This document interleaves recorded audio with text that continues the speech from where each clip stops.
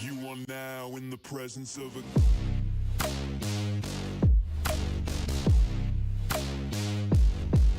king.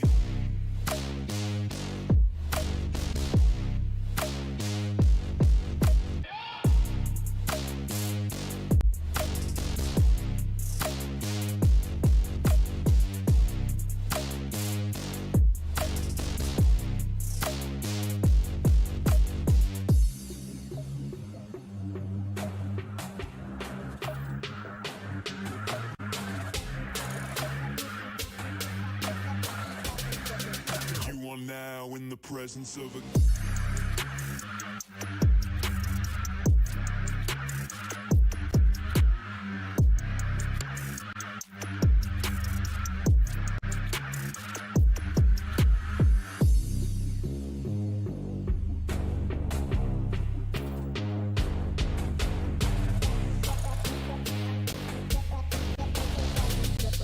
You are now in the presence of a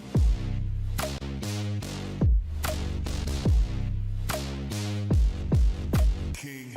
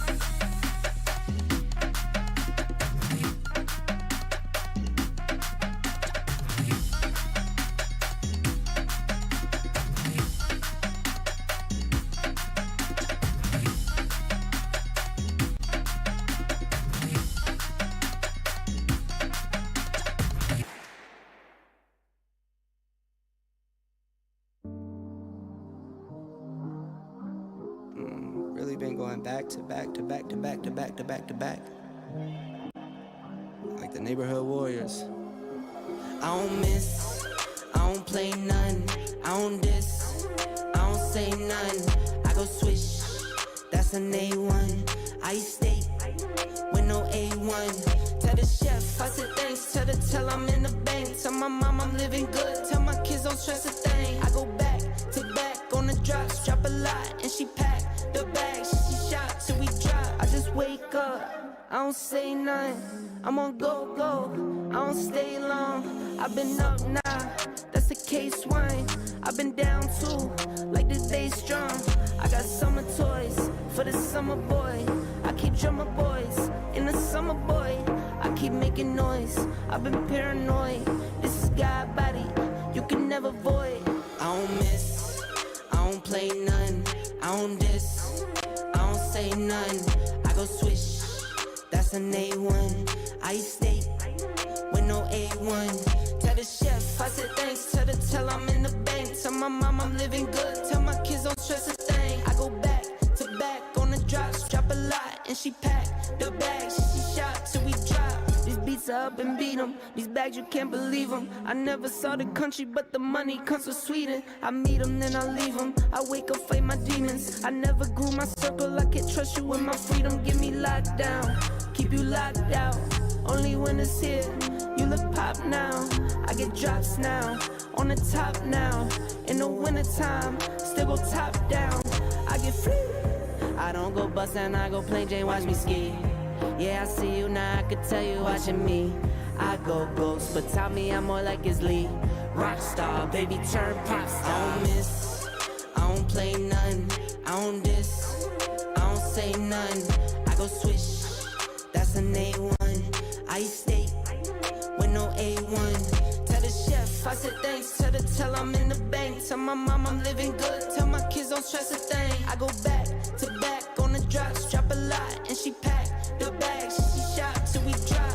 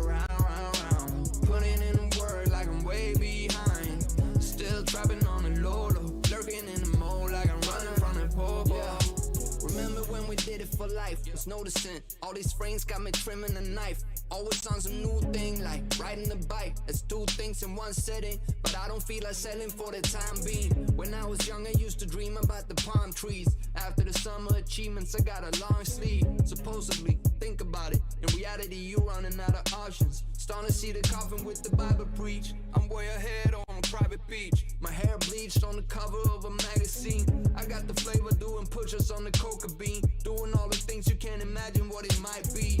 All these women trying to write me. I get the message now, I know they wanna wife me. And not to mention all the bruises, I just went through all the heat. I broke through all the edges like a right cheek. Yeah, I come and go like a round. They don't want the two be going nah. I'm coming back with the money in the bag. The rubies in my lap, yeah, I'm running with the cash. I'm come and go like a round. Putting in the work like I'm way behind. Still trapping on the low, lurking in the mode like I'm running from the pole. Yeah, I cooked it up cause I'm a hero in my own town. Whoa, we just running on our own now. Whoa, all these digits on my phone now. Working through the late night, that's just how it goes down. Oh wow, put in work, I guess we work it out.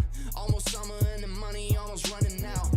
All this running up and down, it's getting funny now. I do it for myself and all you ever did was run your mouth. Yeah, we at the spot, they be stunning now. They don't see the bigger picture, we be cutting now. All I'm saying is the man that I'm becoming. He gon' take the new edition and they twist it like a plumber now.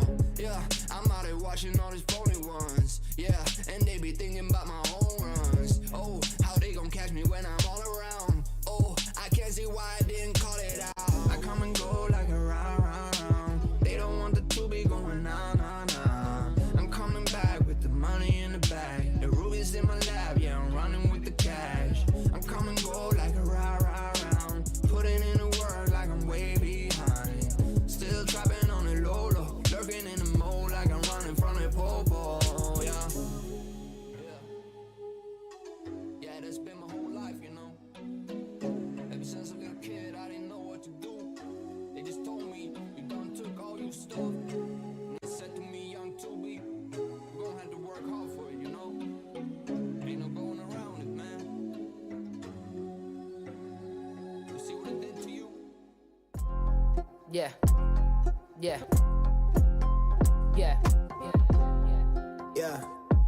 Hey. Hey. Yeah. Tell him, bro. Yeah. I'm staring at the only one I trust. Been down on my luck, so when you see me now I'm up. I'm fresh up out that mud, I'm a diamond in the rough. So when you see me shining now, know it's anything but luck. I'm looking in the mirror at the only one I f with. I've been held me down, so when you see me now I'm up. I'm fresh up out that mud, I'm a diamond in the rough. So when you see me shining now, know it's anything but luck. It's anything but diamond in the rough, yeah, we had it tough, yeah, we had the pressure and the pressure done its stuff. Oh, I'm not flexing when I'm brushing off the dust, no. All this pain and the tears made my shoulders rust. In this life, gotta do what you must, build your value up, gotta earn trust, avoid fuss. Maybe you don't know the facts, you don't know enough. You can judge me all you want, cause every day I send love. Every day I do me, makes me wanna see you, makes me wanna see more, makes me wanna see through. Maybe we become one, maybe this is the thing. There's an energy and flavor to the things that you bring to the table, any way you're able. Real work turns into gold when you're stable. Now life feels sweet like syrup, like maple. Wouldn't change a thing about my past to stay grateful. I'm staring in the mirror at the only one I trust. Been down on my luck, so when you see me now I'm up. I'm fresh up out that mud, I'm a diamond in the rough. So when you see me shining now, know it's anything but luck. I'm looking in the mirror at the only one I f with. I've been held me down, so when you see me now I'm up. I'm fresh up out that mud, I'm a diamond in the rough. So when you see me shining now, know it's anything but luck. It's anything but luck now. I'm busy doing me, I'm out their range, I'm out of reach now. Almost let it drown, but they found me off the freestyle. Product of that ground, you seeing her eye me down. She wanna vibe, trying to see if she can slide. It's in the green now, it's snakes from my past. They look at me where I'm at, thinking they could hit my line, and I'ma help them on their feet now. I had a few I looked up to, they showing different shades. They might have blocked a couple rays, but now they watching my beam down. I struggle to open doors to places that come to life if I step inside. I learned to cut the keys down. Got it locked, this demon stirring the pot with pretty faces and plots that try to knock me off my feet now. No new friends, I had so many hit my line for the freebie, but if you see me out, you gotta pay the fee now. All these things you never cared to see me for is what I let the world see now. I'm staring in the mirror at the only one I trust. Been down on my luck, so when you see me now I'm up.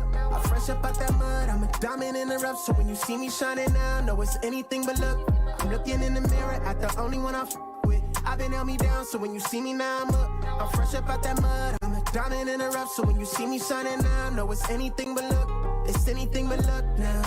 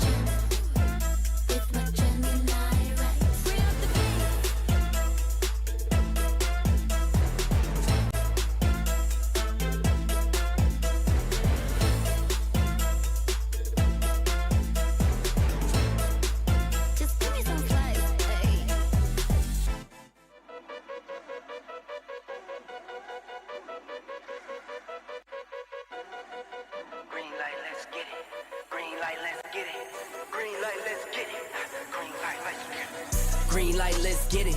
I'm the future, I'm in it. Check score, I'm winning. Green light, let's get it. I just win, win, win, win, win. I'm on 10, 10, 10, 10, 10.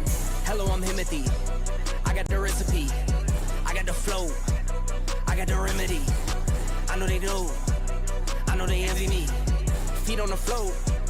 What they gonna say now? We came along from last place, bottom to top of the fast pace. Out of this surf, I get touchdown. I take a loss, get it back 8. I'm in the gym putting numbers up. You're never there, you got bad traits. Never excuses or cover ups. Learn from the losses and bad breaks. Green light, let's get it. I'm the future, I'm in it. Check score, I'm winning. Green light, let's get it. I just win, win, win, win, win. I'm on 10, 10, 10, 10, 10. Green light, let's get it. I'm the future, I'm in it. Check score, I'm winning. Green light, let's get it. I just win, win, win, win, win. I'm on 10, 10, 10, 10, 10. Who said I wasn't him? Who said it? All this talk about who's on top and who's not. Miss me with the gospel. Check the score. Yeah. See me coming off the screen. No, I gave myself the green light. Catch a shoot from the 3. If I'm not the one, it doesn't seem right. I need like 2, 4, 5, 6 in them rings. I'm talking back to back to back like 23. Green light, let's get it. I'm the future, I'm in it. Check score, I'm winning. Green light, let's get it. I just win, win, win, win, win. I'm a 10, 10, 10, 10, 10. Green light, let's get it. I'm the future, I'm in it. Check score, I'm winning. Green light, let's get it. I just win, win, win, win, win. I'm a 10, 10, 10, 10, 10.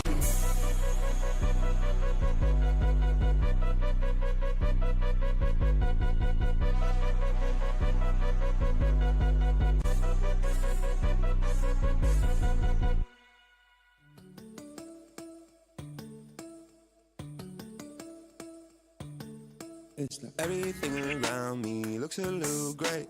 Ever since you found out, worry about my brain. I just need a time out, probably just a sprain.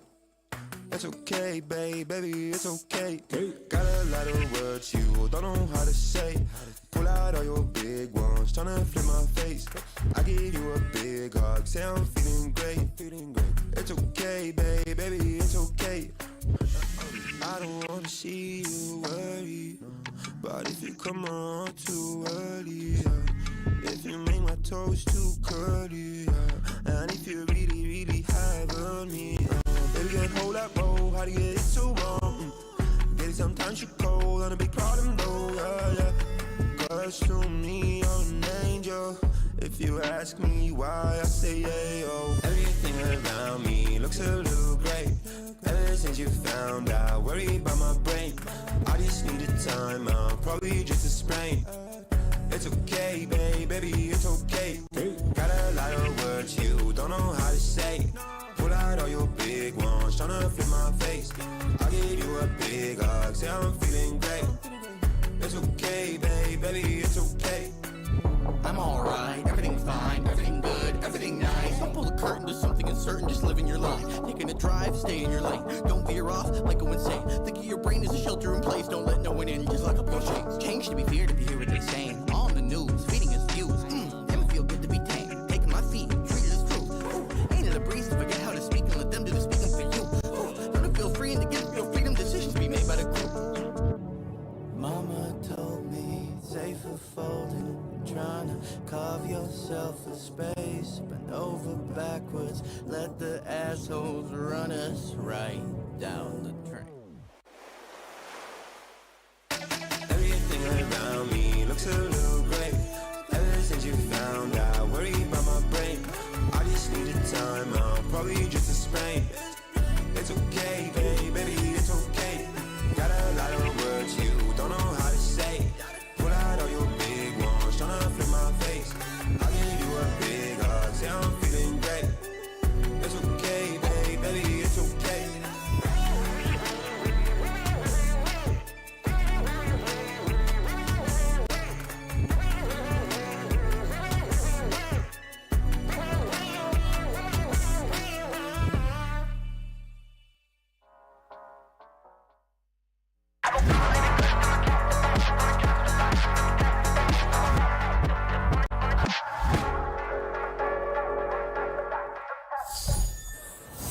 Hello PUBG Mobile friends, my name is Carol Bombshell and welcome to the last day of the prelims stage. Teams have fought tooth and nails, showing their skills and the strategy. But today it all comes down to this. Who will rise and secure their spot among the top 8? Stay tuned and let's find out together who will advance to the main event.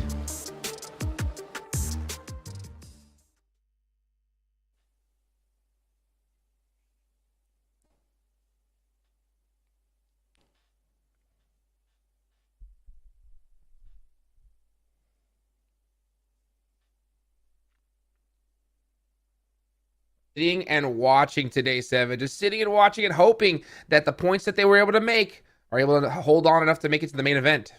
There is, man. I'm excited to see what's going to be happening, but you know what? Let's look at the highlights so far of what happened yesterday.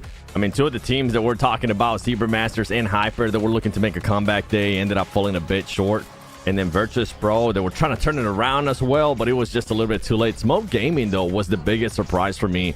not only with what they were able to do in day one, DK, but also how they were able to be consistent and actually improve on certain things in day two.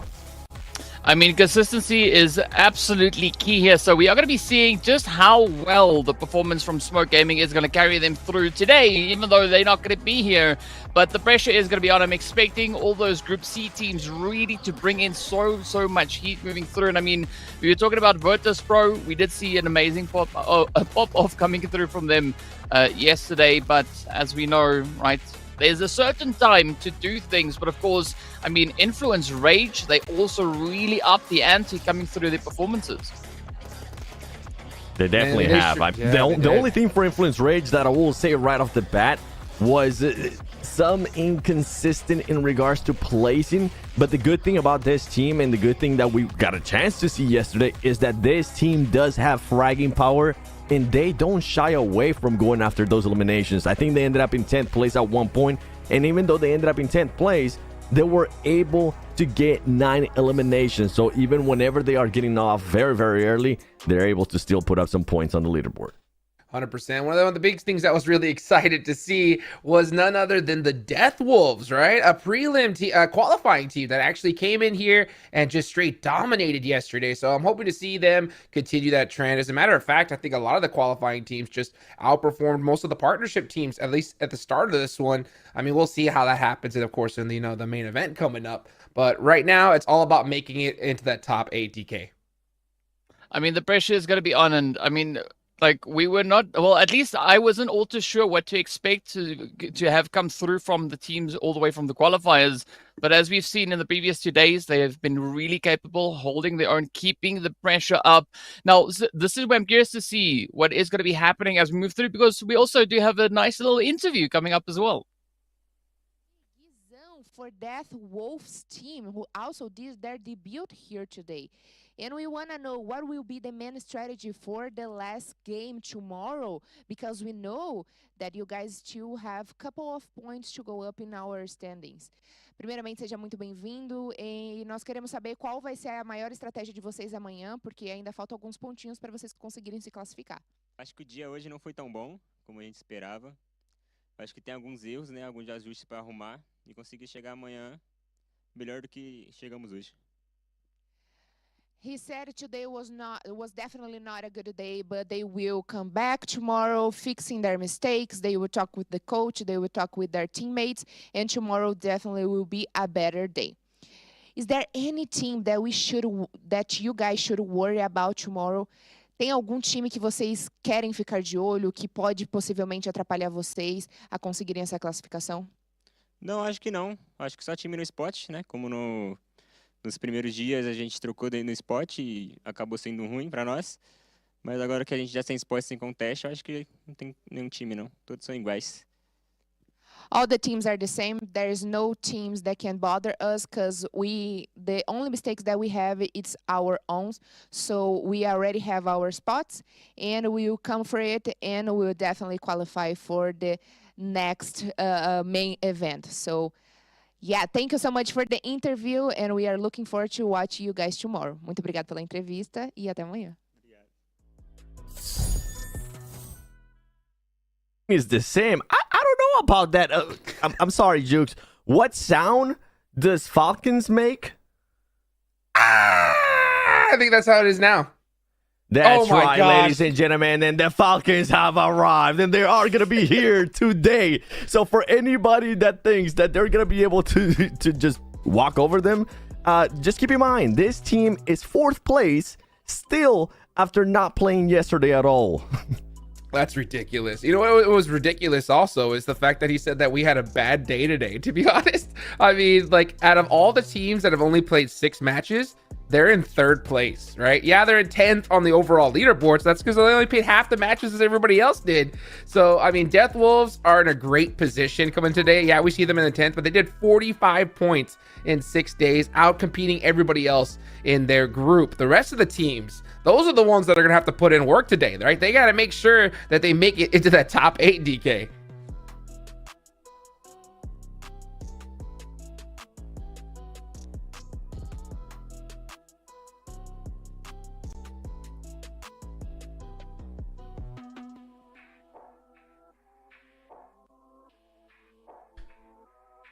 And you know what? There we go. We are Probably helps if I not going to talk. be looking at Group B because that was their last day yesterday. So Group B, you had your best chance to put up the most points possible. And Group A, in case you don't remember, these are the teams that are going to be coming back. And yeah, we were kind of hyping them up because they were able to do so well with Team Falcons. And maybe that's why Death Wolves was saying that it was just such a bad day for them because even though they end up putting really good points, it was nowhere near of what Team Falcons was able to do in day one. Yeah, then again, nobody else did what Team Falcons did in day one. You know what I'm saying? And at the end of the day, all that matters is that if you make it into that top 8. So they're definitely in a great position coming today. But I do like to see that, though, right? I mean, honestly, you know, it's a great mindset to come into. Or, you know, when you look at it and you're like, oh, it's a terrible day. Because if they have that thought process coming in, then that means that their expectations is to be in nothing less than first place, right? And if you have that main event coming up where that big money's on the line, that is the mindset you have to have. So I'll kind of backtrack a little bit and I'll say, you know what? Okay, Death Wolves, right? Let's see what you can do today. And maybe you might be able to even make a miracle happen and try to pass up the Falcons. But good luck with that because those guys are high in the sky. And I know you guys are a bunch of wolves and work together, but still, them Falcons, they're no joke. That's right. And you know what, DK, I want to get your thoughts. Do you think Falcons, are we going to get the exact same Falcons or possibly an even more aggressive Falcons here today, considering that they know exactly at this point, they're just going to have to do a little bit more points and they're going to qualify if they haven't already qualified to main event? How are we feeling in regards to Team Falcons and how they're going to perform today? I think we are going to be seeing an even more insane Team Falcons coming forward into this one.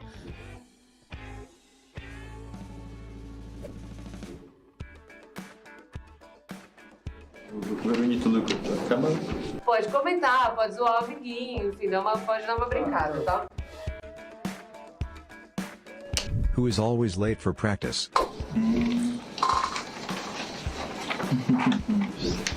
Pode mostrar?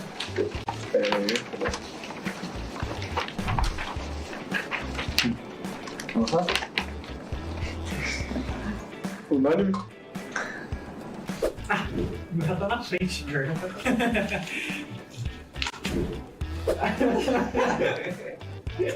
Acorda. Who barely listens to the IGL's calls? Entendi. Quem escuta a caldeira? Você. 1, 2, 3. Todo mundo escuta, mas um menos esse aqui, tá ligado? É só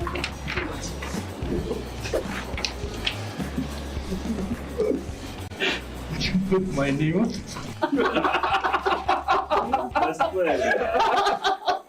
Who is the X factor for your team?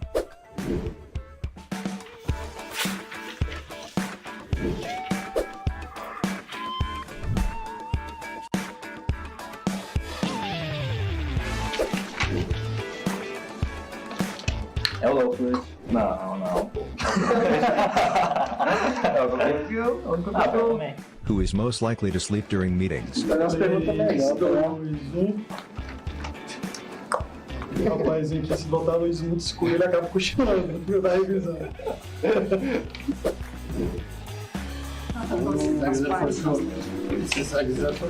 Começou a falar filmar?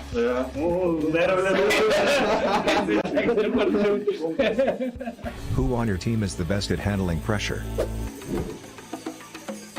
Oh, of course it's me.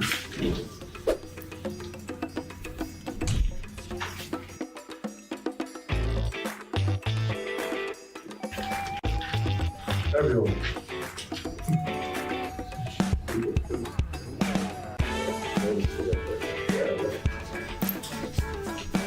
Who is the team clown?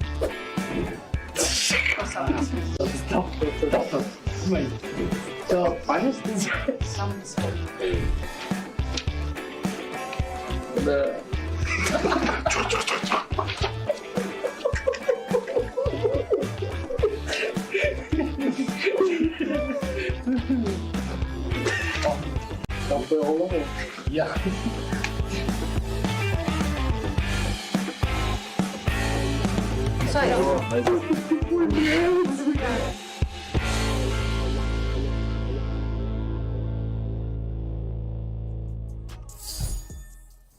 It's always fun to see the teams getting up to a little bit of shenanigans, trying to figure out who is who. But we were also talking about what the Team Falcons are going to be looking to do here today. Now, what I was trying to get to is that Team Falcons came into day one, and we would say they did so slightly blind, right? Because you know, they didn't quite know what the partnership teams were going to be bringing on through. But now they've had the opportunity to do their homework, to do those VOD reviews. So I think, honestly, here, guys, I mean, they are going to be coming in so hot right off of the bat here. Makes total sense. I will ask you this, Seven, right? Yeah, that we know that they can have the potential to pop off. They have the points to do so. My question is this, right? Instead of trying to go and just, you know, hunt down first place, because at the end of the day, you know, in these prelims, all that matters is top 8. Do you think instead they'll decide to set their little falcon eyes on some of those teams trying to barely make that cutoff? I love that I already knew what you were gonna ask me, and I love that I had already said yes, because I'm hoping that's gonna be the case. I mean, if this team can find themselves in a situation where they don't have to worry about the likes of Influence Rage, they don't want to have to worry about Vampire Esports, and you can make their life a little bit more difficult, and you have such a buffer already. Nobody is gonna remember if you ended up first place in the prelims, but you know what, they might end up remembering who's gonna end up winning this first map in Sandhawk for day 3, because we're gonna be hopping in, we're gonna be dropping in hot, and with this plane path, we might end up with some hot drops here, DK. Oh, yes, sir. Yes, sir. I'm curious to see where the Vampires are going to be looking to get themselves situated, because yesterday we did see them coming in clutch with that winner chicken dinner out of the gate. But, well, as we know, with Group A now joining in on the party here, it is going to be a pretty hot and spicy day. Hot drops would be nice, potentially in this first game, but let's maybe leave it just there, right? Just the first match. So, yeah, Seven will have to wait and see. Yeah, and then one thing, talking about hot drops, guess who we're also looking at as we're taking a look at the plane path and where the circle is going to pop up. Enigma Galaxy, this is a team that I'm hoping, and a lot of their fans and people from the regions is hoping that they are not going to be hot dropping today, that they're going to be looking to set themselves up, put up a much better performance. And talking about hot drop, well, we're going to get one. We're going to be able to get Team Falcons and none other than Influence Rage. And I was just talking about them and seeing if they were going to be willing to fight each other. We just might get that answer real quick. Well, this is where we are going to be having a beautiful bit of a showdown come through here. I love this position coming through from Falcons, holding on to Lobster. As you can see, Influence, I mean, they're not going to let that one slide. It's going to be top, though. Beautiful jump play, kicking us off with a little bit of action right out of the gate. So that is the first confirmation in Law. Also trying to see if they can maybe find a bit of an opening, bit of an angle here. But Seven, I love this, right? The team's just showing up. They know what's at stake here. They definitely know what's at stake. I mean, one team that needs those points, it's going to be Influence Rage. Team Falcons going to be able to relax a little bit, even though they're not going to be going to, because they are Team Falcons. We saw how they reacted when they ended up winning.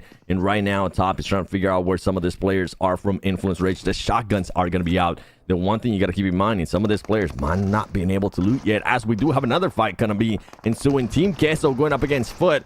Those two teams definitely need the points as well if they even want to be able to challenge on the top 8. Oh my goodness, he tried to do the quick 180, get the other player that was pushing him, but he wasn't able to. And now Karos is going to try to back off from this fight and stay alive a little bit longer. I think that's a very wise call to make here for the side of Foot, seeing that they are so widespread across the map, right? You don't really have that fortification, that backup to really show up alongside the players there from Team Queso. So hopefully that is going to be the approach. Or maybe Keros is just going to be waiting for a little bit of that backup. Speaking about backup, though, we are going to be needing a little bit of assistance here between Influence and Falcons. Both squads are just getting themselves ready for a little bit of a push, a little bit of a play. No one really taking that first plunge just yet, trying to assess the situation here. But in the meanwhile, just a little bit further down towards the south, we got 9Z getting into a very hot and sticky situation.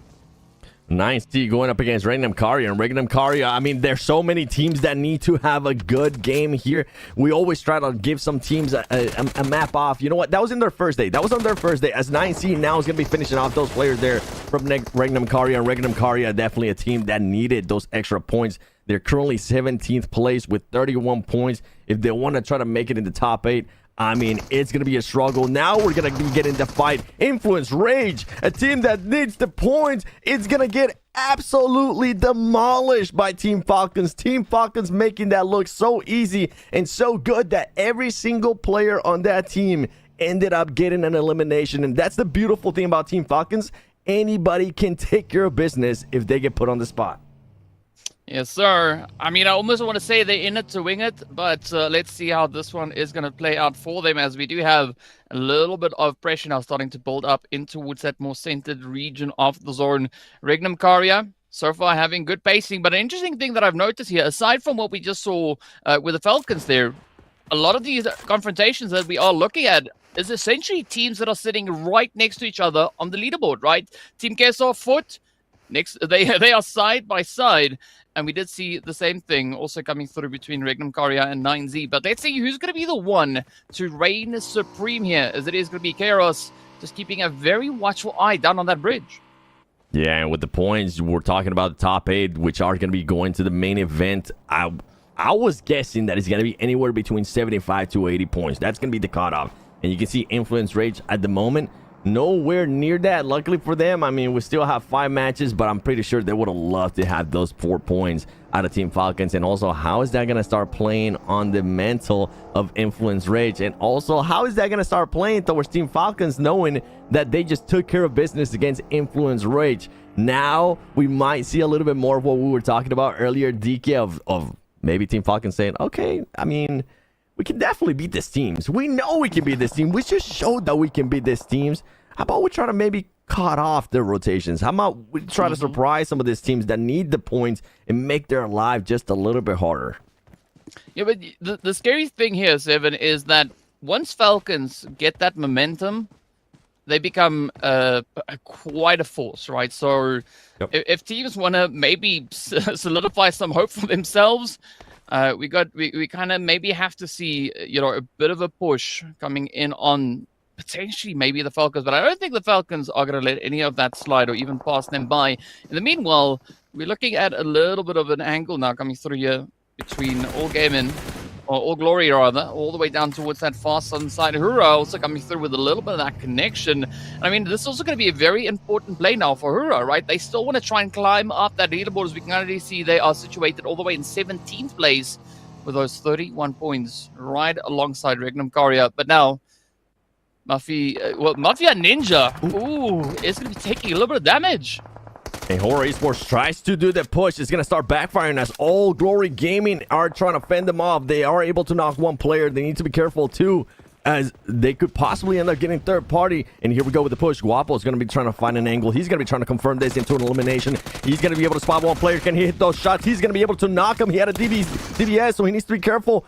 He needs to watch out. Here comes Melger trying to get that off angle. It's going to come down right now to a 2v1, confirming those elimination points. And here come Cardi from All Glory Gaming, trying to back up his player. Only 2 players alive from each team. Can they finish off this fight, or are they going to be trying to just back off? And Cardi is going for the hunt. He knows that that player's running, and meanwhile, Guapo is currently getting revived. This is looking good here for All Glory Gaming.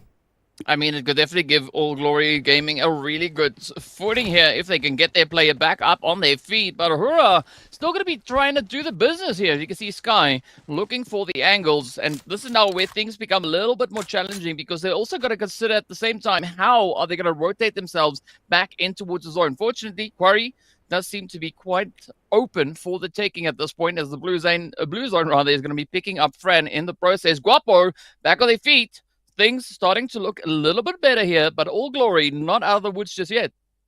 Yeah, All Glory's not. I mean, even though they did ended up winning that fight, in a way, they still ended up losing one player. And this was a team that only got 3 points yesterday after 3 matches. An absolutely awful performance to not even keep going, is even be more toxic from my side. So that's a team that's definitely trying to make a change here. It is going to be their last day. It could possibly be their last day in the PMGO, which, I mean, if they don't end up popping off like Team Falcons did in day one, which is going to be very unlikely from a team that ended up getting 3 points, they're going to be sent home. Regna and Karya only having 2 players now. They're going to be looking over towards 9C, seeing if they could possibly spot somebody. And with Team Falcons, you know what? We were talking about everything in regards to them wanting to hot drop or maybe hunting down some of the teams on their rotations too.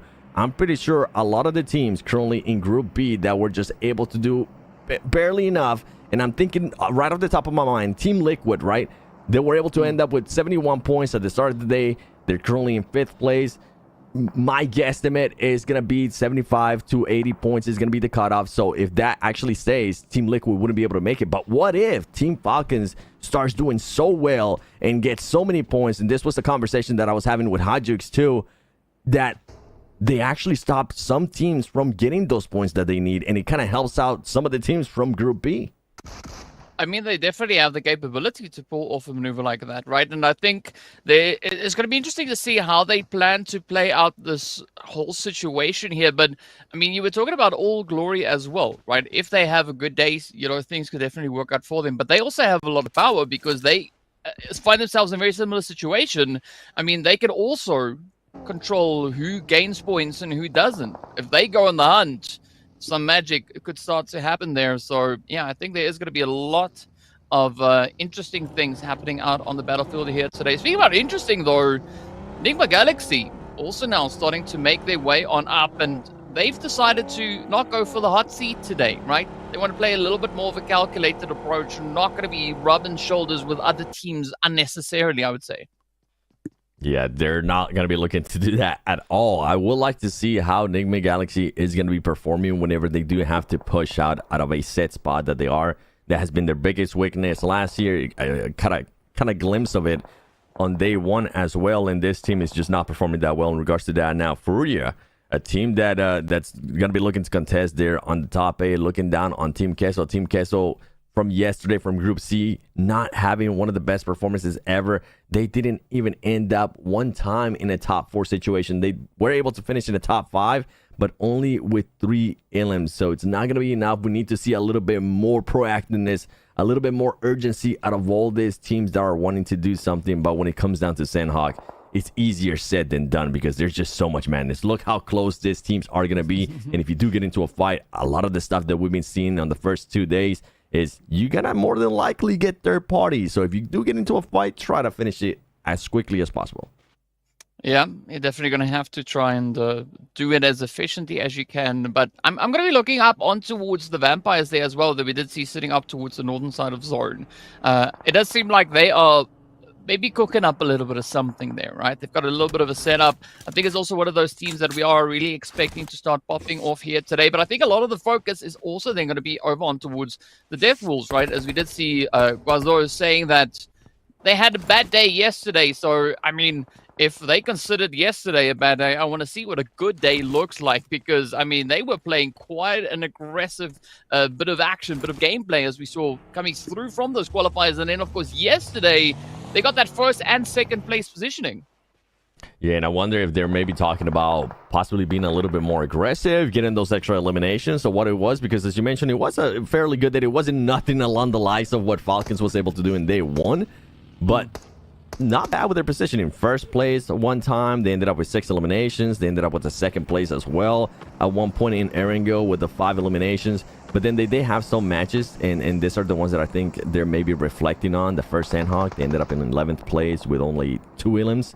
And then on the first Erangel, 10th place with 3 elims. So the good thing for this team is that they were able to get points every single match. The inconsistency wasn't as crazy. So we'll have to wait and see if they are going to be making that move and trying to become a lot better, as we do see Enigma Galaxy passing by Falcons, and they're going to be trying to crash Falcons. And guess what? One of the best players there from Enigma Galaxy, Coops, gets knocked, and I doubt he's going to be able to get picked up here, as now some of his other teammates are taking a fight with Team Queso and getting knocked as well. But Steven, I think this is what's so crazy about what we have currently happening in the zone, right? We've got such a concentration of teams all just huddled over on towards this western side of the zone. So a very bold decision being made there by Nigma, trying to get themselves situated a little bit further on forward. They do end up paying the price for that as they get sent away quite early on, essentially just giving eliminations to a few of the other teams here. But now looking down onto Regnum Karya that we had over in that bowl there, it is going to be a pretty sticky play to get themselves out of that and into a good angle. Falcons, on the other hand, though, I mean, they just starting to spread out here in boot camp. They are going to be having to spread out. I mean, the only problem here with Team Falcons is they need to be careful because Vampire Esports does have the high ground, does have a lot of area to work with, and we saw what Vampire Esports was able to do yesterday in this exact same position. Not the exact same place on the map, but the exact same position of them being able to control such a big area within the final circles. As we're looking there at the map feed, Vampire Esports is going to be looking great. They have the high ground. They're going to be able to affect a lot of fights, and they're going to be looking to send a bit of a statement here at the start of the day because a lot of people, including myself, got catfish yesterday. They started the day super hot. Then we didn't see them at all in the next 4 matches. And then on the last day, Vampire Esports was like, oh yeah, guys, we're still here. 3rd place, 9 elims. We want to start seeing more consistency out of this team. We want to see that PMWI champion status, the performances that they have showed in the past. Well, let's hope that that is exactly what we'll be looking at right here. In the meanwhile, Falcons Furia getting into a little bit of a hot debate. I mean, I like that setup. Vampires just over onto the edge. And as you've said, right, they've got the elevation, they've got the high ground. But now with that zone shift that we saw coming in, that places them in smack dab center zone. So a very controlling position that they have possession of there. So let's see what the rest of the teams are going to be doing. Na'Vi now taking the plunge, just rushing straight on forward. And I think Na'Vi realizes that there is some Team Falcon players right here. Now they do, as there was a shot there by Action, a little bit of trigger discipline. But guess what? Action's going to be saying, bring it my way. It was all a plan. He's going to be able to knock one player. The only problem is that he's not going to have anybody to back him up. And Action is going to get eliminated. And the crazy part there by Na'Vi, what they were able to do is they were trying to do a bit of a split. It ended up backfiring. 2 of their players got knocked. I think only 1 got eliminated. And they're trying to see if they could possibly revive this player. As I see, is going to try to make a push and see if somehow they can finish this players from Na'Vi. I mean, what's quite interesting to see is that even though we find Falcons now getting quite aggressive onto the side of Na'Vi, none of the teams in the vicinity are looking to capitalize on what is at hand here. So it's going to be a tricky play once they make it out of this. As we move just a little bit over towards that western side, you can see, of course, Furia just jumping at the opportunity. Hura getting spotted out in the open. But we also then have the Devils trying to get a little bit of the action going here. But Furia just having such amazing reach all across the way. And we also then say goodbye to 9Z. And with this here, Furia playing it out perfectly. You were talking about some of the teams that could affect that fight between Na'Vi and Falcons. Hura gets eliminated. Meanwhile, Furia, instead of wanting to third-party the fight between Team Falcons and Na'Vi, they decided to back off and just play their own game. Try to get those angles. Try to focus a little bit more on getting that scouting done. They're able to do that, and they're able to pick some of the fights apart from the other teams. And here we go. The circle's going to be closing in. Look at Vampire Esports currently holding up so much ground. And now a lot of these teams that were in boot camp are going to have to push up. A lot of the teams that are towards the east of the map, which is a bunch, are not inside the circle. So that's going to be absolute mayhem and madness whenever they do start making those rotations as Rules of War, trying to get those extra points. Team Kesto just lurking by. Oh, come on. And of course, who also is lurking in the shadows here is going to be Regnum Karya. Still just holding on to those rice fields. But there we go. The play coming through, though. Solke with an effortless hit right over in towards Rivas. So, I mean, you got to commend the plays. The angles, just capitalizing on the opportunities. But now comes the tough part, right? Because as you said, the zone, it's moved up. A lot of teams still need to get themselves situated, and there's not going to be a lot of space really to work with here. We do see the Death Wolves also now starting to hit a few shots home as they find the opportunity over across the way onto the side here of Furia. I think Guazo is going to have a pretty tough time rotating out of that little shack over there. It will, but he might just be able to do it. And with Solke, the way he was able to get that angle there, we're talking about Regnum Karya. It was possibly going to be them. Nope, he ended up being soul kicked from so far away, but that's good. That's what we want to see out of this team. Is not just be too passive if you are holding a compound. Look ahead, try to be proactive, try to clear your area, and if you're able to get any points here, make sure you get them because it could come down to 1 point. You guys saw it during the qualifier finals. It came down to the last place team that could qualify here ended up making it just by 1 point, beating Inco Gaming. Here we go. Team Queso now at 4 points, all via eliminations. 2MB. I think he ended up knocking that player there from Regnum Kari, and I'm wondering if he's going to be able to notice it and maybe convert that into an Illim before it gets stolen. Inco Gaming now trying to make a push. This was a team that I was talking about being able to qualify to the prelims by just 1 point. They're going to try not to make it so stressful for them. Nurse is going to get pushed. Here comes the push. He's going to be switched over to the shotgun. He's going to make that look very easy. And they're going to try to confirm that he needs to be careful because he's getting pushed by another player from Navi. And he gets knocked. And there's going to be nobody able to back him up. Now Icy actually making the push and trying to get to that Navi player before he heals up. Navi player is going to be able to get the heals off. But this fight's still going to continue, DK. I love this play from Psych. Coming in is like, oh, you said shotties? I can do that. Let's see how this show goes. And now it's going to be the S12K versus DBS. Icy and Psych trying to set all their differences here. Who's going to be the one to survive the play, though? Oh, Navi, come on. You can clutch a little bit of something here. They're already sitting on those 4 eliminations. Falcons, though, on a very comfortable 7.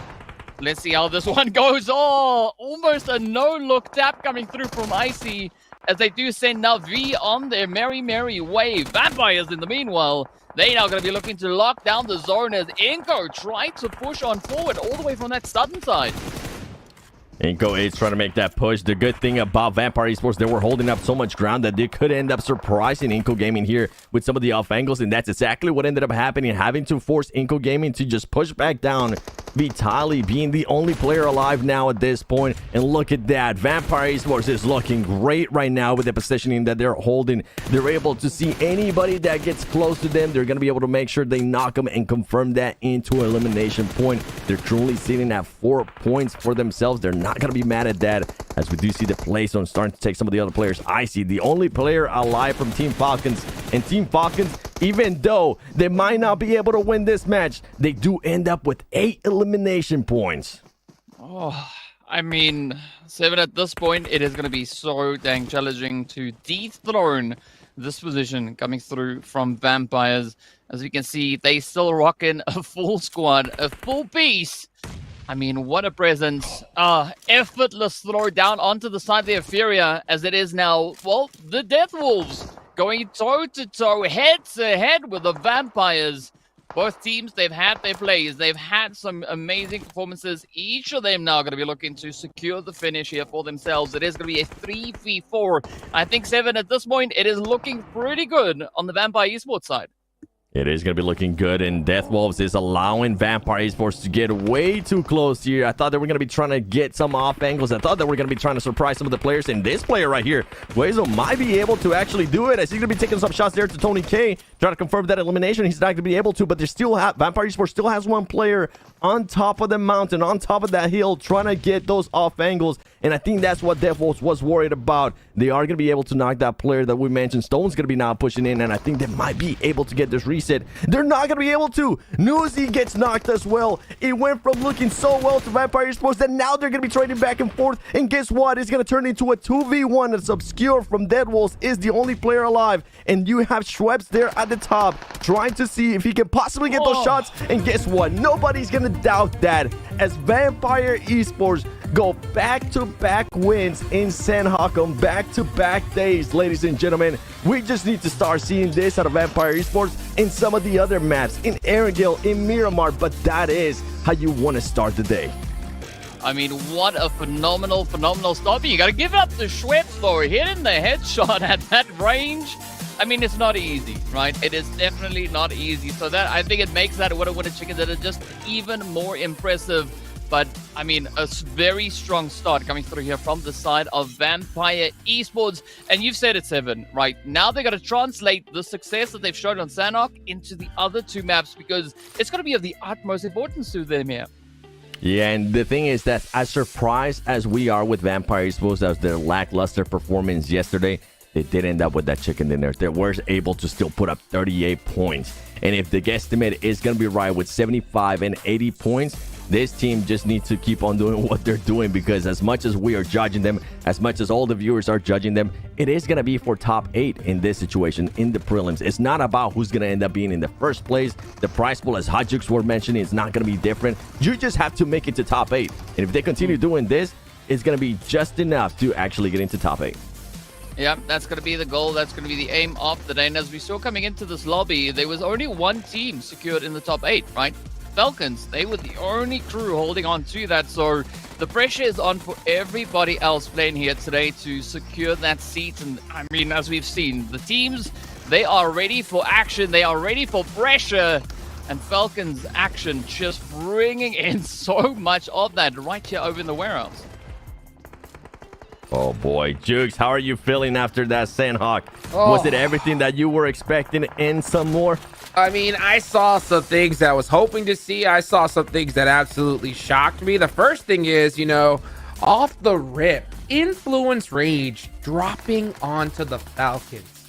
What are they thinking? I could not believe it. I could not believe it. Why would you even want to mess with the team who could literally decide your tournament life? You know what I'm saying? It makes no sense to me. If they win, then they could literally just anger the Falcons, and Falcons can go after them for the rest of the tournament and still make it into the top 8.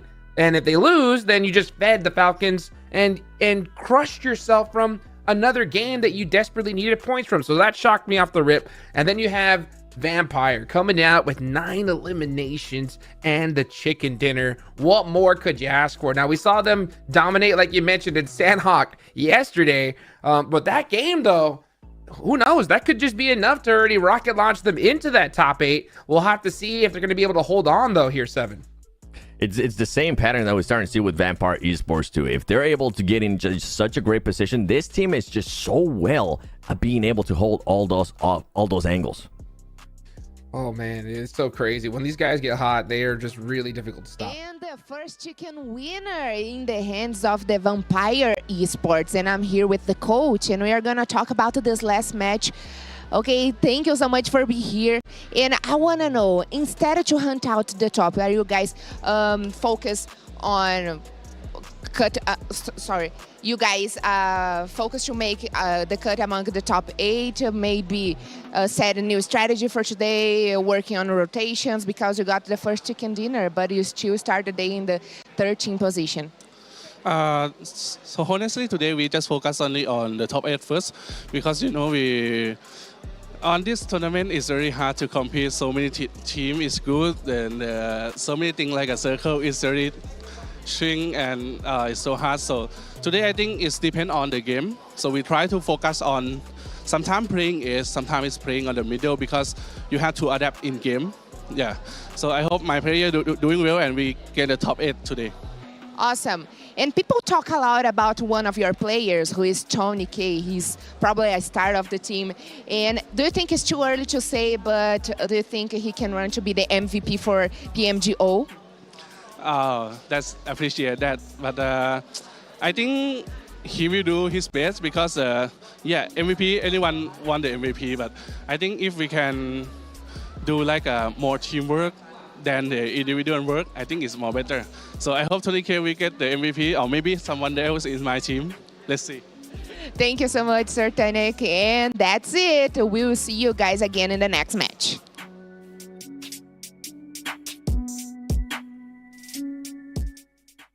Always good to hear Sir Tanny's opinion, man. One of the legendary coaches in esports. What do you think about that interview, 7? It ain't probably. All right, Tony K is definitely the star for Vampire Esports, and I do love what Sir Tanny was able to say there. They were trying to focus a little bit more towards the center of the circle, and that's exactly what ended up happening here in this Sandhawk. How is that going to translate, though, whenever we start going to Erangel? Yesterday, they didn't have the best performances in Erangel. They were able to kind of save it a little bit on the last match of Miramar, but I do want to start seeing that Vampire Esports. I want to start seeing a bit more of consistency, not just some spikes at the start and at the end. Yeah, let's take a look here at the match rankings. 19 points off the rip. That's exactly what they needed. And we heard it from Sertani himself. He was just talking about how the importance was just making it a top 8. That was the first step, right? And once they do that, then they can adjust afterwards. And the thing is that, you know, once with a game like this, it's going to rocket launch them up the leaderboards. And I'm not sure exactly where they're going to line up. Hopefully we'll see here in a second. But if they do make it into that top 8, I wonder if they're going to start shifting their focus on possibly gatekeeping some teams here, DK. I mean, it's scary. It's scary hearing the Vampires say that they are going to focus on top 8 because they just did it, right? They now climbed 6 positions all the way up into 7th. So it means from here on forward, it's game on. Vampire Esports, I think they're going to let quite a few things loose coming into these next few matches. Well, RIP to N-Hyper, not able to hold on the first match just like that. 19 points from a team like Vampire is definitely scary. And I'll tell you who it's even scarier for, 7. It's got to be Team Liquid, right? Yes, and this is what I was also scared about when it came down to Team Liquid. While we were kind of pushing them to get those extra points yesterday, because we knew some of these teams were going to have that urgency. Some of these teams that are trying to get into that top 8 and have the chance to get into the top 8, we're going to start off hot, and Vampire Esports was able to showcase that. Now, with some of the other teams that are still now playing Insanity, I mean, that's going to be a given that they're not going to be able to make it too. I'm going to be looking towards next. Ruya next. They do have 85 points, so they are a little bit more secure. But anything can happen here. I mean, we saw what Falcons was able to do. Even though they didn't get a chicken dinner, they were still able to put up a lot of elimination points. Yeah. And I'm sure some of the other teams like Influence Rage, after having that awful performance there in that first Sandhawk, they're going to be looking to bounce back. 100%. Well, guys, go ahead and check out the anniversary crate that just came out. You have until the end of the month to try to pick up some of the skins that you guys have been hunting down for a long time. I'm talking about the full M4, a whole bunch of other bad boys, and it's only 30 UC for your first draw. So definitely go check that out. Also, of course, we have to give a big thank you to none other than the Realme 12 Pro Plus. It elevates your photography experience with 120x super zoom and performance in games. Go check it out today. How to be a portrait master. Bounce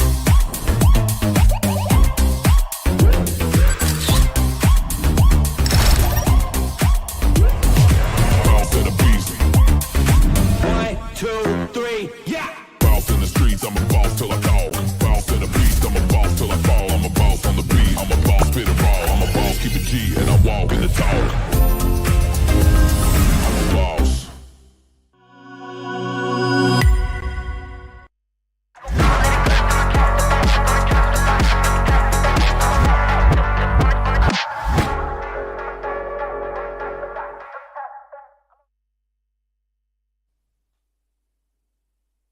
Welcome back, guys. Well, you know what? The next game is about to get started here. I am so excited for it as we're going to be heading into Aaron Gale here, 7. Yeah, we're going to be heading into Aaron Gale. Who's it going to be, man? You know what? I want to see Enigma Galaxy. Enigma Galaxy, show us what you got, because this path right here, DK, is going to be perfect for them. The question is going to come down, is anybody going to be challenging them when we go to Pochinki?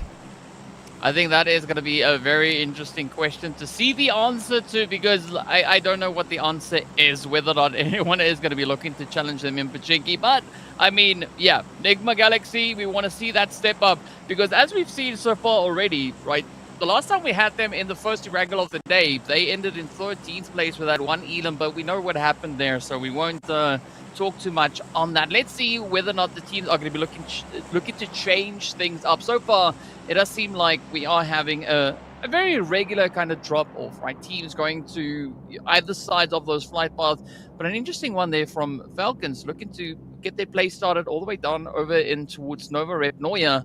And then, of course, well, the Death Wolves, right? Also looking to potentially maybe build up a bit of momentum, depending on where that zone is going to situate itself.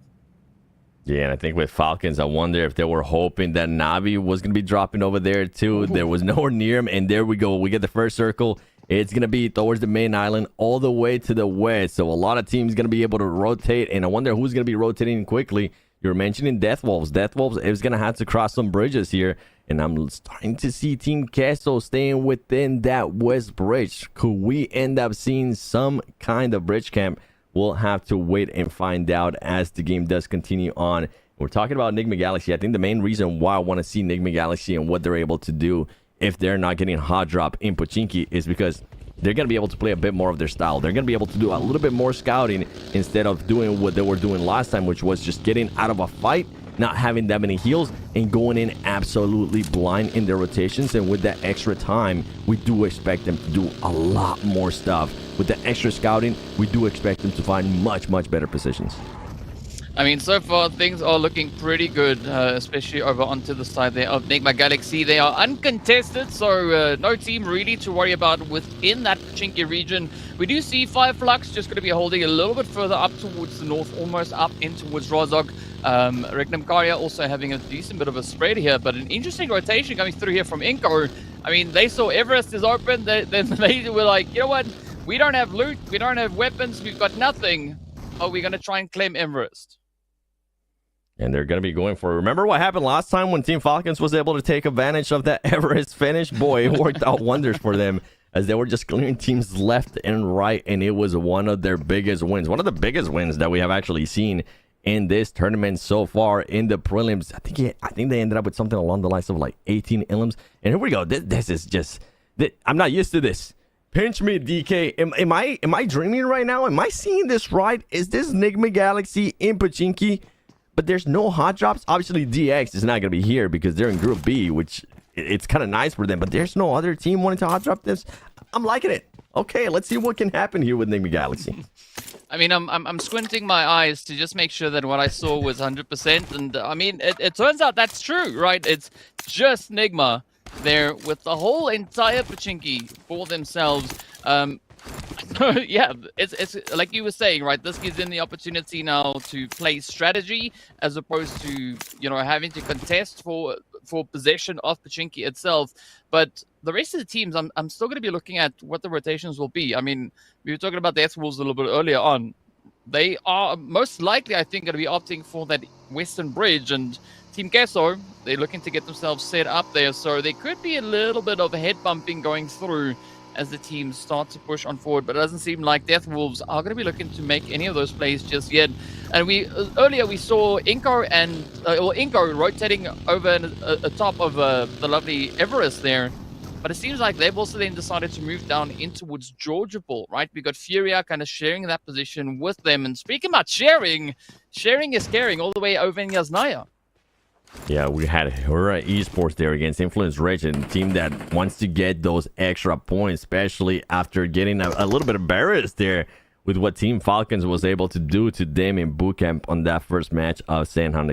Here we go. The battles of Everest. Are they going to be friendly? Are they going to be having some kind of peace treaty here for a while until they are having to absolutely fight, or going to be they trying to establish, you know what, this is our side. Do not even try to peek our way. Do not try to do anything silly because we'll come after you. Regnum Karya, a team that needs those points, a team that before this match started, they were in, let me just double check, 15th place with 37 points. So for Regnum Karya, honestly, to start having even a chance with the top 8 with how some of the other teams might end up performing, I need to start seeing a minimum out of 10 points every single match out of Regnum Karya.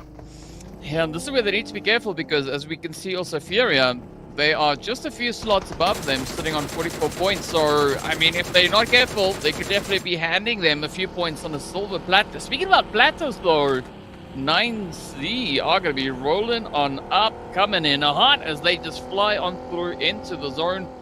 Not taking any names, any questions. They just going to be pushing. Now, this is where I'm curious as to where they're going to be rotating, right? Are they going to be pulling into these compounds over here that we can see just up ahead of them? Or are they maybe going to be opting for position a little bit further up in towards Headshot Hills? Yeah, we'll have to wait and see what they're going to end up deciding. And I'm looking to also see what Enigma Galaxy is going to be doing here because they're taking a little bit too long there in Pochinki. They haven't really been able to readjust. Obviously, the circle is still within this area, but you might have players like Foot being able to try to sneak up on them. There we go. Fireflux being able to catch somebody there from Foot. He's going to be able to knock him, and he's going to be looking to confirm that into an elimination point. And they're going to be forcing Foot to just absolutely back off from this fight as Doku Machine is trying not to get knocked. He's very low in HP, and that might force some of his other players to come back and try to help him out. He's still taking shots on Fireflux, on Lux. This man just doesn't care if he's 1 HP as grenades are going to be coming raining down on him. I mean, but this could also be a good opportunity now for Fireflux to secure a few of those points. You can see Solar is trying to reach across the way, see if they can find that last slither of HP. But there we go. It is going to be Lux instead to end the run as Dokken gets dropped down to their knees. The rest of Foot now going to have to decide how this play will pan out. We do have 9Z also now stepping up to the plate. So, I mean, it went from a slightly challenging position to an even harder angle to try and cover. Yeah, and even though they were throwing all those smokes, it is such an exposed area. And right now, 9C's got everything going for them. You also see Choco trying to get a little bit closer towards this team. The grenades are going to start running down. And if he's able to hit one of these nades, it's going to be massive for that team. As I say it, and it ends up happening. Choco being able to knock somebody, but he needs to be careful. He needs to make sure that he doesn't end up getting knocked, because you know who's going to be wanting to third party this fight. Fireflux. We saw what they were able to do there earlier with some of the players there from Foot. And here comes the push by 9C. Is Rookie going to be able to clutch this up? He's going to be able to clutch up at least one player. Fireflux is now getting involved. Fireflux is going to be able to clear them out. And 9C have to rethink their strategy. They need to rethink if they want to stay here or if they want to back off. Wow, they coming in hot, right? Nobody's even backing off of any opportunities. Now it's going to be Solkay looking to see if they can reach across the way. The nades flying in. Simple is going to be finding a good connection there. Well, not the kind of connection that they were looking for, but, well, it is happening nonetheless. It does seem like Fireflux now quickly reassessing the whole situation as the zone does take us a little bit further over towards the western side. But Seven, we still see quite a few teams yet to find their way in. And looking at who we already have in zone, things looking pretty sweaty. I mean, I'm looking forward to what the rest of the lobby is going to be bringing in as well. Yeah, the fights that we're getting already, the third parties are happening. Everything is going to be even more amped up here on the final day of prelims. And 9C decided not to back off. I think they were looking for a fight there between Fireflux. Meanwhile, we go back to Everest. Furia is still going to be here. I think Regnum Karya Mata ended up backing off. 9C Choco taking on those shots there to the Fireflux players, trying to help out his teammate. Simple to get out of this area to make sure he doesn't end up getting spotted. They don't want to end up losing more players here. It's going to just keep putting them in a bigger disadvantage when we do end up rotating even into the later circles. And 9C just slowing it down a little bit more. This is kind of what we want to see. Vampire Esports, we heard them. They're going to be trying to prioritize the center of the circle. But how are they going to be doing this? Sometimes we see a lot of teams prioritize the center of the circle, and then they try to full send it to the middle without actually doing any scouting. It backfires as Choco ends up getting knocked right there by Solkay. It doesn't end up working out there by 9Cs. They're going to have to abandon them. And Solkay, once again, Fireflux being able to catch people on rotation, being able to get those eliminations, those easy eliminations. But as I was saying, I'm just intrigued to seeing how Vampire Esports is going to be playing this, since they are trying to focus into the center of the circle. I mean, for now, I think we're going to have to wait a little bit for that Vampire push to come up into Woodzone, as they are now playing a little bit of a PUBG GTA alongside the players there from Inco all the way up into Woods North George. In the meanwhile, Team Kesso, they've moved up into Woods Center Zone, so they find themselves in a very hot and contested position. Influence Rage also now starting to pull in. We got Foot also going to be holding it nice and steady, and this is where things just keep getting more and more challenging. Regnum Karya, so we can see them up on that mini-map just over towards northwestern side. There's so much contention up into Center Zone. It's like the teams decided, they were like, you know what, it's the last day, let's just play an insane game of PUBG here today.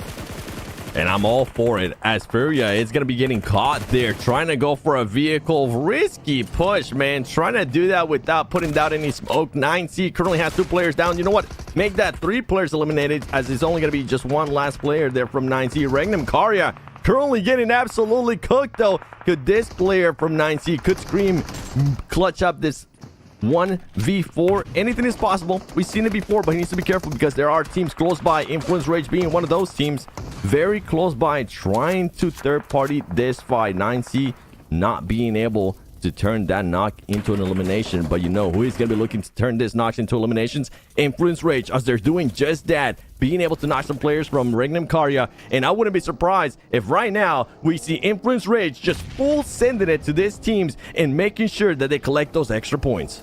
I mean, they're cooking, they're getting ready for a pretty crazy play. It does seem like, well, instead of pushing up, they were actually just trying to alleviate some pressure So they have a much more comfortable rotation up in towards that zone, but they are just playing a little bit of leapfrog here, trying to get themselves just ahead of the way of Regnum Karya.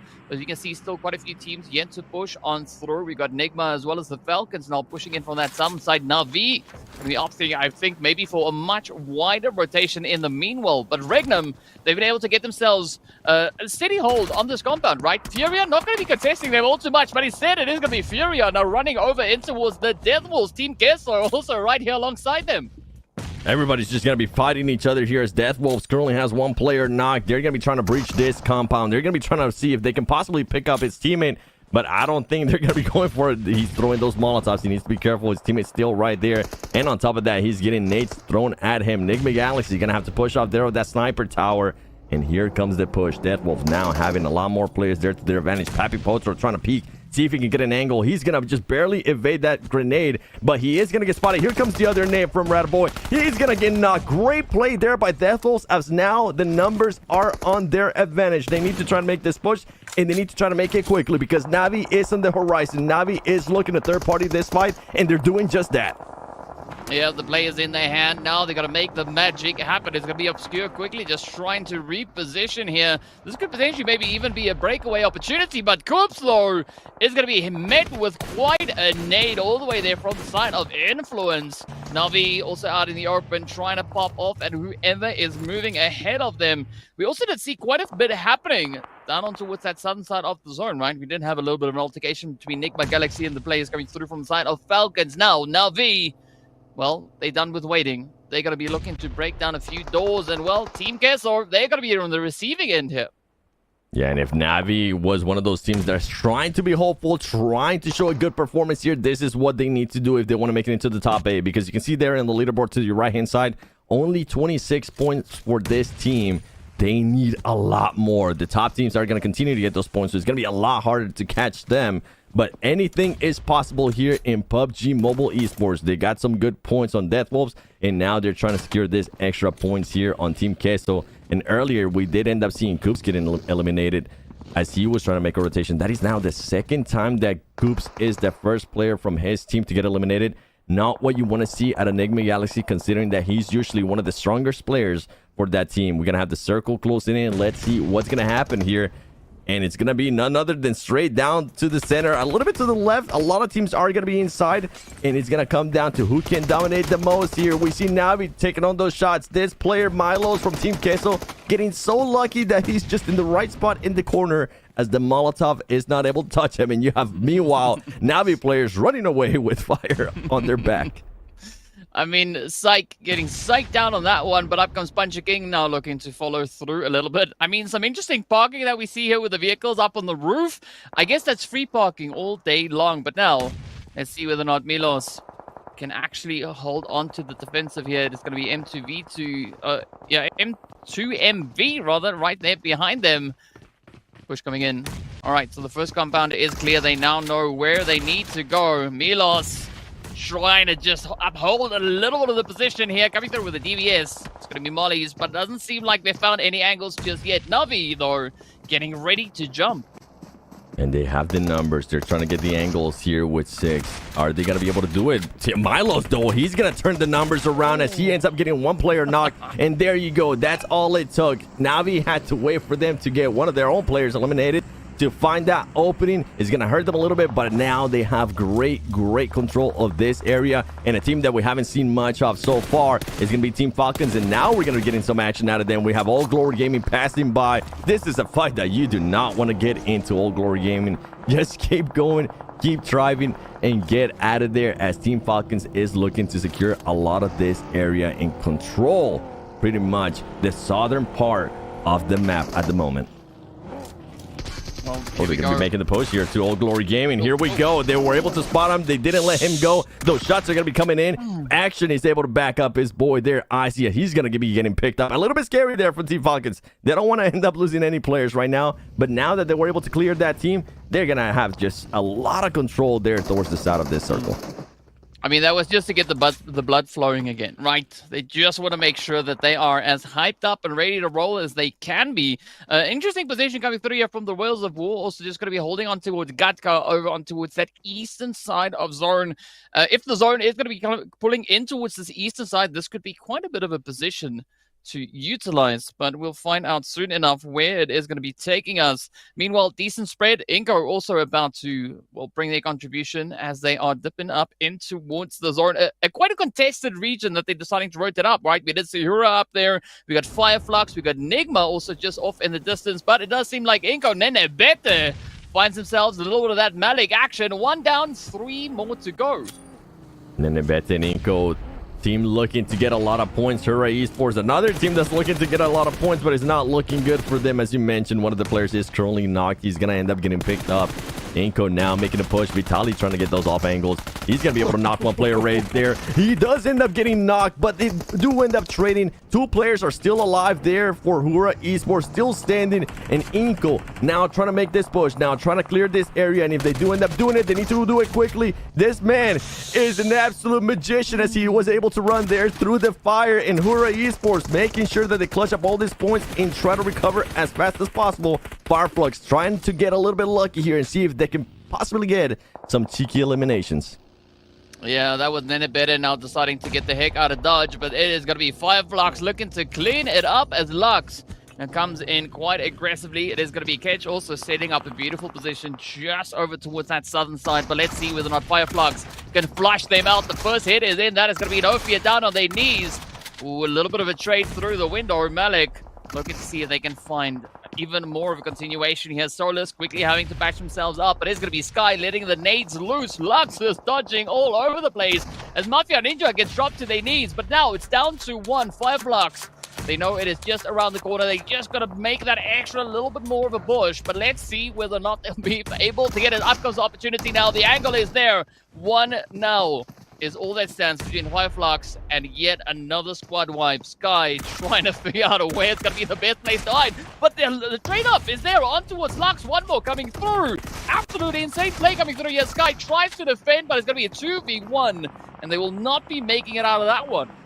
And honestly, Hura Esports right there with the way that they were able to control this building, defend these 2 buildings for the longest time.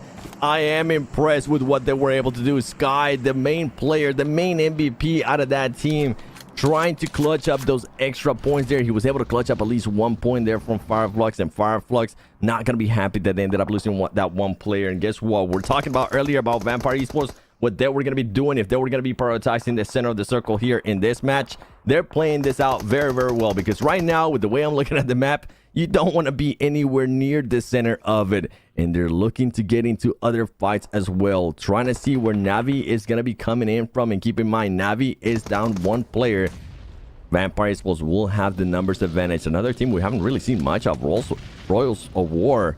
I mean, this team, we've been wanting to see more and more and more, considering that they were able to have just such a good performance in day 1. And here comes the push. They're going to be pushing Influence Rage. This is going to be a massive fight, because Influence Rage, they end up getting a big old donut in the first match. They don't want to end up getting another 0 here in this match, even though they do have 3 eliminations. Here comes the push. Influence Rage Federal being able to clutch up some of those eliminations. Roger War now trying to find the different angles. Little Boy trying to spot the other players. There's so much commotion happening right now. Players from Royals of War, players from Influence Rage are currently getting knocked. Little Boy's just spraying and praying in the smoke and hoping that he hits with something. And another player there from Royals of War trying to make it through. Only Law is alive from Influence Rage, and he is gonna get, at least he's gonna get some of the other teams confirmed. And there you go. Influence Rage gets knocked. Royals Awards end up winning that engagement. Wow, what a floor, what a play. Royals Award on a 3-piece split, but there's a nade coming through the door. Fireflux, looking to capitalize on the carnage. Already finding that first bit of a pickup here, but let's see, is there more of it along the way? Royals Award super low on HP. Rivas is down. It now turns to Aragon to see if they can survive, but Fireflux, they out here. They're looking for those elims. And I mean, so far, they're sitting on 9 already. Keep it going, Fireflux. Right now, if I was to name this team instead of Fireflux, I will call them the third-party kings because they've been able to third-party absolutely everything. And on top of that, they're going to be looking to gatekeep here some of the players that are going to have to exit out of that building from Royals of War. Meanwhile, you know what other teams are currently chilling. Absolute chilling. Team Falcons, they have had to not do anything, and that's what I was kind of a little bit impressed earlier when they were able to take care of that one player from AGG, because they were just going to have so much time to work with. A lot of these other teams were going to have to fight it off and make it a little bit easier for them. And here we go, grenades there from Soulless from Fireflux, trying to find into anybody, but that surprise factor is gone. And guess what? I feel bad here for Royals of War, because not only did they have the third-party kings of this match already on them, on top of that, they had to worry about Team Falcons coming up from the top of the mountain, making this push and getting them eliminated as well. Well, let's see whether or not Rivas can survive the onslaught. As you can see, Ketch now just cooking up a few nades, looking to get some cooking going. And well, there it is. Royals of War at least managing to get those 5 eliminations along the way, but they do go out in placement point territory. Now it's going to be Vampires coming to life. You can see the shots connecting on through it. Is going to be Psych, the next one to get dropped. Oh, but a cheeky follow-up here. I mean, Falcons, everybody just so active. Nigma also pushing on forward over on towards Vampire. It is chaos all over the zone. Absolute chaos, and that's what we want to see. Nigma Galaxy now getting into the mix with this. It is going to be only 2 players. Navi making sure that they're going to try to see if they can possibly revive that player, that we're able to win the engagement between them and Vampire Esports, which that's going to be massive for them. But grenades are just going to start raining down as Freak and the squad is going to try to turn it up. But Freak ends up getting knocked and he switches it up. Lord, with that ghillie suit, gonna have to lay down. But guess what? It's not over, because you think it's over? No. Furia Esports is close by as well, and they're gonna be looking at third party this fight. Meanwhile, Team Falcons are just chilling in the background. Regnum Karya chilling in the background as well, as they've been inside those buildings. Here we go. Lord, can he clutch up this? He's not gonna be able to clutch up. He does get Artisan very, very low, but that is going to be it for Nigma Galaxy there. Now we switch it up. Furia trying to control this area. Navi, though, they've been able to pull things off. They're going to tell them to slow down as they send one of their players from Furia back to the lobby. I mean, Navi, it seems like they've now caught their second breath, right? They are starting to pace, starting to build. You can see Furia also holding nice and steady. They had quite a bit of possession coming into this phase, but to see whether or not Adrian can make anything happen, is there going to be an opportunity available? But this is where things also get so dang challenging, right? Because you've got Icy from Falcons also just creeping up on everybody, playing the quiet game. Action, in the meanwhile, is going to be focusing down on towards Regnum Karya, as they are yet to make a move. The plunge comes through. Cilias going to be moving right on up. Meanwhile, Axa, Puncher King, and of course, well, the players here from the side of Furia trying to settle the dispute, as this is such a very, very risky zone, right? I mean, Seven, if you overexpose yourself too much, it could be the end right then and there. Yeah, with the way this area works out, I mean, even you saw it there from King on Navi. He tried to peek that a tiny bit. He thought he was safe, and then he had to just run away and hit the deck because he was just getting peppered. They are trying to be jumping into this car, seeing if they can possibly find the snake that is left. Anybody that might be trying to surprise them. Meanwhile, Adrian just throwing those smokes, throwing that utility nearby that team. Team Falcons making the push over. They're going to be able to spot a little snake there in the grass. Take quick care of them. Action now, driving around, seeing if there's going to be any other snakes. And now it's looking bad for Adrian with how he was positioned. He needs to be careful. Those smokes are going to be coming down, but he's going to let them know that there is a team there. And now Regnum Karya finding the right place, finding the right timing to make the push here towards Navi. And Navi, we saw what they were able to do. They can definitely make those pushes here so far in this game. They are able to defend it, as well as we saw earlier what happened with them and Furia. And Adrian needs to make up his mind. How does he want to be able to approach this situation? Because Falcons and the squad is going to keep running people over, and that's exactly what Action does. Action just needs to be careful and not overextend. Navi players are right there. He's going to hop out of that car because it's burning, but now he was able to gather that information. He knows that there's 2 players there from Navi, and he knows that they are pinned. Ooh. Navi up to double digits, and what a Nathor coming out here from Axa. But I'm looking at an interesting development here, right? Regnum Karya what a setup this is, because, I mean, the other two squads, they just fighting it out, left, right, and center, right? But now this opens up the opportunity for Regnum Karya to come sneaking on through and capitalize on a beautiful third-party play. But it's all going to be down to how they play these next few shifts. You can see Navi looking pretty strong over on towards that edge, holding steady, as it is going to be Puncher King and Axa. No, just trying to at least clear out their region, but we are going to be stepping over into Zone 8. Right, that is going to be the last one before there is no more. There is, and you were talking about Regnum Karya being able to get those angles. They're currently working this out perfectly. Things ended up backfiring there for Team Falcons. They were wanting to get aggressive. They were driving around. They're going to be able to go from 3 players down to just 2 players. Navi has just been so good at being able to defend this area, and that's why you're starting to see a bit of a slowdown there now from Action. No longer having access to that vehicle, no longer having access to being able to look over and just try to run over the snakes in the grass. Instead, he's going to become a snake himself, as everybody is trying to find anybody lacking, anybody that's going to peek a little bit too much. You were talking about earlier about the terrain, how crazy this is, and boy, it couldn't get any crazier than this. Everybody waiting to see what's going to happen here. King hopping into that car. Luckily for him, he's not. Oh, he actually ends up getting shot. He was able to get spotted there by Wild77K. That's going to be a knock, and he might end up being able to confirm this into elimination. Axer, I don't think Axer is going to be looking to move. I think he's going to end up sacrificing that player, because in the position that they're currently at, you just want to stay as a surprise as possible, as long as possible. I mean, it does seem like Regnum Karya here are going for the divide and conquer approach, but it is going to be a little bit of a risky play still, as we do have Axa just keeping it nice, cool, calm, and collected. And of course, you got to remember who you're going up against, right? You got Falcons also just holding over on towards that eastern side, as they're now starting to take aim over towards Regnum Karya. Here we go. Action, Icy. Starting to roll on up. The buggy is out. But again, not a super aggressive push. Just a slight little bit of improvement on that positioning. But here we go. Action, not realizing that Silias is right in front of them, getting a quick shotty to the face.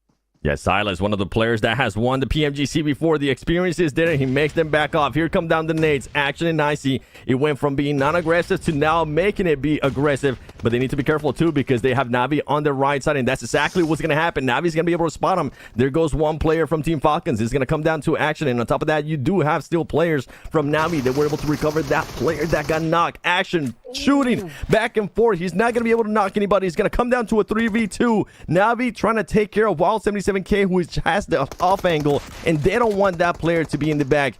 DBS from that far away, he's going to be able to hit it. They're going to have to turn around, and now it goes from a 3v2 to a 2v2 situation here for Navi. Navi has played this game so well, and they're looking to try to secure extra points. They're looking to try to make it into the top 8. Meanwhile, Regnum Karya is looking to also try to get into the top 8. They want to get as much points as possible. Axer is going to be able to confirm that knock into elimination, and now it becomes a standoff here between 2 versus 2. Who's going to end up winning it? Navi or Regnum Karya, as the grenades start rolling down? Well, this is looking like Navi is out here taking care of business. Now, taking down the competition from a 3-piece to a 2-piece. Silias coming through with the nades, though, is going to be reaching right up into the side there of Axa.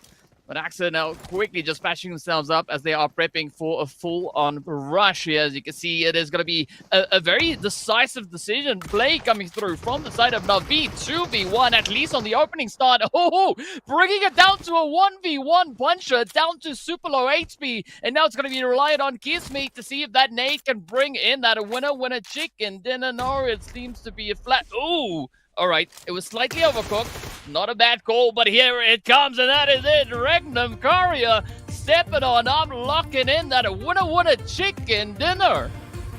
Regnum Karya with a bit of inconsistency there from day one. They came back in today and saying, you know what, even if we are going to be a little bit inconsistent, we want to get this chicken dinners, and they're able to do just that. Team just doing some quick high fives, you know, saying good job, guys, but the job is not done. We need to make sure we get within those top 8s, and now we're getting winners from all over the place here. We get a winner from Group C, we get a winner from Group A, and all those teams that are currently towards the top in Group B that are not going to be able to play today, they're going to be just scratching their heads and saying, okay, somebody please, somebody needs to start fragging out, because Hot Jukes won't mention it. they're going to be praying, Hot Jukes, that they just start sponge as much points as possible at the team stores at the top. Well, I'll tell you what, man, those Falcons definitely sponged up some points, that's for sure. But, oh, it's looking mighty dangerous here. I mean, we saw Na'Vi, who desperately needed those points, right? Clutched it up with a great performance. And I heard you say, Seven, a little earlier, right? You're talking about Regnum Cario. You were like, hey, we need to see at least 10 points a game from them. How about 8 eliminations and a chicken dinner, huh? I'll take that. It's going to make their life a little bit easier as we continue on.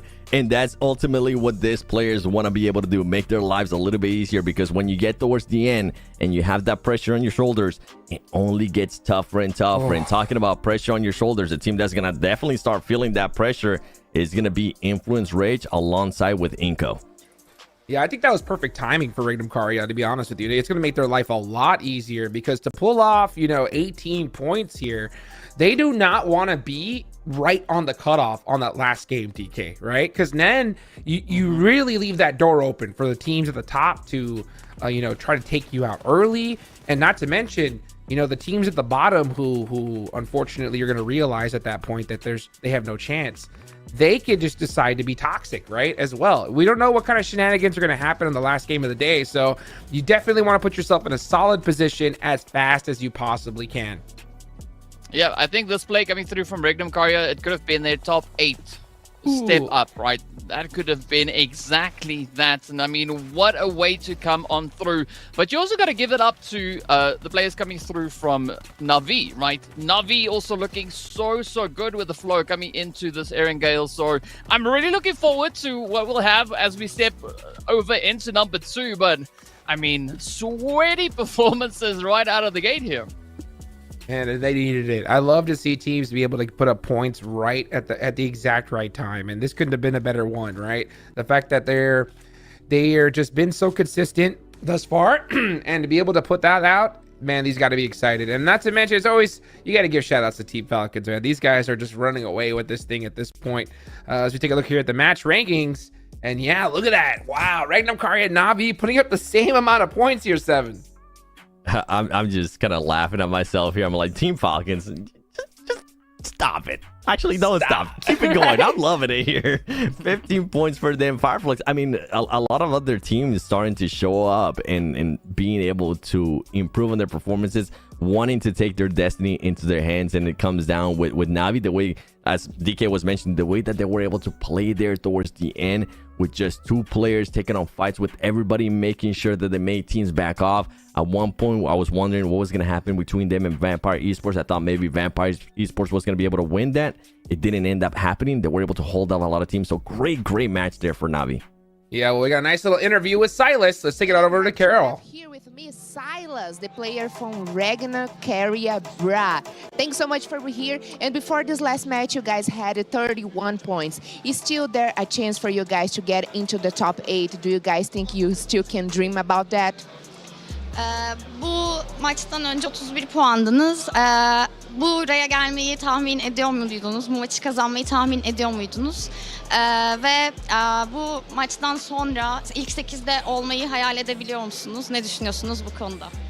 Yani tabii ki ilk gün biraz özgüvensiz geçti bizim adımıza. Yani biraz özgüvenimiz eksikti. Bugün de yani normalde bütün çalışmaları yapmıştık. Üstüne bir şey katmamıza gerek yoktu analizde falan. İlk 8'e tabii ki girmeyi hedefliyoruz. That's all. We didn't have the confidence to win the game after the first day, but we managed it, and now we are believing that we will be on the top 8, and we are ready for it, and it will be great for us. Awesome. And actually, do you guys have prepared anything specific for today? Because we just watched an impressive match coming from you guys that were not in a good position. Bugün için özel bir hazırlık yaptınız mı? Çünkü sizi oynarken, izlerken çok etkilendik ve bununla ilgili sizinle gurur duyduk. Bugün için hazırladığınız özel bir yöntem ya da taktik var mıydı?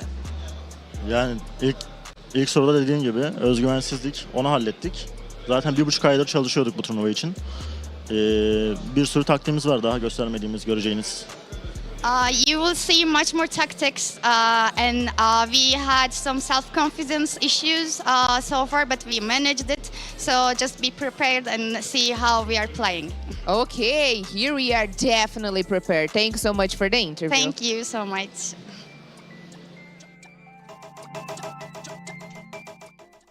Good to see a little bit of a sigh of relief there from Silas, because man, that is a game that they needed so desperately. And you know, that's the thing, is that when you get that opportunity to win the game, you can't just win it with, you know, 1 or 2 eliminations. They did it with 8, which was so critical at this time here. So, you know, you said 10 points a game, you know, 7. Now that they got 18, that'll take off a little bit of that pressure, like you mentioned, just in case, you know, they get a bad circle or something like that. Oh, yeah. But let's keep it at 10 points a game, okay? Let's just make sure it won't hurt. That you guys actually get through. Don't slow down, baby. Keep it going. That's right. They definitely cannot let up off the gas, that's for sure, because you got teams like Na'Vi, DK, who are even further down the leaderboards that had a pop-off game as well. So, I mean, it's only a matter of time. We're going to see somebody else step up here as we take a look here at the top 5 players. And right now, it's Axer on top. Look at that. With 6 eliminations, my boy putting in work. I mean, they coming in hot, right? So we got Na'Vi up there, we got Regnum Karia, Falcons, and of course, Fireflux. There's some very aggressive plays indeed. But of course, the big question is, what is the overall standings look like, right? Vampires, they just swap in places with Insanity. The same can be said about Falcons and the Zebra Master. So I think page number 2 is where the pressure is going to be. And look at that. Regnum Karia all the way up into 9th, knocking on the door of that top 8. Wow. A massive jump, and not just them. Look at Na'Vi as well with the performance that they were able to put up there in the last match, making that massive jump as well. We do see some of the other teams just falling down. I can see it right here. Inco Gaming, they just have not had a good performance here so far. We need to start seeing a little bit out of them. And earlier we were talking about teams that could possibly make a difference when we get into the later matches. If Inco Gaming is at a point where they know that they're not going to be able to make it, we might get some of that jukes. We might get some of that bad juju that you've been talking about, some of that toxicity, trying to hunt down some of the other teams and make their life a little bit harder. And I'll tell you what, they are in a position for their life to be really hard, that's for sure, because I mean, if you look at it, the cutoff now is Death Wolves, right? 8th place with 58 points. Right below them are 2 teams with only 3 points difference. That's Regnum Karia and Royals of War, and they are playing today. So oh boy, this is going to get really, really spicy here. Of course, guys, go ahead and check out that new Royal Pass. It is available until the 17th of May with a total price pool of over 80,000 UC. Oh boy, go check it out, guys. Get loaded up, and hopefully we can see you get that new victory dance as well. I want to see that in game. So, man, things are going to start dancing, getting spicy here, because we still got a lot more matches left to go. This whole leaderboard can get shaken up completely, DK. Yeah, it can indeed. But of course, speaking about shaking it up, we are going to be shaking our butts over into a break. So be sure to stay tuned. We'll see you guys back in a short few moments.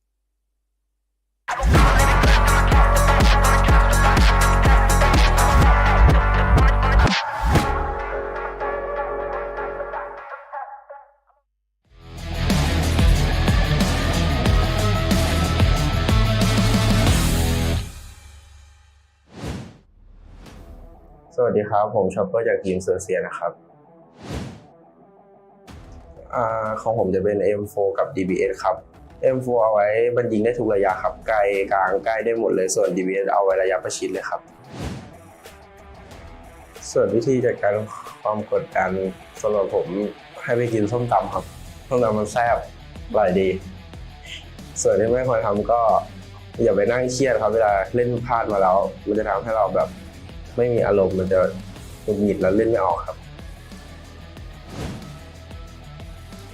ก็คอทีมเราจะไม่คอแบบสิ่งที่ไม่ควรพูดไม่คอเปลืองเกินไปพูดให้ชัดเจนค่อยๆพูดอย่าเร่งในการพูดจนเพื่อนฟังไม่รู้เรื่อง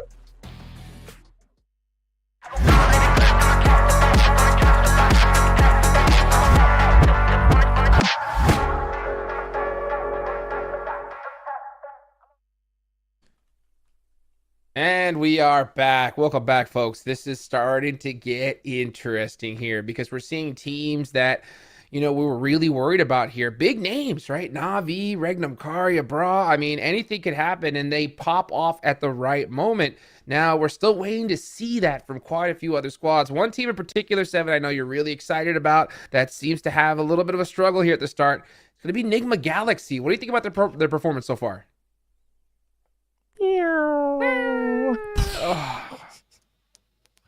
That's pretty much what's happening right now with them. Hurts. We did say, I got to give them some props though, because we did see them trying to get some extra points. They were able to at least focus a little bit more on their rotations, but sadly on their rotations with this circle that they had, it was just so crazy, man, that Coops, first player, once I mentioned it during the cast too, first player, a player that they don't want to get knocked, ends up getting knocked and eliminated right away. That's a player that you want to have towards the later stages, towards where Lore and Rauf were there towards the end, because they need those points. I mean, right now they're sitting in 16th place. It's not going to be good enough for this team. A lot of people had high expectations for what they were going to be able to do, especially now that they've been together for a year. At this point, it seems like nothing has changed. It seems like they weren't ready, and I'm hoping they turn it around. I'm hoping they prove those haters wrong. Yeah, likewise. We saw in that video, the little content piece earlier, where they had to put up a page of like who they thought on the questions that they were asking. And the question that they asked was like, who is the most clutch player, right? And you saw them all kind of have different answers, right? You saw Coops say Lord. We saw some of them say Coops. And I'll tell you what, it's going to take all of them stepping up at this point and really putting on those clutch pants, DK. I mean, it's going to be important, right? If they want that top 8, they're going to have to work for it. And what we've seen already being the flow of the day here, the teams, I mean, everyone is here. Everyone is trying to run at their A game. They're bringing as much heat as they can. So if Nigma wants to be in contention, right, they're going to have to play a completely different game, really amp up that aggression. Yes, they do indeed. Now, I think we got to go ahead and think about some of these other squads, right? Some of the teams that haven't performed thus far. One team that did at the start, right, is Vampire, right? Vampire crushed it in Sandhawk, and then we saw them have a little bit of a lackluster performance again in Erangel. You think we're going to see that continue to trend on here, DK, or you think we're going to mix it up? It's difficult because, I mean, if we look at the trend that we've been seeing since yesterday into today, the trend would lend itself to potentially them keeping the same play, but I'm sincerely hoping that they are going to up the ante, right? Because having a repeat of yesterday I don't think it's going to suffice here for Vampires. So we're going to have to see them really bring it all together moving into the second Erangel of the day. Yeah, and then not to mention, you got another team like Influence Rage, who at the start of Sandhawk dropped on Team Falcons. I don't understand. That's to me still is just like the ultimate head scratcher. I don't know how an IGL or a coach could even allow that to happen. You know that they dropped on Sandhawk. We saw that happen in day number 1. We saw them drop in boot camp. So why would you even try to attempt Lobster? I know that, hey, there's a great position. I know you're trying to get some points, but when you have a team that is so solidified in that top 8 and you are not, why would you even get near them, Seven? Why? They were feeling good from the end of the day yesterday, man. They ended up that Miramar with a win. Too good. 9 Ilims. They're like, okay, baby, we got it. We're Influence Rage for a reason. And then Team Falcon says, boop, sit down. Sit down.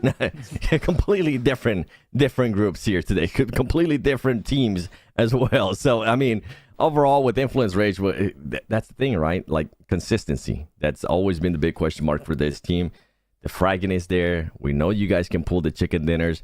And I feel like sometimes whenever we do get to these Brazilian teams, they kind of rely a little bit too much on that, on just being able to be like, okay, we got that clutch factor. We know what we're able to put up the points when we need to. But they just need to find that good consistency, the consistency that Team Falcons is showing us. But yeah, right now, we're talking about prelims. But guess what? If you do end up in those top 8, you're going to be going to main event. And you're going to be facing some of the most consistent teams in PUBG Mobile esports. And by the way, for everybody watching, this is the last day for Prelims PMGO Brazil. The main event is going to be starting Friday. So make sure you tune in, because if you're finding this amazing, you better get a heart pacer for what's going to be happening Friday. Like we were right here, and then we're about to go right here on Friday. It's going to take it to a whole nother level. Now, yeah, exactly, to the moon. I will you're say taller this. than me, so you're right here is like right here for me. Oh my gosh, right? When it comes to, okay, I will say this. If this was the main event, I would not mind what Influence Rage did, right? Because yeah, you want you want to hunt down first place, right? And you know Team Falcons are probably going to get there. So, you know, that strategy I will be okay with. But, I mean, you got to make it into top 8. This is a totally different game style right here. You got to be able to adjust your strategies. And so, yeah, that's one that really kind of just shook my head at. Now, some of the other teams that we're looking at. Jukes, what? If it was like day 1, I'm with you. But on day 3, you know, like if we're talking about like main event, if there were 2 in main event, like I would not want to be doing this the main event if it's on the final day. Like, and that's something that these teams need to realize. I was getting a little bit hopeful there by the way they were playing some of those fights in this first Erangel, because they decided to back up from a certain fight. And I was like, okay, I'm certain Influence Rage is going to be making this push. And I think it was in Regnum Karya, if I'm not mistaken. And instead, they just took 1 point. They just took some knocks there towards Regnum Karya. And instead of making the push, which we are so used to seeing out of Influence Rage, they decided to back up. So there could be a bit of a change here between this team. Totally possible. Yeah, the only reason why I said on the main event is because, you know, every single standing is going to be a difference in prize pool, you know, and if you see Team Falcons with such a huge lead, you have to figure out a way to stop them yourselves, right? So I was like, if you're going to do it, maybe on Sandhawk, that would be the only time it'd be okay, you know, but, you know, this, like I mentioned, is a totally different scenario, and that's why I get shocked when I see people not adapting those strategies, DK. Just like we saw, you know, in the qualifiers, we actually saw a team adapt their strategy, and they're going to be in the main event coming up here on Friday. I mean, we actually saw that come through from 3 teams, right? Or 2 teams leading into that final match. We've got 2 of them, or one of them here, right?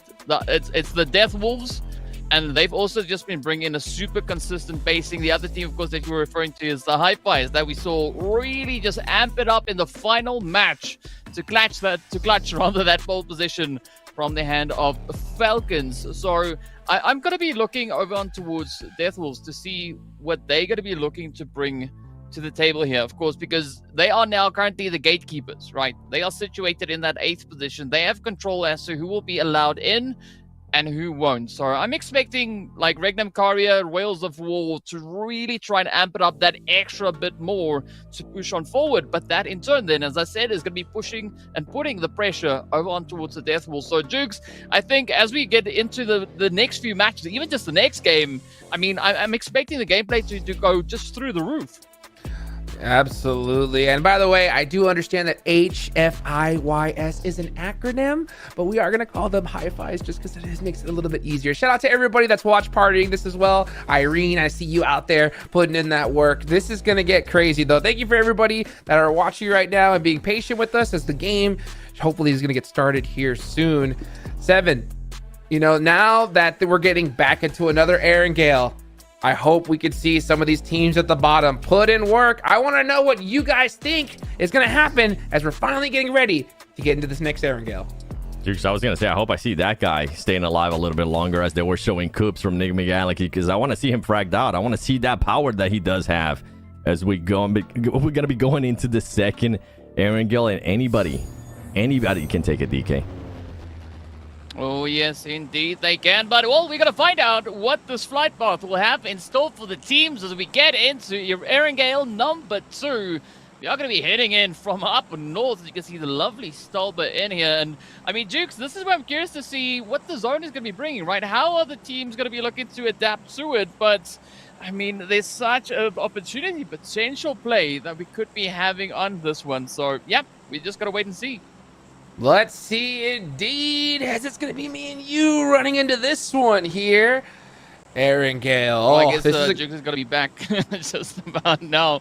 But let's see I'm now here, baby. I am here, and I am ready to go because this is what it's all about. As you can see, you know, Vampire taking off real early. They're just chilling right now in Stolber, so they're going to have that high ground for sure.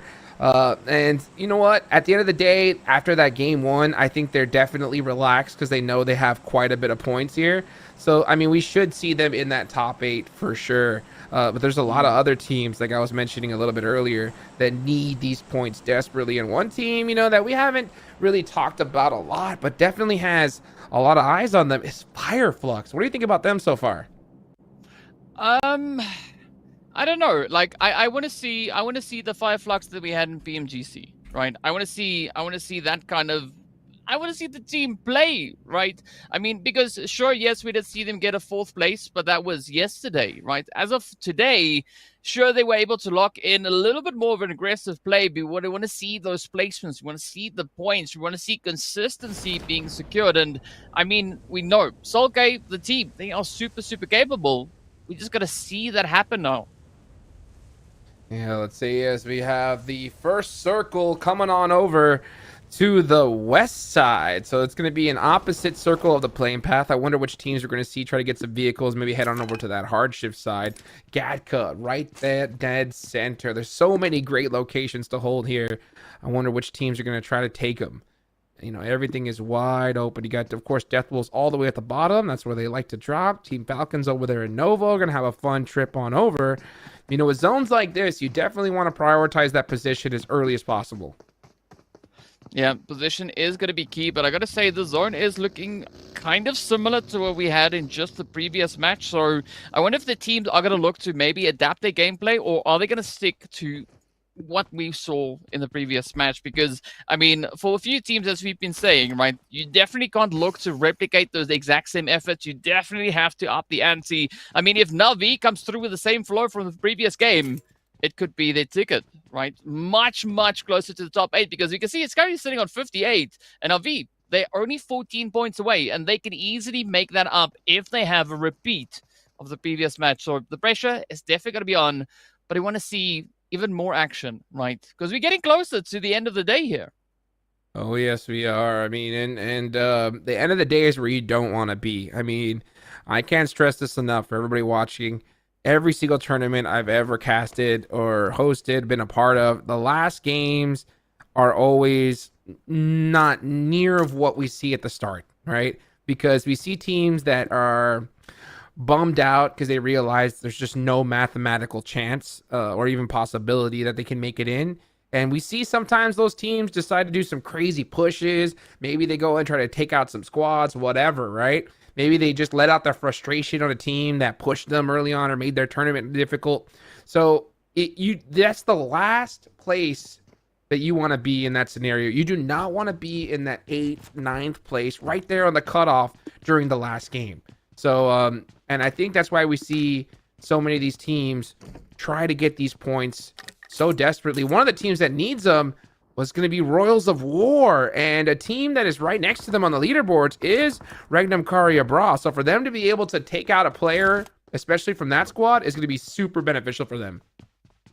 Yeah, they could definitely be a great opportunity to just try and capitalize as best they can. It's interesting to see Royals of War taking a little bit of damage so early on. So hopefully they'll be able rather to bounce back from this, because I mean, Royals of War, it's a team that I'm really excited to see play as best, play a really, really strong game here. I mean, we've been watching them all the way back since the qualifiers, right? They've been just showing such capability and such prowess moving out through this battlefield.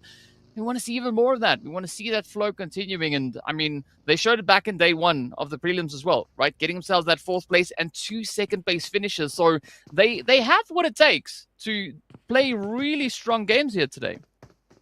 Yes, they do. That's for sure. Every single one of these teams have it in them. You know, it's just sometimes it's more difficult than others for them to turn around a couple of bad games. And we look at the bottom, and we know that Foot can do it. Team Queso, All Glory Gaming even as well. But just, man, they have not been able to get their tournament started here. And, for some of these teams, it looks like it is too late. I mean, if you are Team Queso, even Foot, you need a chicken dinner in this game if you want to stand a chance at this point, at least in my eyes. What do you think? Yeah, I mean, you're definitely going to have to amp it up, right? Because as we get further and further along, the opportunities, the chances for a team to really try and clutch it out, we're running out, right? So if Team Queso, they want to be there, rubbing shoulders in the top 8, they know what they have to do, and they're going to have to play a few amazing games. This match, the next one, and the game thereafter, they can't afford to make any big mistakes. They got to just keep their eyes on the prize. And for now, the prize is going to be a slot in the top 8. So we can see Team Queso off in the distance. I'm curious to see how they're going to be looking to respond to the presence of Regnum Karya over on towards this western side. Yeah, Team Queso, Inco are in the same boat as well. I think they really need a good chicken dinner here. I'm going to put Hoorah on that list as well. Fireflux might be able to get away with one rough game, but they need, if they get away with one, they need a pop-off game, right? They're going to need that double-digit elimination chicken dinner to help make it up. So let's see if any of these teams are going to be able to do it in this scenario. Na'Vi, man, that last game was huge for them. Enigma Galaxy almost got knocked in the same position as they did last time, but they had a great turn right there. And that's Royals of War out of there. That is the team in 10th place. That is a rough way to go out for them because, you know, you got teams like Enigma Galaxy right below them. So, you know, it's going to be tough for them, but very beneficial for the teams that are trying to get into that 8th place position. I mean, I can just almost feel Furia now starting to salivate, right? Because they've now realized that a slot just opened, right? The opportunity is there. Royals of War, they didn't get any points out of this game, so there's a golden opportunity for Furia now to try and play this position up onto Everest, see if they can secure themselves a few additional points. But it's going to be game on, right? It's open season for teams like Na'Vi, Influence Rage, as you said, Enigma Galaxy, and I think we could even add Fireflux into that mix. Really looking to up the ante moving through this game to secure those seats. And I mean, it feels like we're playing musical chairs or something here because, I mean, there's just so much at stake. Oh, yes, indeed. I mean, it is your tournament life at this point. I mean, the prize pool is pretty evenly distributed for the teams that don't make it. That's not the prize pool you want. You want some of that main event cheddar. And the only way to get there is if you do make it into top 8. Now, fortunately for teams like Smoke Gaming, Zebra Master, they crushed it on their final day yesterday. So we know they're going to make it. But there's still so many names that are going to be at question with this kind of circle as well. This one is brutal as it's going to be pretty heavy towards North George. That zone could shift up there. So we'll see what happens. You see Vampire coming in through the north. We got Death Wolves coming in through the south and still a lot of big names. One of the ones I see there that are still in the blue is Na'Vi. They're going to have to fight a lot of squads on their way in. Yeah, they are going to have a pretty challenging time moving on forward. But an interesting thing that I've noticed as well is, again, Vampires, they are going for a very decisive play up towards the north. You can see Tony Gay now just starting to poke and prod as they do find themselves a little bit of that Furia play. But now this is where Furia has a very challenging angle because they've got Everest and we've got teams moving in from both sides here. That is rough. Furia currently in 12th place. Not happy by any means. So we'll see how they opt to play this one here. Meanwhile, you got they are taking Everest, so they're gonna have 3 people up on top of Everest. They can still make it happen here. Oh, looks like they got one of the tires from Papi Potro. He's gonna hit the laydown. That's gonna be an instant knock there. And he is done for. So they do end up scoring at least 1 point. That's going to be huge. And even worse on the side of Team Castle. Oh, losing a player like that's going to hurt. It's going to sting a little bit here, Shooks. It is going to sting a little bit. One team that we usually also see taking a little bit more of a calculated approach, of course, is going to be here from the players of All Glory Gaming, as we got them chilling over on towards that southwestern side. We got quite a bit of opposition just holding in front here, but this is the opportunity for a team like All Glory Gaming rather to really get the jump in, right? Have a bit of a say. I mean, you could even see them look to maybe make a move over on towards Enigma Galaxy, who's right there alongside them. But I think at the end of the day, it's all going to come down to what their strategy is moving into, you know, a second Erangel here of the day.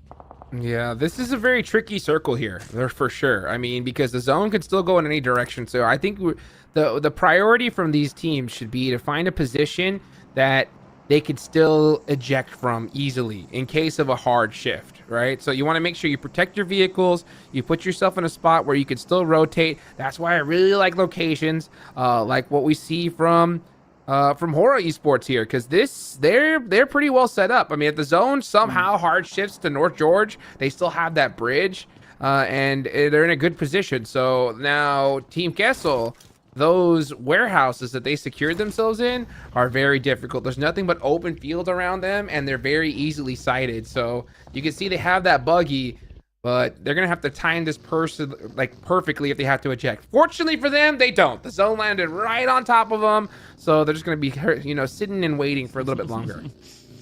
I mean, this is almost a little bit of that deja vu that we start creeping in, that we've got creeping in here. I mean, we see 9Z again approaching that Everest position. They are going to be having to fight alongside Furia as well as Foot.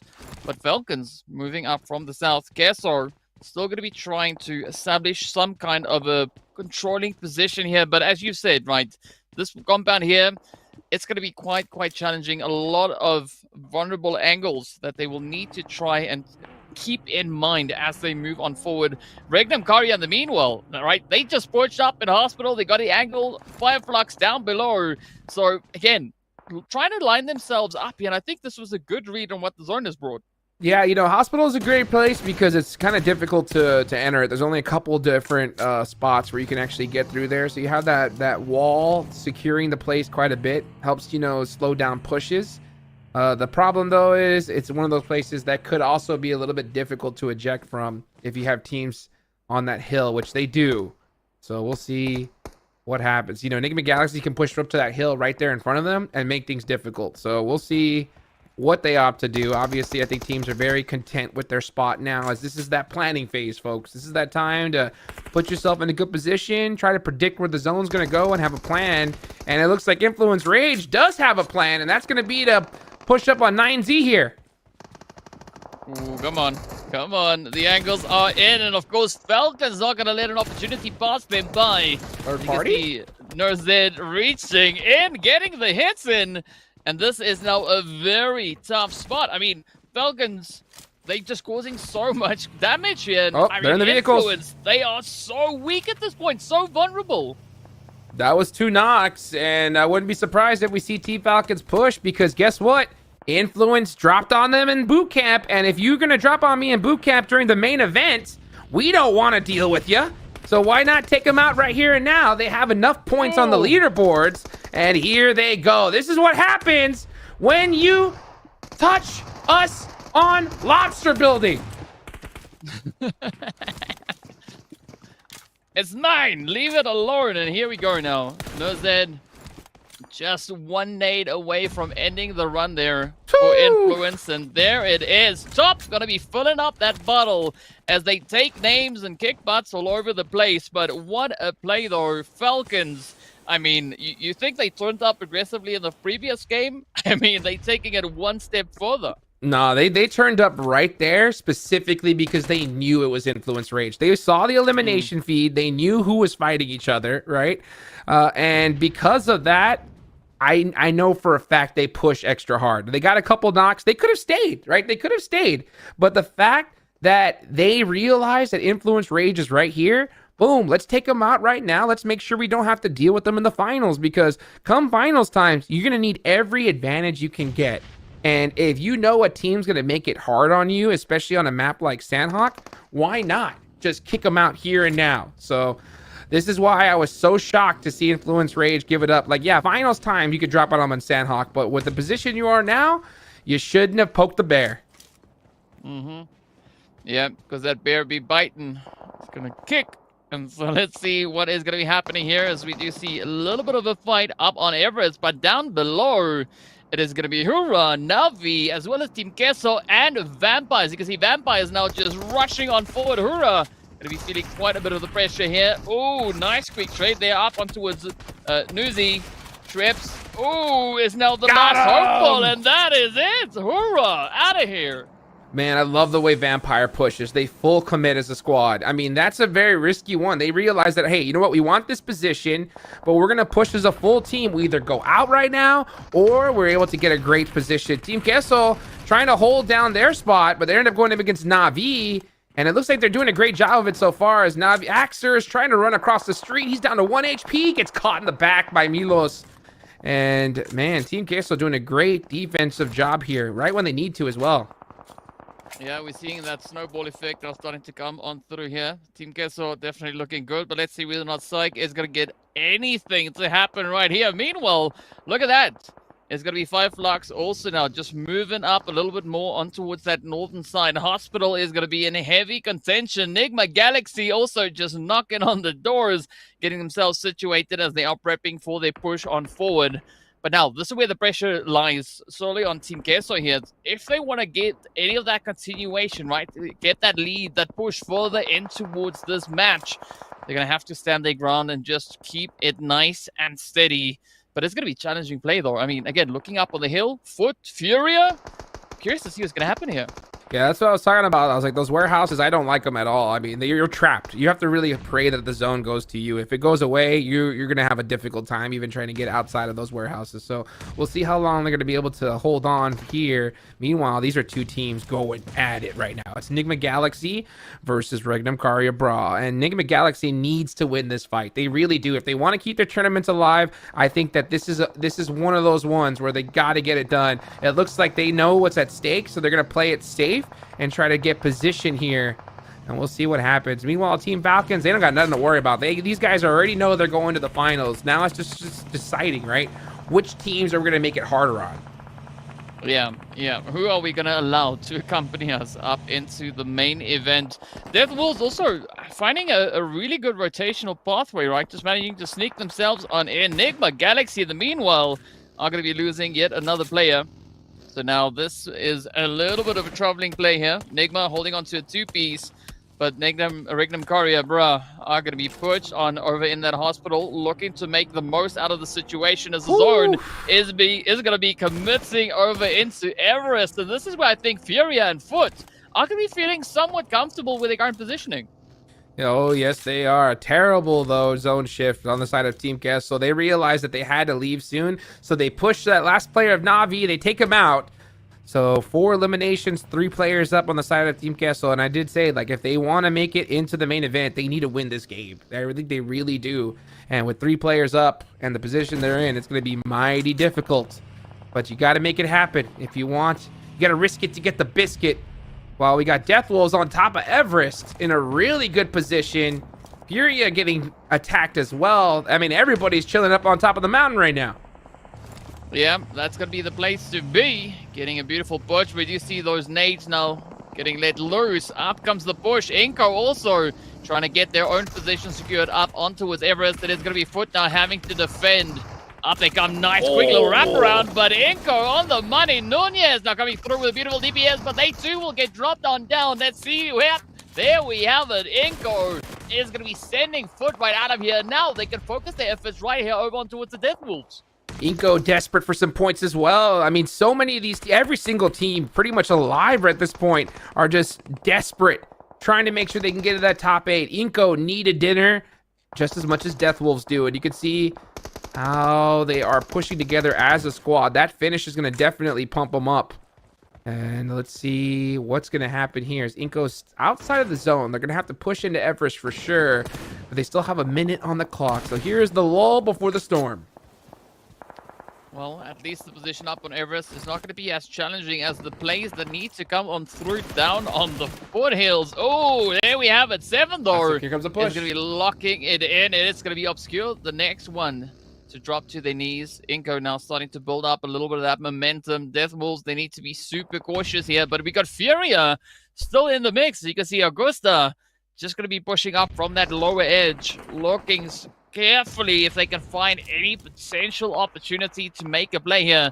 Vampires also now trying to see what their best play, what their best option is going to be to cover the ground, but Nene Better taking a little bit of damage, quickly managing to fall just back into that hard cover. Yeah, Inco's in a really troublesome position here because they desperately need points, and they know it, right? So they know they need to get aggressive. At the same time, they're hesitant because they don't need just eliminations. They need eliminations and a top 3 finish. So that could cause a little bit of hesitancy, force them to be a little bit more passive than normal. If they were, at the top of the leaderboards, I think we would have seen them push hardcore, but that is not the place that they're in. And sometimes if you second guess yourself, even just for a little bit, that could be the difference between main event and going home. So let's see what decision they're going to make here as Death Wolves are definitely in a better spot. Trying to get some shots here onto Vampire as the zone starts to close. 5 seconds left on the clock here. Oh, it's going to be a tough shift that we'll have right now. Team Queso going to be down to Melk and the last one left, but the zone is going to be moving up here. I mean, this is where I'm looking over on towards Inco, right? If they want to get that play, if they want to get even close to the top 8, they're going to have to get double digits, but 10 points alone is not going to suffice because, I mean, Nigma Galaxy, they're sitting on 10 points ahead of them as we see it right now. So they're going to have to go over and above. They're going to have to unlock that aggression mode like we've not yet seen them unlock in these games here today. But it is going to be a very contentious play, though, to try and make it. I mean, Falcons also starting with a quick reposition, just trying to read the angle so they can get the best possible play moving forward onto his Regnum Karya. Well, let's see what they decide to do here. That's why I was surprised that we didn't see Inco push on Death Wolves after that initial knock. I think that they definitely needed to, but they decided to play it safe. Let's see if it pays off for them. Meanwhile, we got All Glory Gaming getting a knock on to Team Falcons. These guys are toast at this point. So we'll see what they, how they end up at the end of the day. Who knows? I have been proven wrong before. Let's see, is Team Falcons on the edge? Oh, starting to gatekeep Fireflux. Fireflux is one of those teams that need a very, very similar finish to Inco. And they are on this edge, dealing with the top team in the lobby. They're going to have to hit that crucial knock to get that opening. Ooh.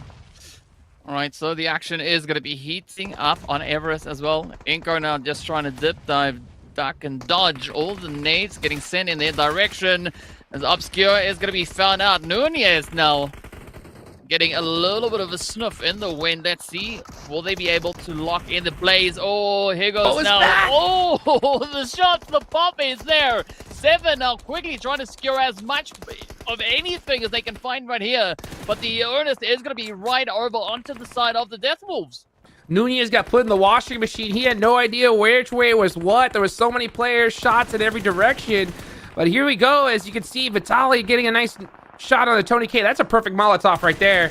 It looks good, and that's going to get him knocked. Oh, such a crucial one as he's the last player up for his team, trying to keep their tournament hopes alive here. And he's going to have to do it against some of the best squads in the lobby. He's going to get this res on 7.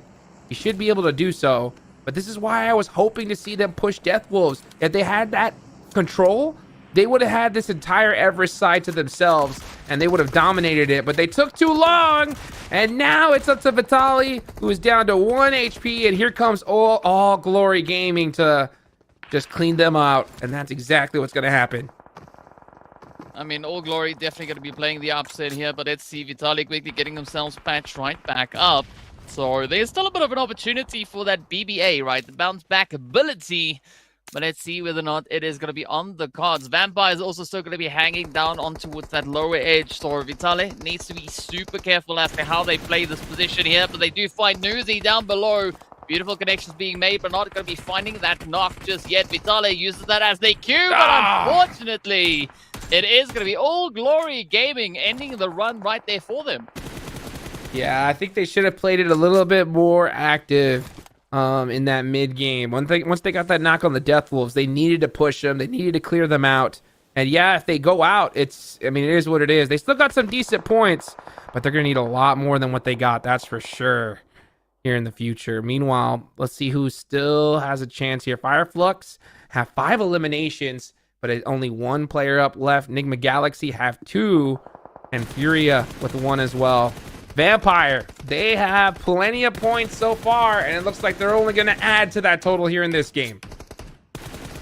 Let's see where this one is going to take us, though. Nigma Galaxy going to be feeling quite a bit of aggression as Melgar and the rest of All Glory Gaming coming out of left field, just finding sprays, finding angles, finding plays that we've been waiting to see come through from their end. They've, in fact, more than doubled their points in just this single game so far.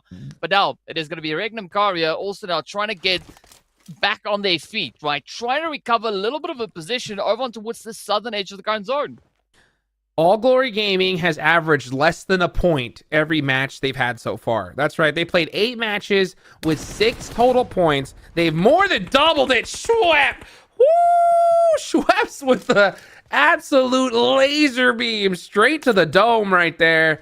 That's going to stop that momentum. Let's see if they can turn it around here. CQC fight. They do get the one knock, but Stone was right there to help support him. Oh, and now All Glory Gaming in huge trouble. As Vampire looking to do exactly what they do. Just suck that lifeblood out of All Glory Gaming's just beautiful little run there. I mean, it was interesting looking at the Vampires there. It's like they were asking All Glory Gaming, like, are you done having fun now? Here we come. We're going to let it all loose.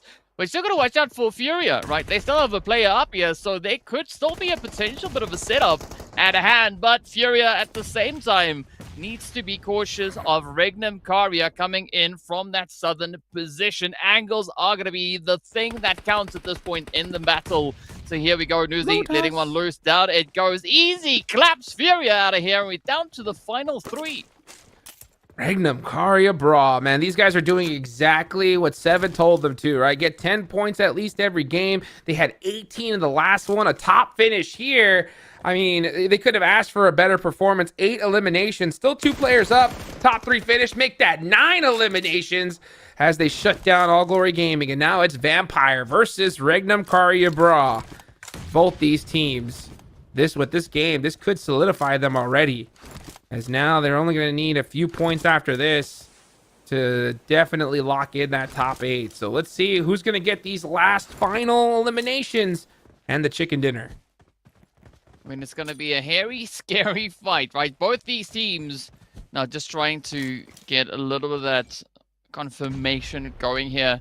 As we saw, Regnum Karia, they are very well within the points now to get their foothold in the top 8. As we know, Vampires, they've already made it in, but nothing is guaranteed at this point. But with a performance like we're seeing from both these teams coming through here, I think we could maybe have quite a bit of a change at hand.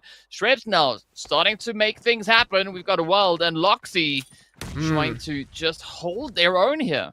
Regnum Karia had the positional advantage, but they had to give it up to Vampire because they just have so much pressure with those three players still up. Now, the thing is that they have an advantage of is the fact that it's so difficult to throw nades on this kind of elevation. The nade molly has to be placed perfectly. Otherwise, it's just going over the hill. So they don't have to worry too much about that. But, oh, they have been backed into a corner now. And you can see Vampire starting to close on in.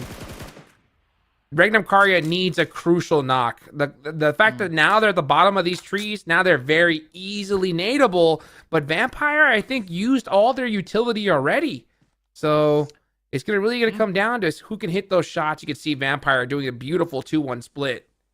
And I think realizing that, you can see the smokes come on out to Wild to try and buy him a little bit of breathing room here.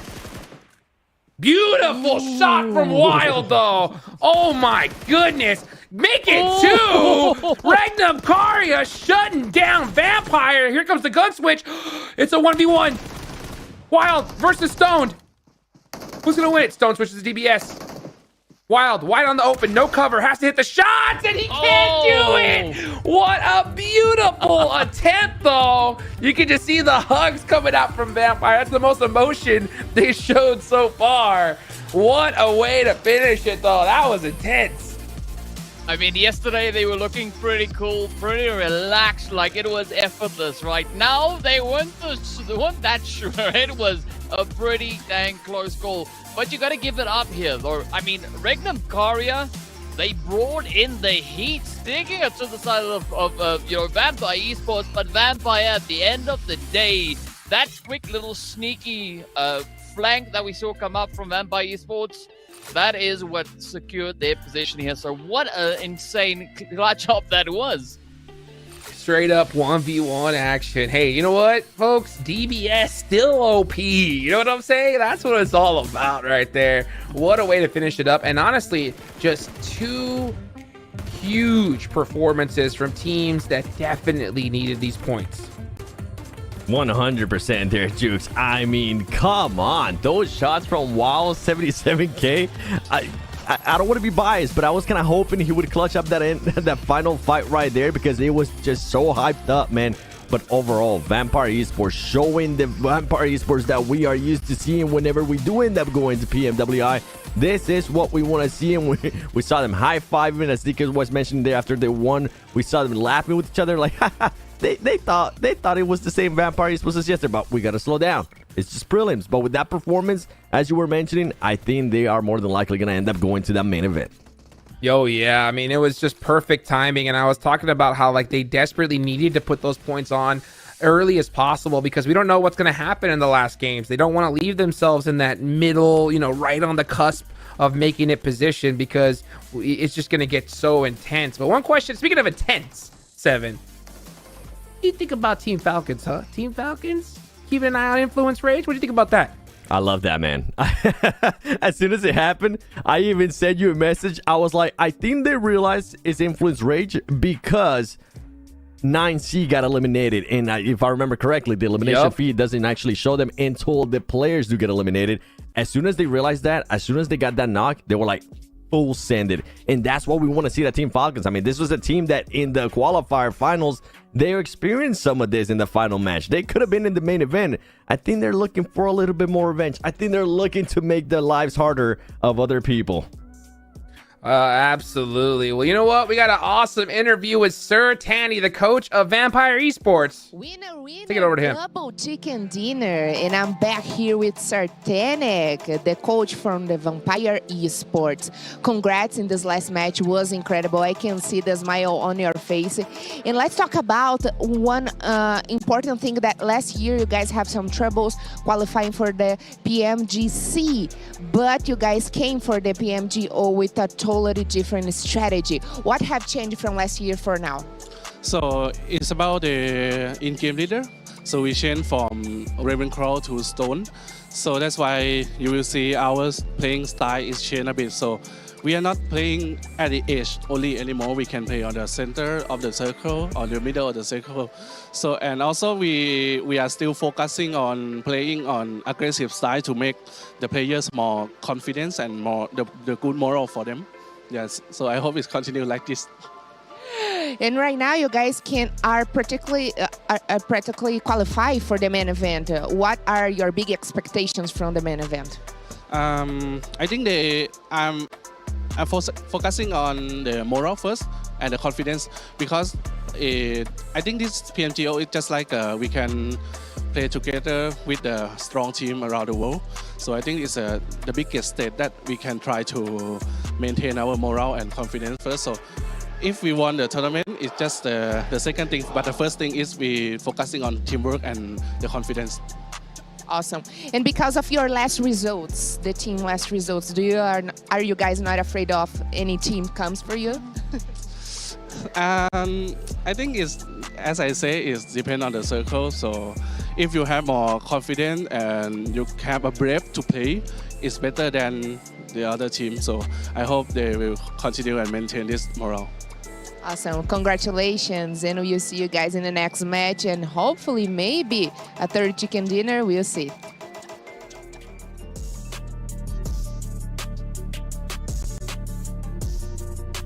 Oh, man. I think what I'm going to be Sir Tanny's translator. We're going to end up showing you the MVP, and there's no surprise there that it was Wild 77K. But as Sir Tanny's translator, what he meant to say after he was asked if any team's going to be targeting them, he wanted to say, bring it, baby. Because right now, we have gotten 2 chicken dinners today, and if you want this smoke, we'll deliver it to you. I saw that grid. He was like, good luck, right? Good luck with that. and it was so funny because he was just like, oh, we'll see what the circle brings. But yeah, right. 100%. He knew it was up for sure. So a great performance from him. Meanwhile, you can look at the top 5 players. Yeah, Wild 77K doing a great job there. Stone cold at the end of that last game, DK. I mean, that was such an impressive play coming through from Stone. But I think we also got to give a little bit of respect where it's due, right? All Glory Gaming coming in hard here, finishing on 8 eliminations just off of 2 of their players here, right? You can see Fran and Cardix definitely just packing it in, but it's all going to come down to what we have happening right here. Regnum Karia now moving up 3 slots all the way up into 6th place. And I know what you're looking at, Seven. You're looking at 7th place, aren't you? I was looking at that Team Liquid going down more and more and more. And guess what? Furia trying to make that push. Goodbye, Insanity Sports. Influence Rage being able to move up one spot. But I mean, that gap. I wish this overall would go a little bit slower so we could actually break it down even more. Because Death Wolves currently in 8th place with 59 points, right? And then below that, you have Furia.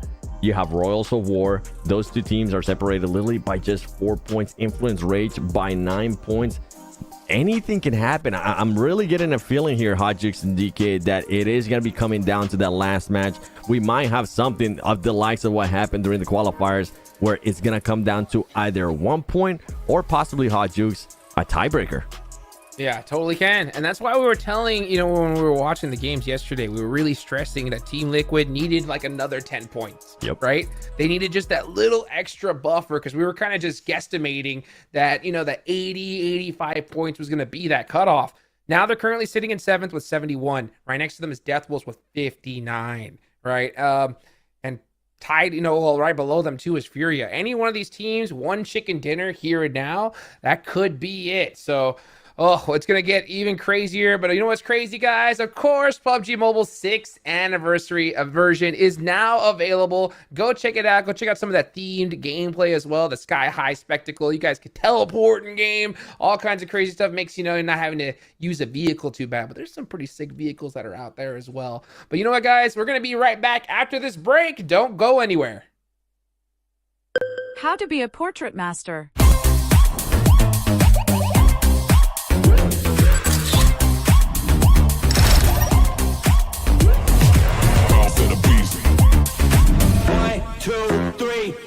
Boss in the streets, I'm a boss till I call. Boss in the beast, I'm a boss till I fall. I'm a boss on the beat, I'm a boss, spit it raw. I'm a boss, keep it G, and I walk in the talk. I'm a boss.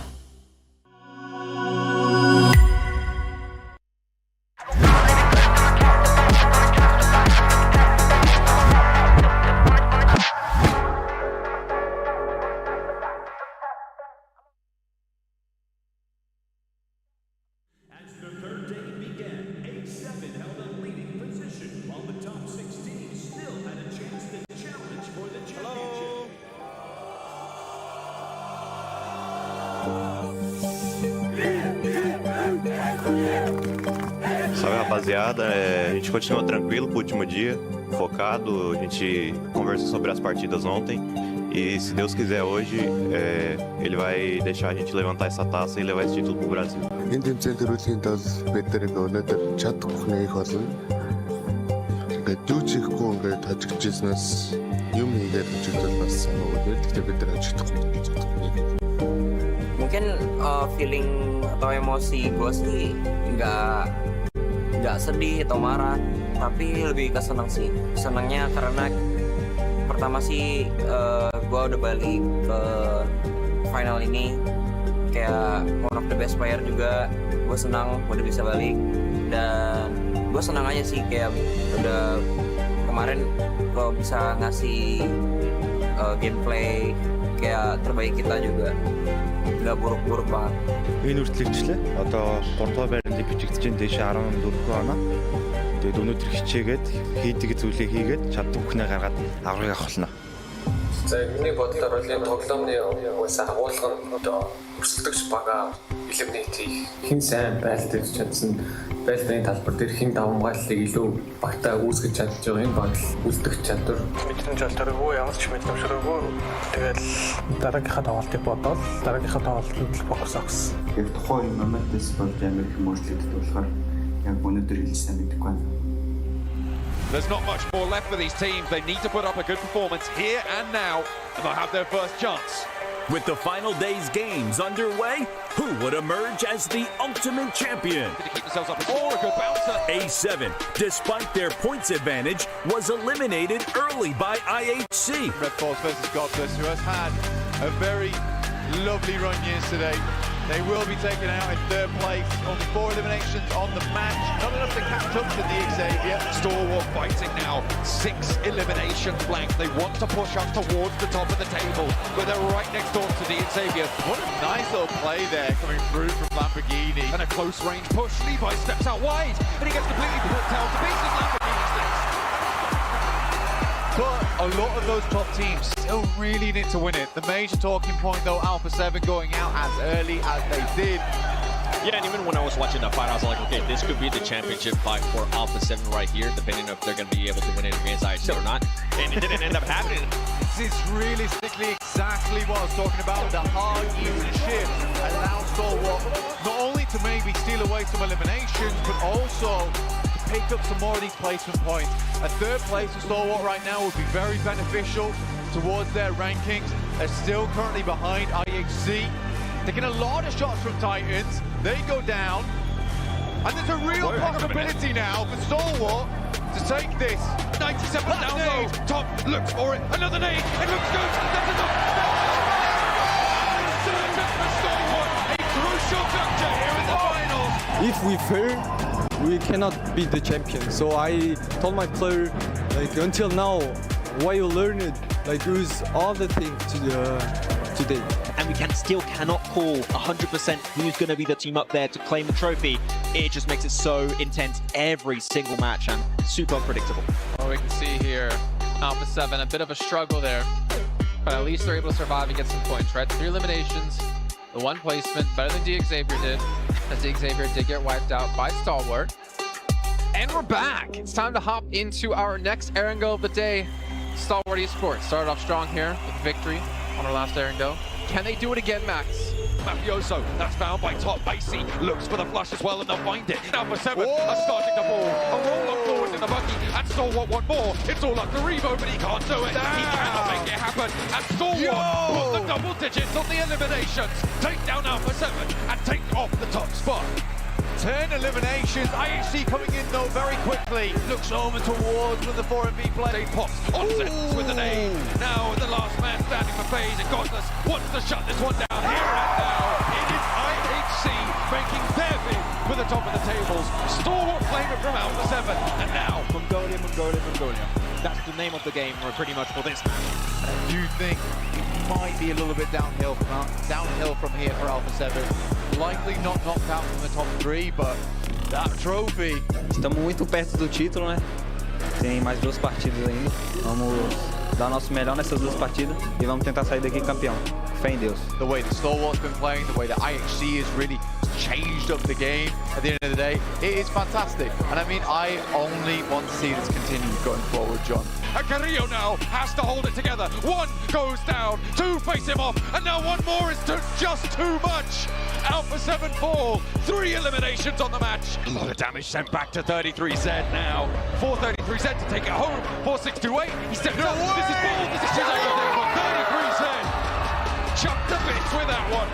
Blows up the smithereens. Should focus up here on the game because we don't have much time. Well, we don't have any time actually. So let's get into Miramar. 2 matches left to go. Let's find out who our New Year champion's going to be. Waiting to set off right now. The burning heat of the desert will beat down on these teams. Sweat on their brow as they try and lift it for the first of 2 on Miramar. The plane path right down the middle. Not just yet. Revo through the window finds Boboho, but Alpha 7, they're down to just send up now, and the knock is crucial to keep them alive. 3 players on the inside. Kids through the window. Good spell disaster, and Alpha 7 have more to worry about. The need, it doesn't find him, but there's Garou to shut it down, and Alpha 7 out for the first of 2 Miramars. They make a good crossing, but Morph are just too quick. Incredibly holding on to their never give up spirit, STE managed to survive to 4th place in a dire situation. At this moment, STE still led IHC by 1 point. Looks for the challenge on flats with the DBS on the cliffside, and it will be good. The road rash is strong, and FaZe dragging to victory. 13. As we said, didn't quite get the elimination, so maybe it's going to be a bit different. Oh, 1 point.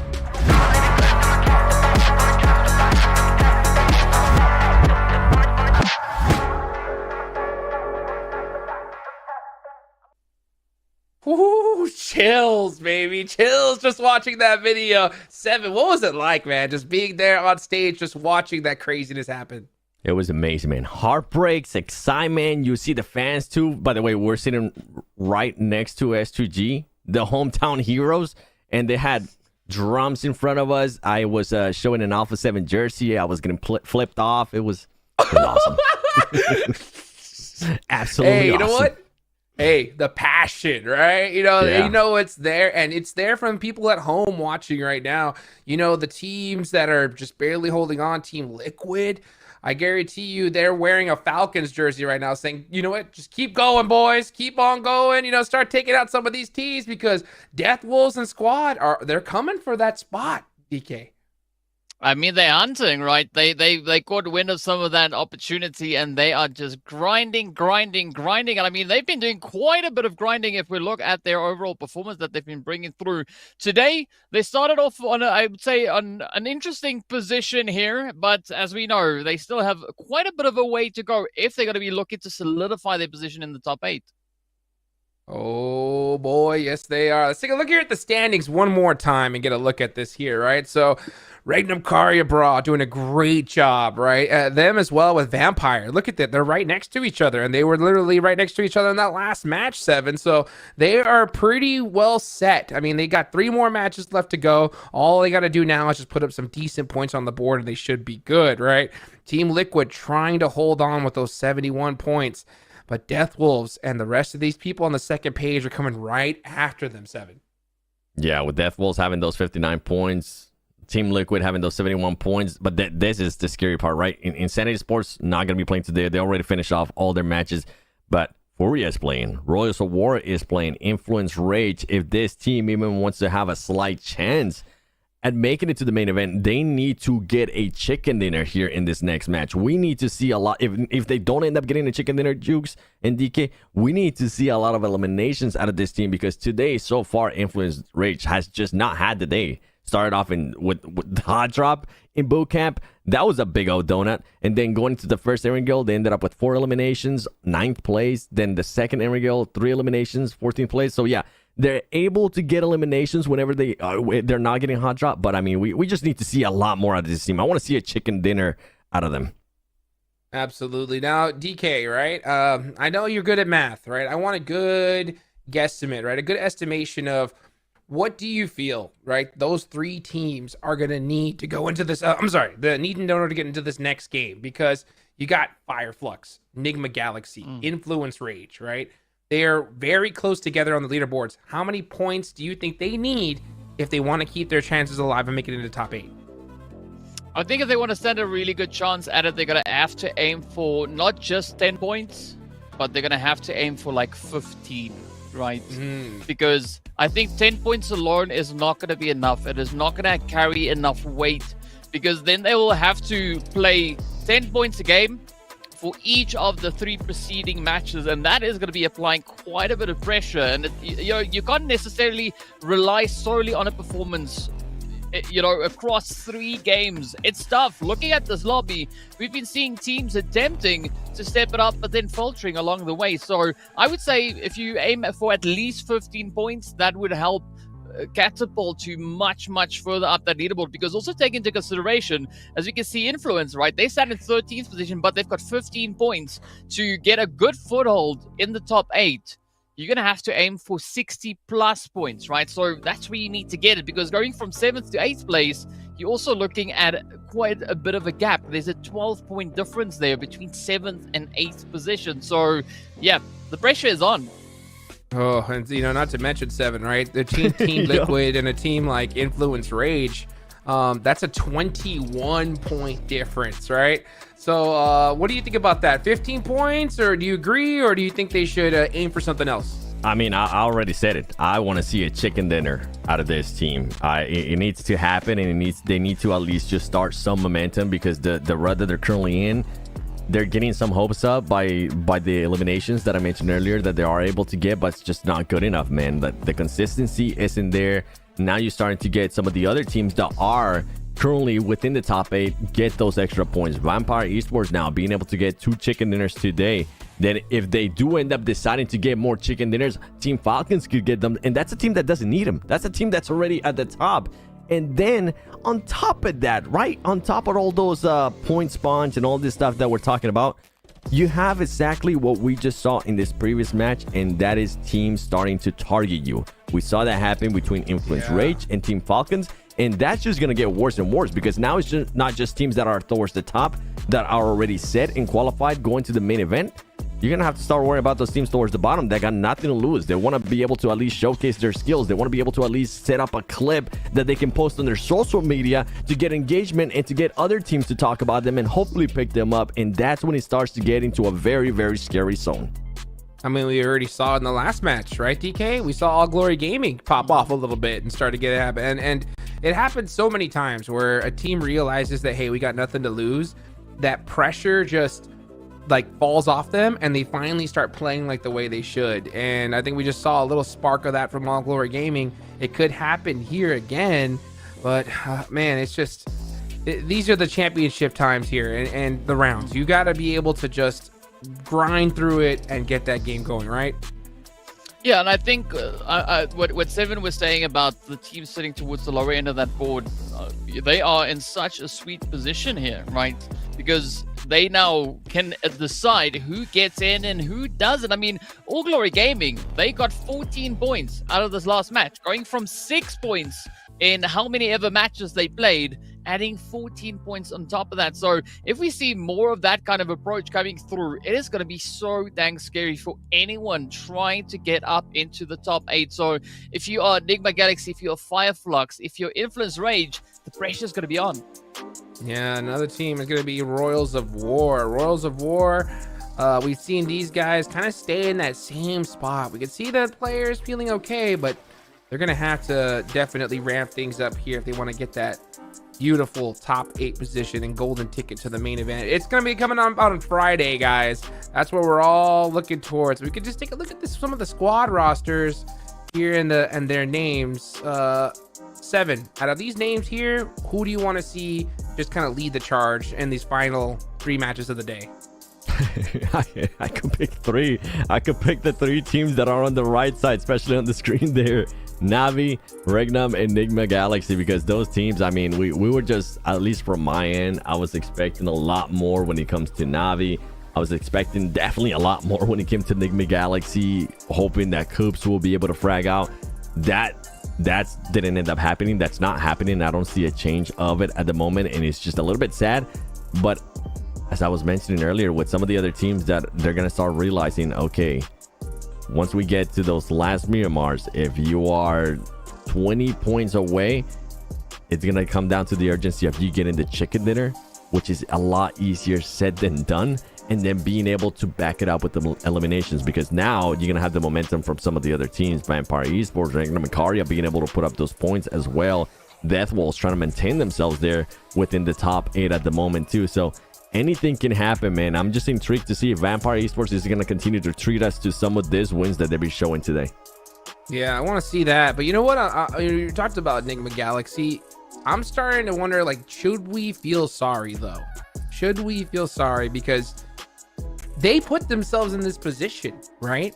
We haven't talked about it at all today, but they kept hot dropping over and over again onto D Xavier. That crippled the amount of points they could have got on their first day of play. You know, imagine if they would have had a performance like Falcons, right? They wouldn't have to really worry so much today like they're having to sweat now. So, I mean, this is definitely a position that they put themselves in, right?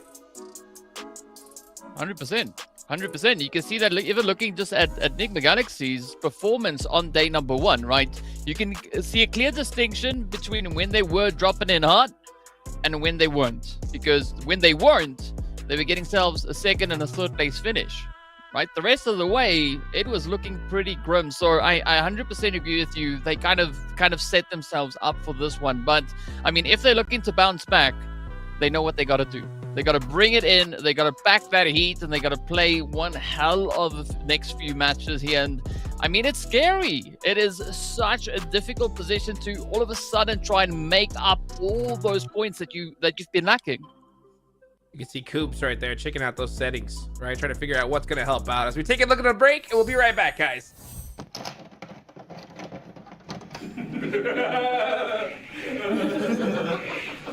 Go. Bye.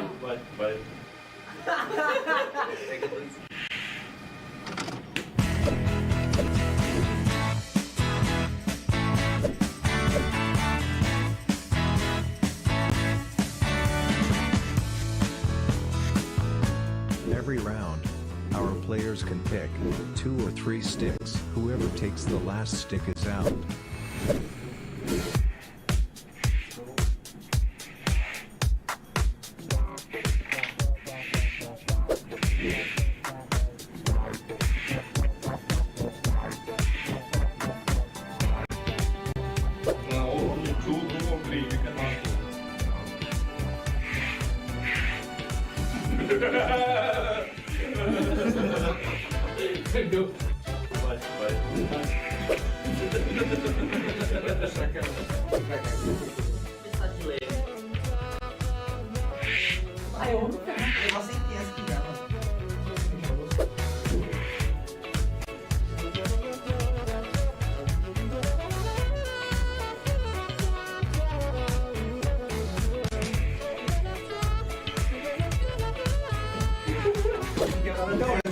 Na minha ideia eu tinha te quebrado, pô.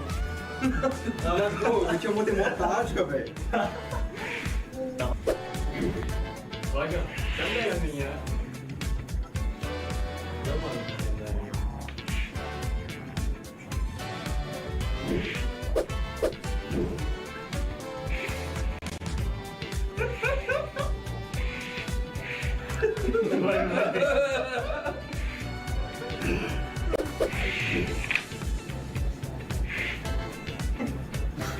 É sorte, velho, sem saber isso.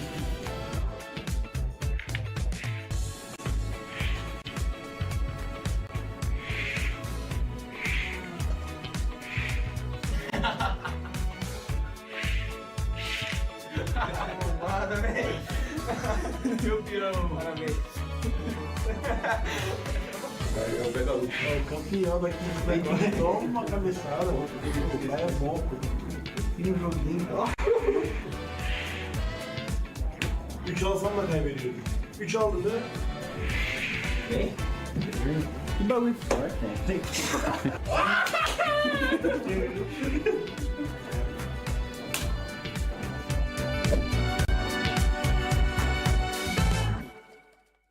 Please pull up your pants, no offense. We'll be dancing in race.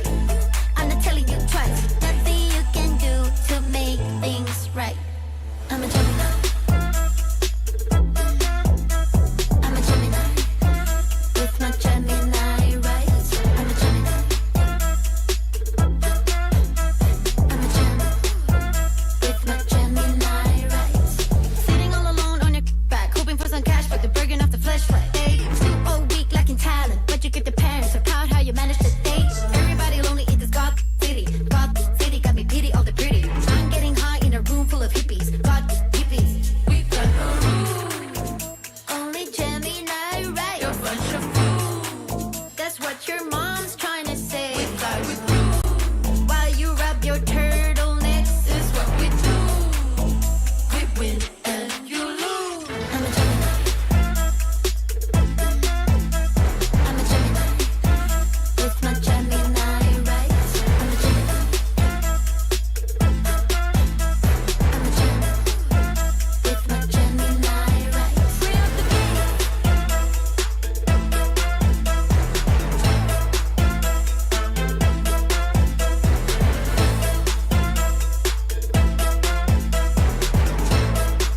Just give me some slice, ayy.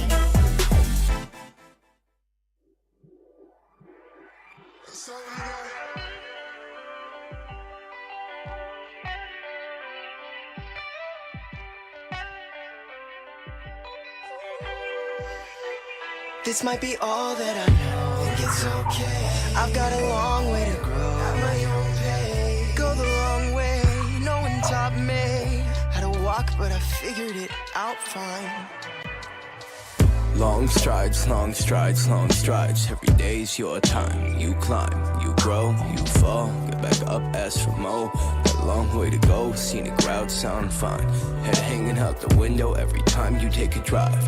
Gotta soak up all this life like you alive. This the only one you got, don't you toss it to the side. Right now's the only time you'll ever be. Right here, on this day, in this moment, in this place. Look around, what you take it all in for a phase, and it's gone. And in place is a place you never thought that you'd be. Where you ask why you went, where you want, that's just all. It's alright, let it fall, we'll rebuild it stronger than it was before. We're resilient, you're brilliant, there's love in us all. You're okay, you're alright. This might be all that every day's your time. You alive.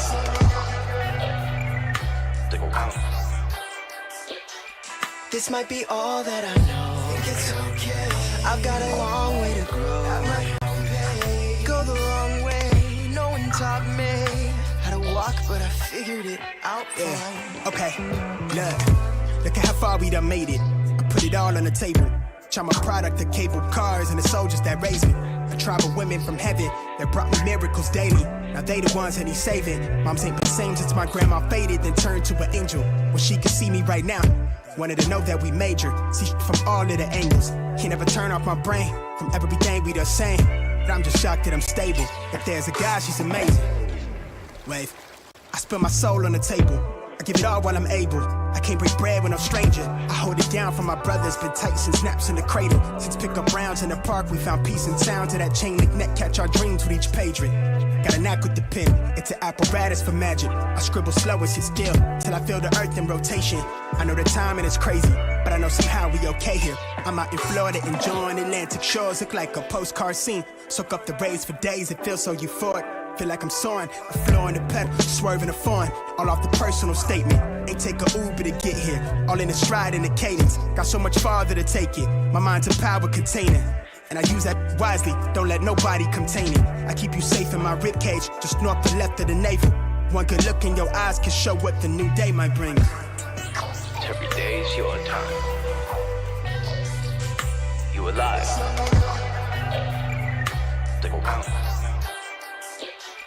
This might be all that I know. Think it's okay. I've got a long way to grow. At my own pace. Go the long way. No one taught me how to walk, but I figured it out fine.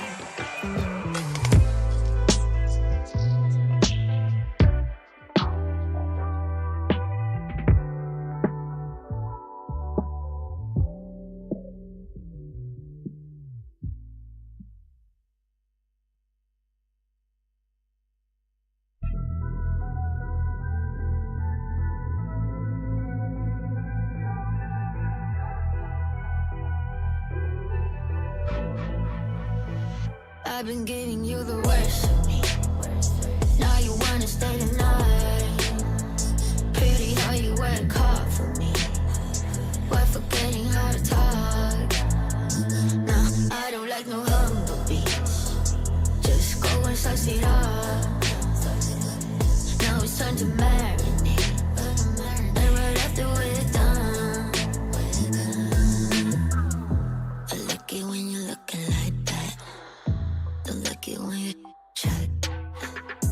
I like it when you're looking like that. Oh, shy, just fine, don't mind my reaction. I like it when you look like that. Don't wanna watch a bugger with a white mouth. Just like it when you're looking like it. No sweets, no rush, can't my attraction. Don't think twice, I'm here for a moment. No, I like him better. I got a church place up and up, make it last forever. I've been giving you the worst of me. Now you wanna stay the night. Pretty how you work hard for me. Why forgetting how to talk? Now I don't like no humble beats. Just go and suss it up. Now it's time to marinate. And right after we're done, I've been giving you the worst of me.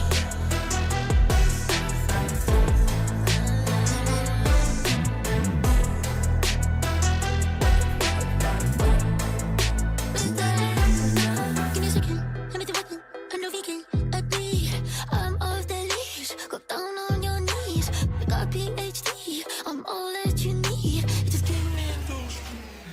I've been giving you the worst of me. Now you wanna stay the night. Pity how you work hard for me, but forgetting how to talk. No, I don't like no humble beach. Just go and suss it up. Now it's time to marinate. And right after we're done.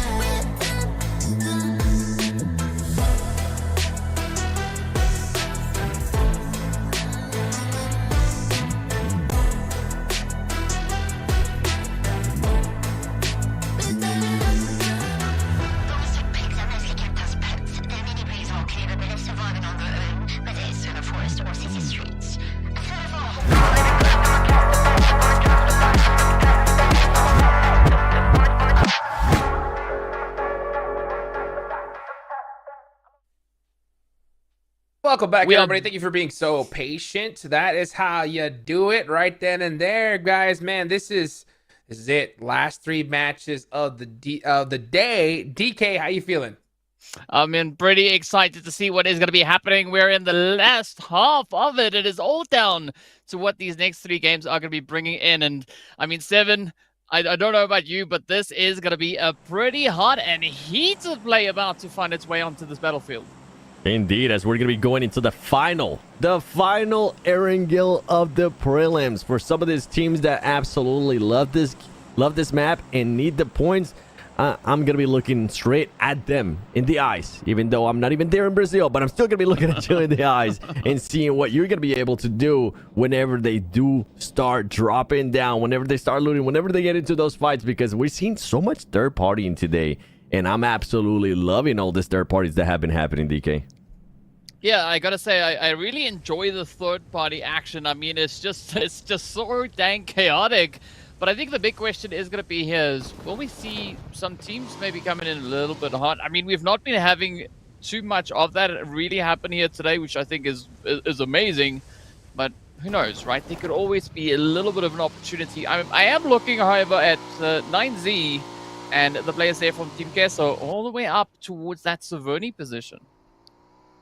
Well, let's see what they're going to be able to do. I'm going to be looking at Enigma Galaxy, a team that needs the points, a team that if they even want to try to do anything, I was talking about Influence Rage possibly getting a chicken dinner here, trying to challenge there for the 8th place. For Enigma Galaxy, is going to come down, at least to this match, at least in my eyes, if they're not able to end up with a top 3 finish, if they're not able to get 10 or more points, man, it's going to be looking so sour for that team.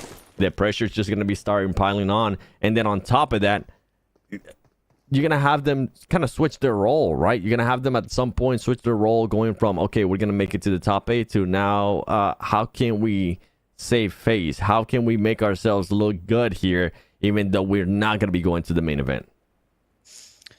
I mean, I think that's where a lot of the creativity comes through, because I mean the teams can really play this in such a, I would say, lucrative way to some extent. So I'm really looking forward to what they'll be bringing out of here. But I mean, for the time being, there is what seems to be a little bit of at least decent tranquility for now out across that map. We did see Navi coming in pretty close towards the players there from the Death Walls, but they broke off. They went to their loot location. But I think the big point of interest at this point is going to be Georgia Ball and those surrounding containers. Yeah, as we were looking there at the two-time winners today, Vampire Esports, just looting around, trying to find anything that they could find as they are down to Primors. I remember they started landing in Primors last year in PMWI, and then after PMWI, after people saw what they were able to do, a lot of new teams started landing there. Usually a place that wasn't really that well known. Boy, they made it well known after PMWI. We're looking towards the circle. Death Walls, you were mentioning them, currently chilling here in military, taking their sweet time. And luckily for them, if they were to end up pushing out at this very moment towards that west bridge, there's nobody camping them. And something that they were able to do earlier was make sure that they ended up rotating a lot faster. Another change that we have seen as we're looking there, the drops and the playing path, Team Falcons is not going to be going to Noah. Team Falcons is going to be going to a completely different place towards south of Hospital. So that's going to benefit them in a big way, especially with the circle that we're currently working with. Yeah, but I think a change up at this point is pretty good because it keeps the teams guessing, right? So if there was a team that was keeping an eye on the Falcons, you know, just trying to hunt them down for whatever reason, now they don't know where to find them, right? Because you've said Falcons, they've gone over towards the western side, but I think hunting a team like Falcons at this point would not be making all that much sense because there's not going to be any benefit in that, right? What it's going to do is it's going to add on more points for the Falcons, and I mean, to what extent, right? So this is where I think the team needs to keep their focus in on playing with a strategy, ensuring that they can make it into those later stages, get as many possible points as they can find, and do so while playing their strengths. Yeah, 100% no team should be dropping or trying to think about hunting Team Falcons. That's just please don't do that. We saw what happened to Influence Rage earlier. Even though it might have not been planned, whatever the case might be, they got absolutely smoked. And then on top of that, Team Falcons, remember what happened in that first game, like Hodges was saying. It was like, okay, you know what, boot camp, you gonna challenge us there? Are you for real? We're gonna make you pay here in Aaron Goes. We see Furia once again on top of Everest, trying to take shots on anybody that's passing by, making sure they make them back off. With the circle just starting to close in, we're gonna have other teams towards the north too. Team Queso, a team that we expected a lot more out of, a team from Latin America, one of the partner teams as well, just not having a good performance so far in this PMGO. And at this stage, that's a team that's not going to be making it to the main event. And we were talking earlier about Influence Rage, Hura Esports, a bit disappointing for me, not gonna lie, DK. I had higher hopes, especially with the way that they were able to start off in day 2 yesterday with the second place, 9 eliminations. Another team that kind of catfished me. I thought, okay, all right, Hura Esports, let's see what you got. And then after that, it was just an absolute fall off. Today, they haven't really been able to follow up with anything. 13th in place, 11th place, 13 points. 13 place again, and not that many elims. So a team that more than likely is not going to end up making it to the main event either. Yeah, I mean, it's quite unfortunate looking at that kind of performance, right? As you've mentioned, second place is really good, but then what we had succeeding in that, I mean, oh, dude, it's quite a bit of a worry, if I'm being honest, at the end of the day. But we can say the same thing about a team like Fireflux, right? Also starting with a decent bang, getting themselves that 4th place finish as we saw on the first Erangel just yesterday, but they just haven't been able to get that same kind of consistency, that same kind of pacing, pushing through the remaining games and, of course, in our matches here today. So it just shows you how challenging this lobby is, right? I mean, there's so much going into this, and even 9Z. Also, we saw quite a bit of a play from them all the way back in day number 1. It seems like they're just trying to get that foothold, trying to get that ball rolling again while making a few little oopsies along the way. Yeah, and I think it comes down to that urgency of day 3, right? Some of the other teams are feeling that pressure. Some of the other teams do want those extra points, and 9C might have not been ready for that. You mentioned they have a good performance in day 1. So far today, nothing close to the performance that we're able to see out of them. A good team, though, that has been able to step it up at least a little bit in regards to eliminations is Fireflux. In the first Erangel that we saw earlier today, 10 eliminations for this team. They were wanting to third party absolutely everything. And then on the previous one, they ended up with 5 eliminations too. So you can see the urgency is there for that team. But as we're talking about Enigma Galaxy, as we're talking about Influence Rage, Fireflux is currently below them. They're currently in 16th place with 47 points. So they need to continue on with that aggressiveness. But at the same time, you have to make sure you don't put yourself in a bad spot, because all it takes is just you losing one player, and then you could have a team like Enigma Galaxy or a team like Royals of War straight up pushing to you, and there goes your hopes for that game. Yeah, and I mean, even looking at a team like Enigma Galaxy and what their capability is, right? If you give them the opportunity to build up a little bit of the momentum we've seen in the past, that they can really capitalize on that opportunity. But as we've been discussing throughout the day, it doesn't seem like they've been able to find that exact moment to strike, right? They did show a little bit of promise all the way back in day number 1, but looking at what we've been seeing so far, right, in day number 3, things looking pretty tough, and I think the zone shift now centering up towards, right on towards Enigma Galaxy, they could maybe be a bit of an opportunity here. Yeah, and if I'm Enigma Galaxy, I'm currently looking good. I'm making sure that all my players are going to be looking everywhere. See if you can possibly get somebody, with them being on top of that Pachinki Hill. they're going to be able to see just so much. And if you can maybe clutch out some extra points, as we do see Royals of War, even though they're not in a hill, even though they're currently in a compound, and the first floor looking out of a window, trying to see if they can get more shutouts. And this is what I was talking about, Enigma Galaxy.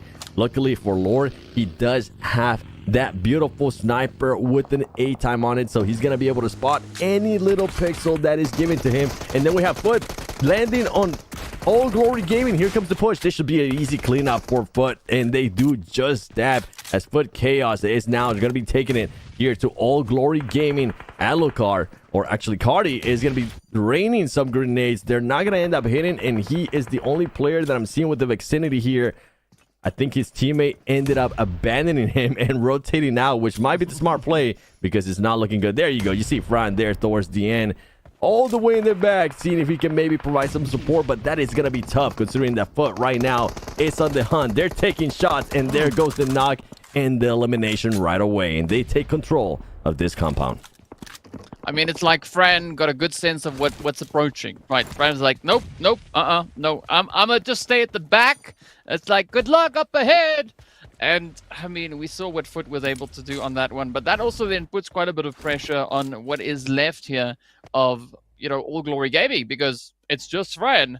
So that could maybe be a bit of a pickup, but we are looking at quite a bit of congestion now starting to pull up in towards the zone. Vampires, of course, going to be looking to get themselves situated a little bit of the high ground, playing the ball here as well. But Schweppes now starting to move out. There could be something about to happen here. It could be. Rangnam Karya there towards the back. And we still have Enigma Galaxy Lord taking on some shots there on Foot, trying to see if he can spot anything. He's not going to be able to. Royals of War currently sitting pretty. A lot of the teams are starting to push in, and I think right now they are set. Nobody got caught in their rotation besides All Glory Gaming. Losing a lot of their players there. Fran nowhere near to where his team was now. He backed off, absolutely gone, and it's good. At least he's going to try to clutch up some points, or he could end up surprising. I mean, you talked about it earlier too, DK, and I'm glad you pointed it out. It was how All Glory Gaming was able to clutch up a lot of points. Yeah, even though they're not in contention to make it to the main event, all those points that they're able to get and make themselves look a little bit better on that overall leaderboard is taken away from the teams that are fighting for that top 8 as we see the circle starting to close in. Yeah, I mean, because they essentially are hurting points to some extent. But speaking about hurting, I mean, there's going to be an opportunity down south now. As you can see, Regnum Karya, Death Wolves, Vampire Esports, all finding themselves really well situated up in towards the zone. And I think we're going to be looking at quite a few clashes now coming in, especially towards the edge of zone, as the teams are going to try and get themselves situated, trying to lock down these compounds ahead of any other rotations that are coming in. But look at this, though. Yeah, with how much open space that there was available, everybody is going to be fighting, and you see it right here. Foot Chaos Esports taking on some shots there on Regnum Karya. They're going to be able to knock one player. They have to jump off that vehicle as it exploded in chaos. Foot Chaos Esports is not looking good here for them, as 3 of their players ended up getting knocked, and it's only 1 player left. And he really doesn't have much, and there you go. He gets eliminated, and now we switch it right. Random Karya being aware, having this wonderful split here, knowing that they were going to get crashed. Fireflux trying to find the opportunity, trying to find the timing right to hopefully third-party this team, as they were taking on some shots there earlier to Foot Chaos Esports. But Chaos Esports, I mean, that was a perfect example of the madness that I was expecting to see once I ended up seeing that circle. So much open space. You know, a lot of the teams are going to have to drive around. A lot of the teams are going to have to rotate. And you are bound to get caught at one point. Yeah, man, I mean, what a really beautiful preemptive situation that is. But as we are going to be looking a little bit closer towards the bridge, Death Wolves going to be taking up an interesting position, right? Opting for a 2-2 split here. As you can see, half the crew holding on the front line, the others now providing that backup up on the bridge. But here we go, Inko Nunez trying to just maybe get out of something, but it's down to 7 as Inko has been dealt such a devastating blow here at the hand of the Falcons. And Falcons once again showing why this is such a scary team. They saw one not coming through it, and they are pushing it. They're pushing like madmen. Here we go. They're going to clean it up. As much as I wanted to be biased, just because that man has the same name as I do, Inco Gaming get eliminated, and their hopes just keep flushing away. And at this point, I'm going to have to pull a hot juice. I'm going to say Inco Gaming needs to stop thinking about making it to that top 8 and start thinking about how they can maybe save face here in this last 2 matches that they're going to have coming up, because they are just so far away. And I mean so far away from those top 8 that they would have to get to back-to-back chicken dinners. And with the way that they've been playing, it's going to be very unlikely. I mean, it's tough to argue the point, right? It's evident. It's right there. So, yeah, hopefully we'll see something happen as we get over in towards the desert. But for the time being, we are still sitting here with 14 teams. Team Gesso now going to be playing a bit of that hide and seek, as we do see them situated up in towards the north. The whole team huddled into one little shack. One nade could definitely spoil their day, but speaking about getting days being spoiled, Influence Rage having a little bumper car action out on the edge. Buncher King just capitalizing, locking in spray after spray, and now it is going to be 9Z also feeling so much of that heat. And Influence Rage, a team that I was hoping we would end up seeing that win. Look at this little boy being able to spot Raouf there from Enigma Galaxy. He takes him down. And they are not going to be pushing, because now they're going to be switching their focus over to Navi. Navi being able to find a spot there on Little Boy makes him calm down a little bit, stop peeking. And right now, in the position that Influence Rage is at, it is going to be so tough to be able to exit out of this. Not only do you have Navi, where they more than likely want to be able to rotate, but on top of that, you have Enigma Galaxy. And remember, you already knocked one of their players. They're going to be waiting for you to make this push out. Here we go. Law trying to make that push. He's going to be running in between two players. The 2-2 split there of Enigma Galaxy. And Enigma Galaxy, it seems like they're just letting that team get away with it. The impossible is happening right now, and I'm so surprised. Okay, there you go. Thank you, Coops. That's what I was expecting.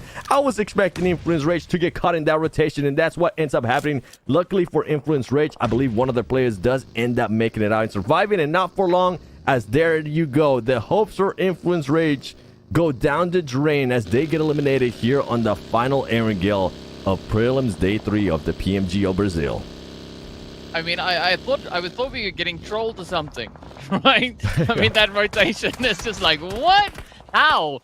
But in the meanwhile, it is going to be Falcons also then just inching their way up towards the edge of zone. Worlds of War now going to be feeling quite a bit of the heat here. But one thing that I'm noticing as we looked over towards Navi just a few moments ago is they actually are holding up quite a bit of a wide spread over on towards that eastern side. So curious to see whether or not they are going to be looking to maybe condense that position at some later point. In the meanwhile, it is going to be Enigma Galaxy now just running on some adrenaline here as they are just peeking all the angles they can find. They still have that full 4-piece up, but Falcons also, it's like they've just found another bit of something, right? The energy is starting to build, it's starting to go, and they've already found themselves 4 eliminations. I'm over here just smiling to myself, looking at Team Falcons just being risky too. Usually when you see a team there in that shack, you see a team just bundle up, just play it super safe, try to be inside the shack, hope that nobody sees you. Meanwhile, what does Team Falcons do as we're looking at Navi here, looking at Team Queso?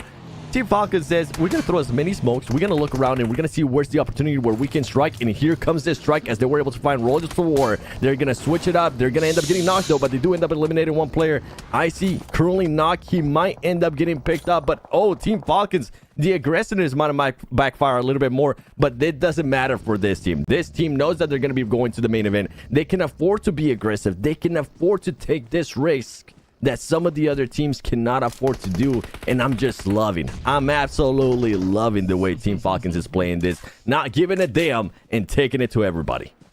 I mean, it seems like they are out here having an absolute amazing time. But now, well, it's going to be up to Navi to see whether or not they can make a little bit of something happening here. They came in just 4 points behind the position that we saw for Enigma Galaxy. And as we know, they've only been able to secure themselves that 1 elimination so far. So the pressure is going to be on Navi. They're going to have to just dominate the hillside over towards the southern edge. And it seems like that is exactly where they're looking to go now, trying to get themselves set up. In the meanwhile, it's going to be top now. Fun out in the open. Freak picking up some points. Enigma Galaxy already up onto 5. But they still have a long way to go here, 7. Yeah, Freak getting that knock, but luckily for Team Falcons not being able to confirm it into an elimination right here. And now if we know anything about Team Falcons, they're going to be like Michael Jordan. They might take that personal and take that fight to them. We have Vampire Esports getting 2 chicken dinners so far today. I'm sure they're going to be looking for that third one. Just send a bit of a statement before they end up going to the main event. They have Regnum Karya nearby. You can see Schweppes just driving around debating whether he wants to take that fight or not. And look at Icy. Not really caring. He's like, okay, I know you guys are far away, but I'm still, if you give me the chance, if you give me the slightest pixel, I will take these shots down on you, as they're doing so right now to Stone. And on top of that, they're making it there right there in Schweppes. And that, just as I was mentioning, here you go, Team Falcons. So far away, it doesn't matter if you have 3 times. It doesn't matter whatever scope they have. They're going to be taking out these shots here to Vampire Esports and making the end of the game a little bit easier for them. Oh, look at the rush though. Vampires getting swept under the rug, right? They might have evaded the Falcons, but I mean, they pushed on into the Royals of War. I mean, what a play. I mean, looking at what we had coming through there from the Falcon side, it's like they were sitting there pushed and ready to go. Suddenly the other team's like, I dare you to move. I dare you. Try it. And then, I mean, they let loose, right? They got the space, they got the Blaze. And now, speaking of Blaze, though, Ura going to find themselves in a little bit of a tricky situation, as they are also still trying to recover a little bit of the ground. But they do find 2 plays up into action and top. Yeah, Icy there being the last one standing. Enigma Galaxy, I mean, for Enigma Galaxy, this is perfect scenario right here. They do need those points. A team that wants to get on those top 8. And Icy, meanwhile, he sees somebody from Hura Esports trying to be cheeky, trying to sneak up on them there with a buggy. And he says, no, you're not going to be doing that for us. Meanwhile, Freak and the squad are going to be keeping their eyes locked in on Falcons, as Falcons is just continuing to take that fight. I wonder if Freak's going to be able to see this right here with the PP Bison. Okay, all right, if you want to do that, go for it. Navi now is starting to get pushed. We saw what Navi was able to do earlier when they needed to defend one of these compounds. They're going to have to definitely defend this against Deathwolves, the team that's trying to make it to the top 8 and actually stay within the top 8. Navi's going to turn up the heat, though. Here comes the push, as you do have some players throwing nades, trying to get those knocks. They're trying to go on the offensive as well, getting a good knock there from Deathwolves. Oh, and he gets eliminated too. Navi having to slow it down. One of the players, King, does end up getting a little bit hurt by the nade that was thrown by the Deathwolves players. And here comes the push. They're just chasing each other right now, DK. I mean, Navi just out here getting them claps going. Let's see whether or not they are going to be able to find the final blow into the side of the Deathwolves as the blue zone comes up, nipping at some heels. But it does seem like Gonzo and the rest of the crew, they are prepped and ready to soar as they do find a bit of an opportunity through the window. Gas can is there. It goes off. The HP bar takes quite a bit of a chunk, and that is it. The angles have been played. Oh, Deathwolves getting sent on back. And here we are left with 6 remaining teams. And already 3 teams getting themselves situated up into a zone. Nigma, Navi, and Falcons now have to get themselves situated. Yeah, Enigma currently outside of that circle. Luckily for them, they have some points on their board, but it's not going to be enough. They need more. You have viewers downing themselves. Those Enigma Galaxy fans right now trying to do the math. Is this going to be enough? If they continue to do this, is it going to be enough? Let me be the bearer of bad news. They need to do more. They need to do a lot more here if they even want to try to make it into the top 8. Because if we think this is madness right now, wait until we get into that final match in Miramar. Anything can happen. Targeting can happen. Hot drugs can happen. I can't wait to see what's going to happen. But you know what's happening right now? This Navi team trying to make a push, trying to wrap around Regnum Karya, and it ends up backfiring for them as one of the players gets knocked and gets eliminated. Luckily for Navi, Gonzo gets... Oh, I thought he was going to get away with it, but Navi's not able to. That rotation was just a bit too much, and Regnum Karya takes full advantage of it and adds some points to their tally. I mean, what a step up, what a play that is that we see coming through here from Regnum Karya, but we are still not having any decisive plays here. Because, like, looking at Enigma Galaxy, they now need to make a push for zone. The blue is going to start closing up on them. I'm not quite sure where they're going to look to go, because this is just open, barren fields, not a lot of options with regards to positioning. This is, again, going to be a serious case of hide and seek, but out in plain sight. Oh, okay. Enigma Galaxy just got the luckiest bless in the whole wide world as the Team Falcon players ended up getting eliminated. I think whenever they were making this push, I don't think they were aware that there was still one player there from Team Falcons, and they would have been super exposed to him. So they definitely get lucky, and they are barely, and I mean barely, within this circle. The push out, whenever they do end up having to push out, is going to be tough. They need to wait for Team Queso to come a little bit closer, and then we're possibly going to start seeing those snakes just laying down, inching up closer and closer to each other, hoping that they don't get caught and hoping that they can surprise somebody else. Team Queso, a team that I've been wondering what's been going on with you. When are you finally going to show up? They're not going to be making it to the top 8, but I mean, it goes with what we've been saying, that they could be more teams towards the bottom looking to clutch up those extra points and make themselves look even better here when we get to the final overall. Yes, sir. And as we know, with great power comes great responsibility. And, well, there's going to be quite a bit of that now at play here. As, I mean, Nigma, beautiful setup up towards the north. But how are they going to be able to recoup it if the zone doesn't shift their way, right? Because looking at the position that they've got, they can get the play over on towards Regnum Korea. They can get the angles onto Wheels of War and, of course, on towards Team Queso. But now all of that gets turned on its head because Nigma, well, they're going to have to take the plunge here. They're going to have to, as well as Regnum Korea, if I'm not mistaken, where they are currently at least the majority of their players, it's not going to be within that circle. And guess what? Team Queso, they're currently looking pretty. If I'm Nigma Galaxy, I'm looking to hop on this car right here and make a push there towards that Team Queso player, 2MV. He's looking like he's going to be in a good spot, even though it's easier said than done because they're going to make themselves a big target. But that decision needs to be made. It needs to be made soon because they're going to have to push out at some point. You can see they know that he's there. They just don't know how many players are going to be there from Team Queso. Here comes the push. A 2-in-1 split. Exactly what I was thinking was going to happen. You know what? They don't even decide to push it all the way. They decide to just get a little bit closer to the circle. Maybe they can make their way by just snaking around. And I think that's what's going to end up happening as the shots are going to keep on coming through. They're wanting not to even make this push in the car. They want to make it on foot. They want to make it a little bit harder on themselves. They want to be a little bit more flashy. 2-2 split here from Nigma Galaxy, trying to catch the player from Team Queso. Meanwhile, as the fights continue in the background with Royals of War and Regnum Korea trying to be snakes. They end up getting caught there by players from Team Queso. Wow, we just see shots flying all over the place. Team Queso finding a few pickups, but getting picked up themselves. It is going to be Rauf with a very cheeky reposition, moving up right alongside M2M. But here we go. Team Queso holding nice and steady. Regnum Korea also now essentially down to a 1P. So let's see whether or not Nigma Galaxy can follow through, get their hands on that winner chicken dinner. You said before, Seven, that they were going to have to do better. I said the teams are going to have to try and get more than 15 points, or at least 15 points at a minimum. If Nigma Galaxy continue with this flow, that is exactly what they are going to be unlocking come end of this match.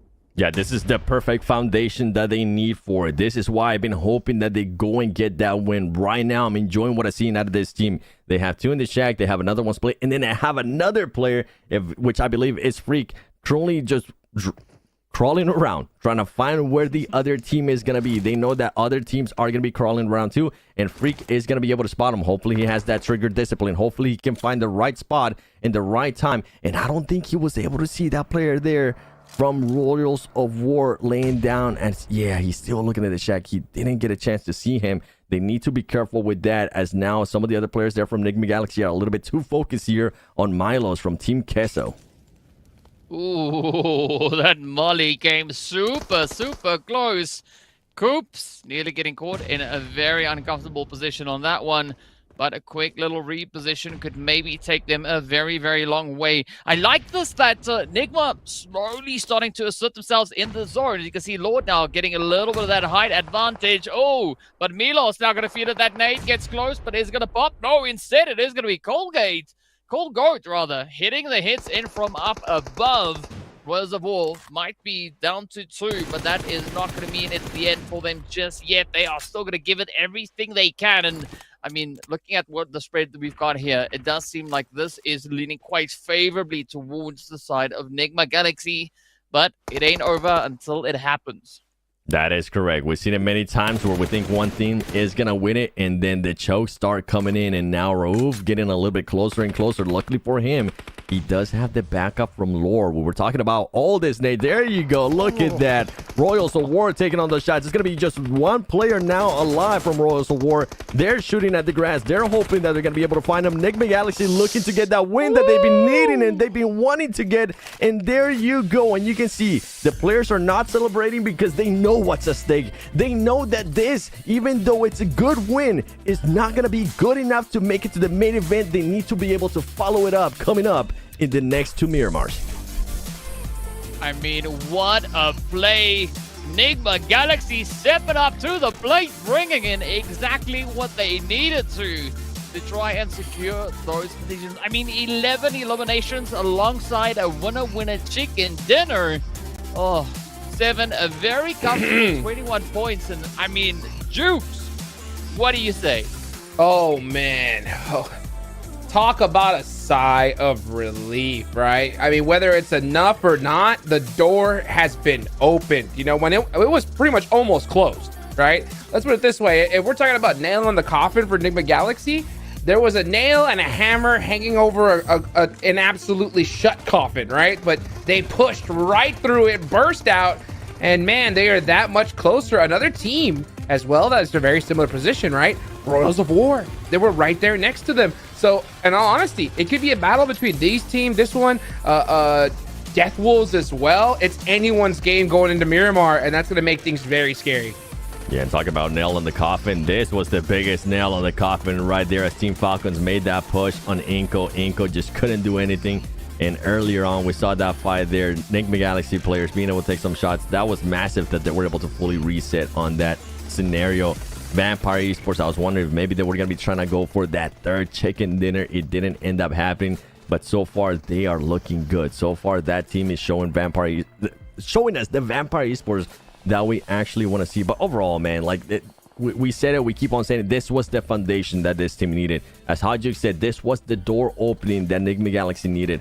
Now they need to continue on. Side of relief, no, they know what's at stake. They know that the job's not done. They know that possibly they could end up getting hot drop, but this is how you want to react. This is what we want to see. This is what the fans for Enigma Galaxy want to see, an 11th elimination chicken dinner. And not just that, look at the amount of damage that they were able to output too.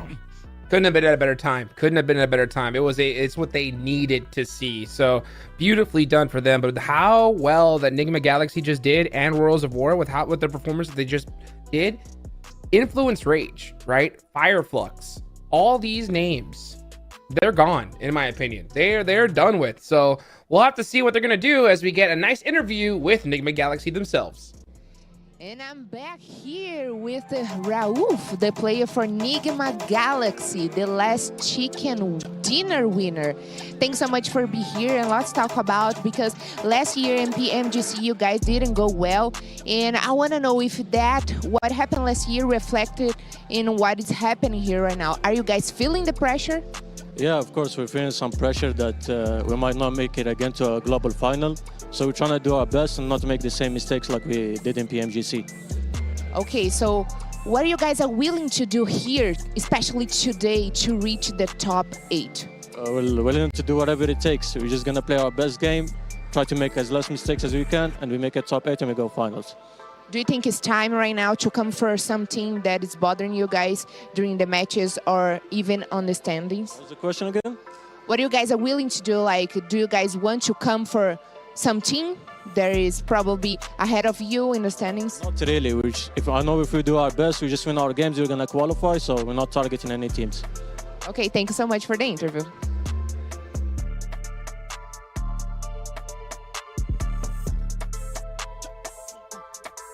Yeah, no targeting. No targeting at all for Enigma Galaxy right there. Now, a team that can do it is Team Falcons, as Action's going to be the MVP on this one.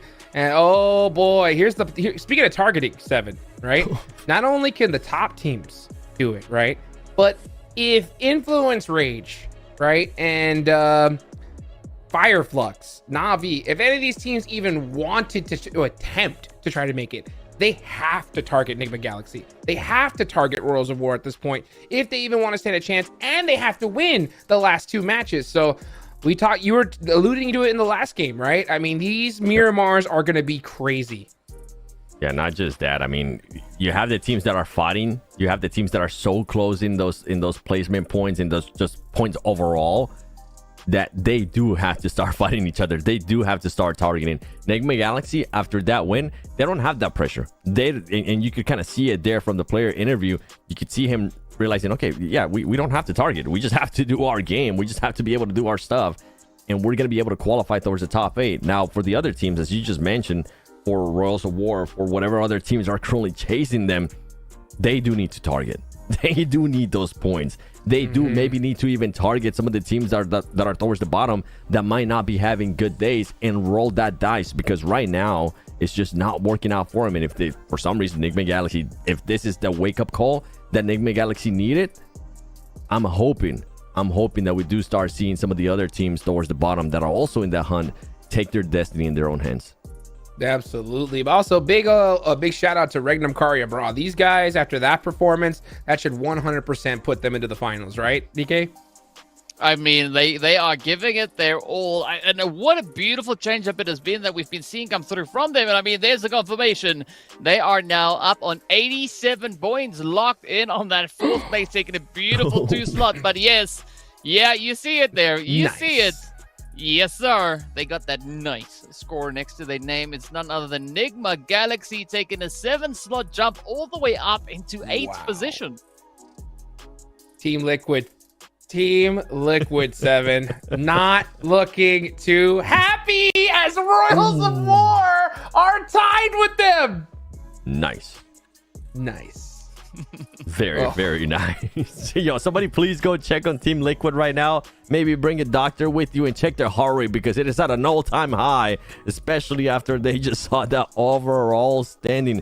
Death Wolves, the crazy part, look, is that Death Wolves is still in contention there as well. Furia, technically, they could try to do it influence rich. Like, all these teams, they're still within a chicken dinner, and their name is going to be put on the list for that final game. That's what I'm saying. It's going to come down to that final game. If one of those teams that are currently in that contention within the 50-something points, they could try to get in there, Jukes. They could try to make it to those top 8, and it's going to be making it even harder for some of the other teams like Team Liquid currently watching.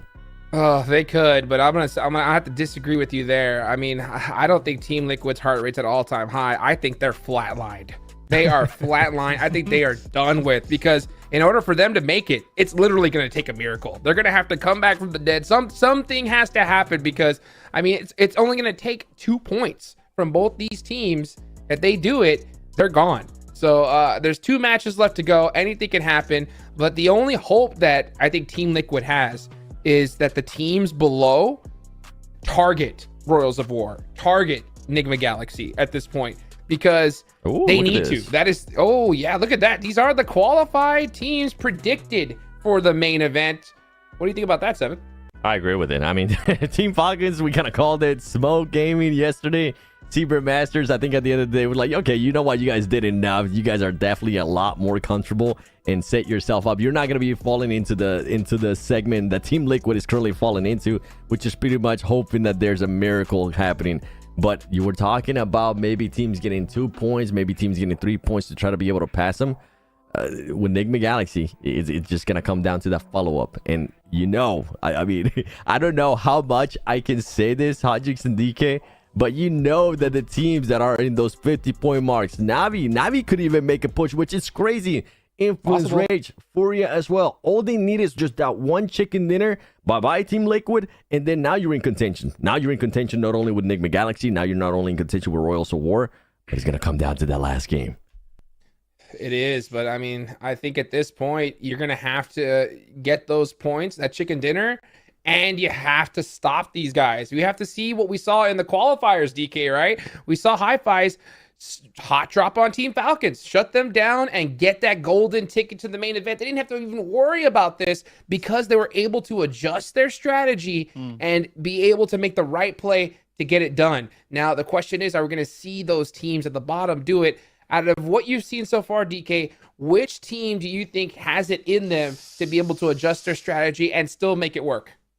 How many choices do I have? Because I think I can throw a few names There's in a the lot. pot there. Yeah. I mean, there's a lot of teams that are going to be looking to step it up. And I mean, we were looking at 2 points, right? 2-point deciding factor here. And I think there's more than one team that is going to be able to secure 1 or 2 points coming into this next bit. So it is going to be absolutely nerve-wracking moving into these last few games. Oh, and guess what, guys? I can hear the pitter-patter of some nervous feet because Miramar is about to get going. And here we go. Seven, thank you so much. We're going to catch you here in the last game. It's going to be me and DK taking this one on. And oh, it's an important one here. First Miramar of the day. You have to set the pace. You have to get it done because in the last game, I really do think it's going to come down to like 1-2 points of who makes it into that top 8. You do not want to be in that position. Now is the time to shine. We need to see a back-to-back performance here for Royals of War and Enigma Galaxy if they want to feel at all comfortable in the next game. I mean, like, we're just sitting here watching, and I'm already feeling my heart rate starting to climb. And I mean, this is such a contentious play. I mean, this is even just the prelims, right? It's not even the finals. It's the prelims. We're looking to see who's going to be making it up into the main event. And I mean, what a lead up this is, getting closer to that. So yeah, talk about pressure. Miramar is going to be full to the brim with some pretty sweaty decisions that have to be made here. Here we go. First circle comes on up, and it's going to be right dead center. So nothing too crazy. El Pozo's not going to be in play, so Enigma Galaxy are going to have to loot up pretty quickly and start heading into this next circle. Meanwhile, we got teams like Navi, Influence, Rage, all the way at the bottom of the map. Royals of War in Los Leones. These are the teams that we're going to be staring at big time here. Now, you know, we're talking about teams that have the ability to gatekeep at this point. Team Falcons, Regnum Caria Bra, and Vampire. They've done enough. There's no way they're not making it at this point, right? So as long they can pretty much decide what they want to do when it comes to gatekeeping, all that kind of stuff. Enigma Galaxy, Royals of War, you know, Death Wolves, Furia. I mean, there's so many names, right, that need to make this happen. Even if I was even Fireflux's coach, right? It's not impossible. It's improbable, but it's not impossible, right? If you're Fireflux with 47 points, the strategy has to be, we need to stop Enigma Galaxy, Royals of War, and Death Wolves somehow, right? And we need to win this next match. If we don't do it, it's 1,000% over. I mean, they're going to have to drop a 20 bomb to pull that move off in this match, right? If you're for the Fireflux is going to be looking to clutch up like that. So, yeah, the pressure is on. I mean, and knowing Fireflux, it's not an impossibility, but as you said, it's all down to the level of probability of that happening in this particular game. And we use the evidence of the previous matches to try and kind of help us figure out what the odds is of that happening. So, I mean, if they've been hiding some insane tactic over the past few games and the past few days, now would be the time to let it loose. But looking at what we've got here, I think this could definitely make for an interesting dynamic, looking at how we've got that zone positioned. I mean, Furia finding themselves in a very comfortable spot within that zone, nearly smack dab center. They don't really have to move all that much, but this also allows them the opportunity now to get themselves set up, right? Lock in those positions and make sure that they can defend if they see someone rotating up.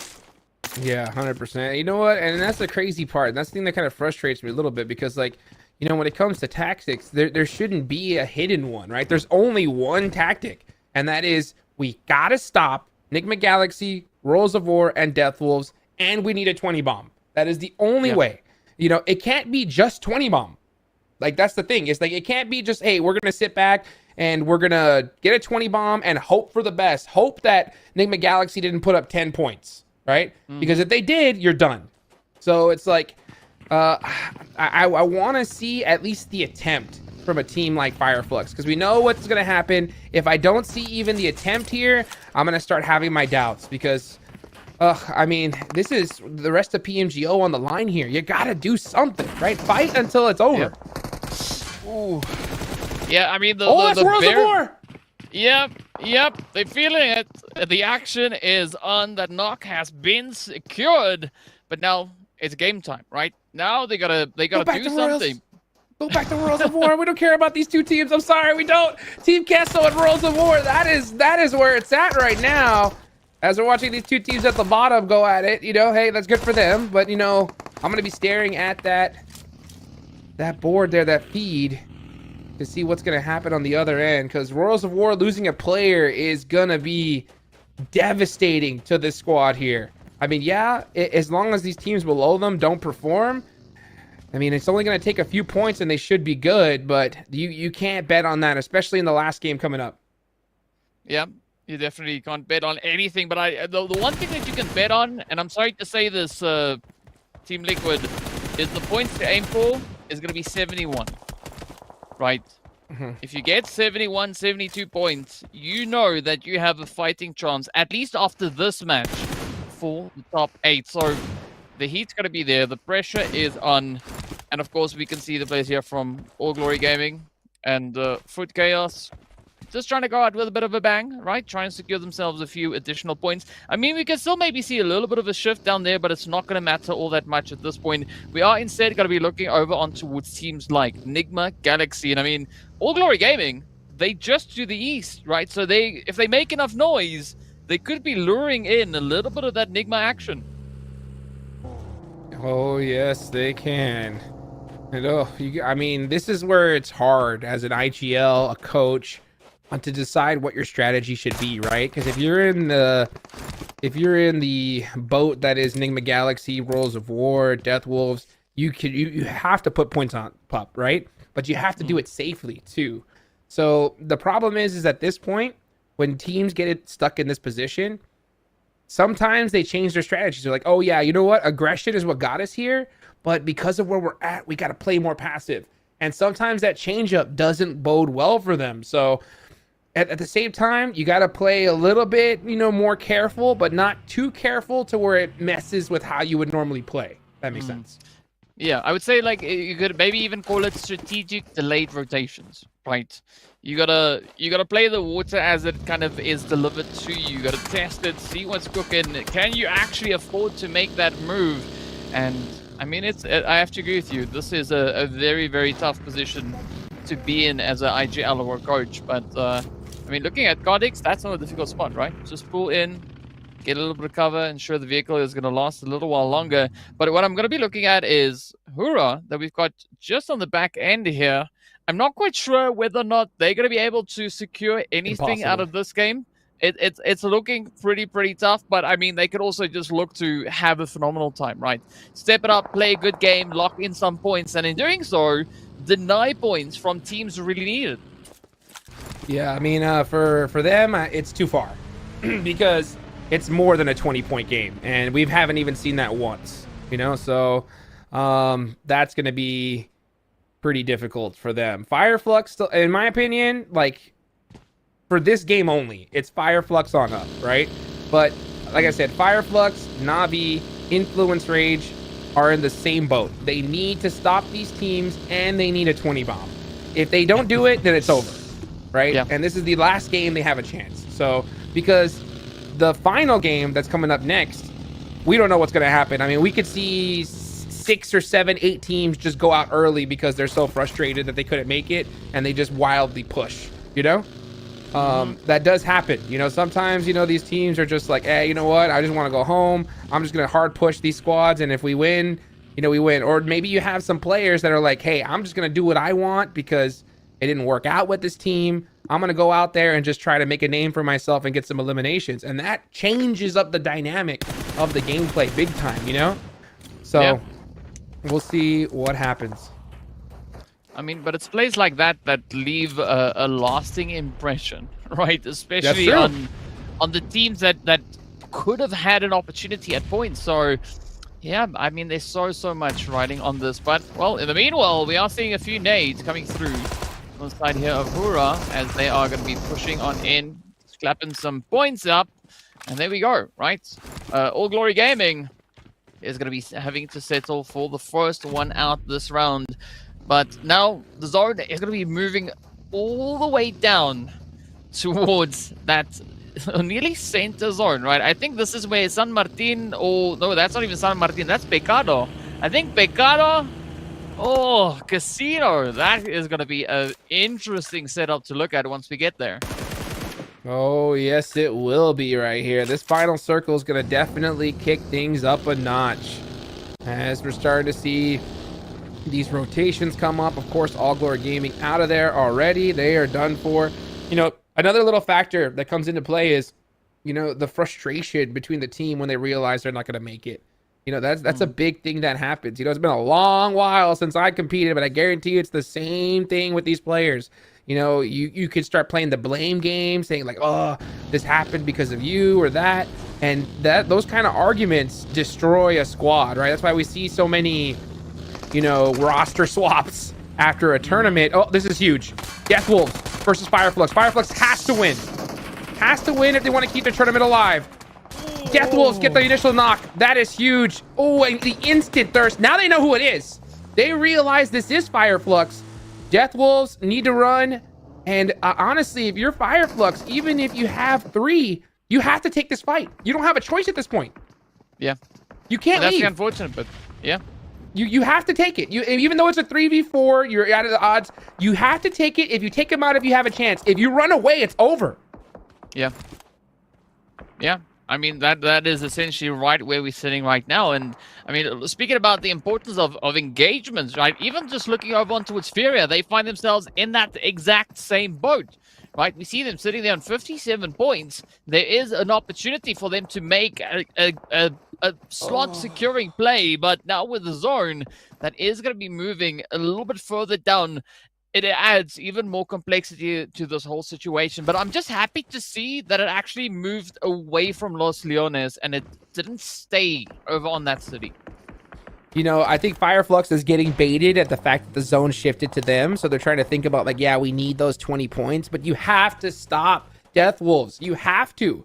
You cannot afford for them to even be up in this match at all. They can't get any points.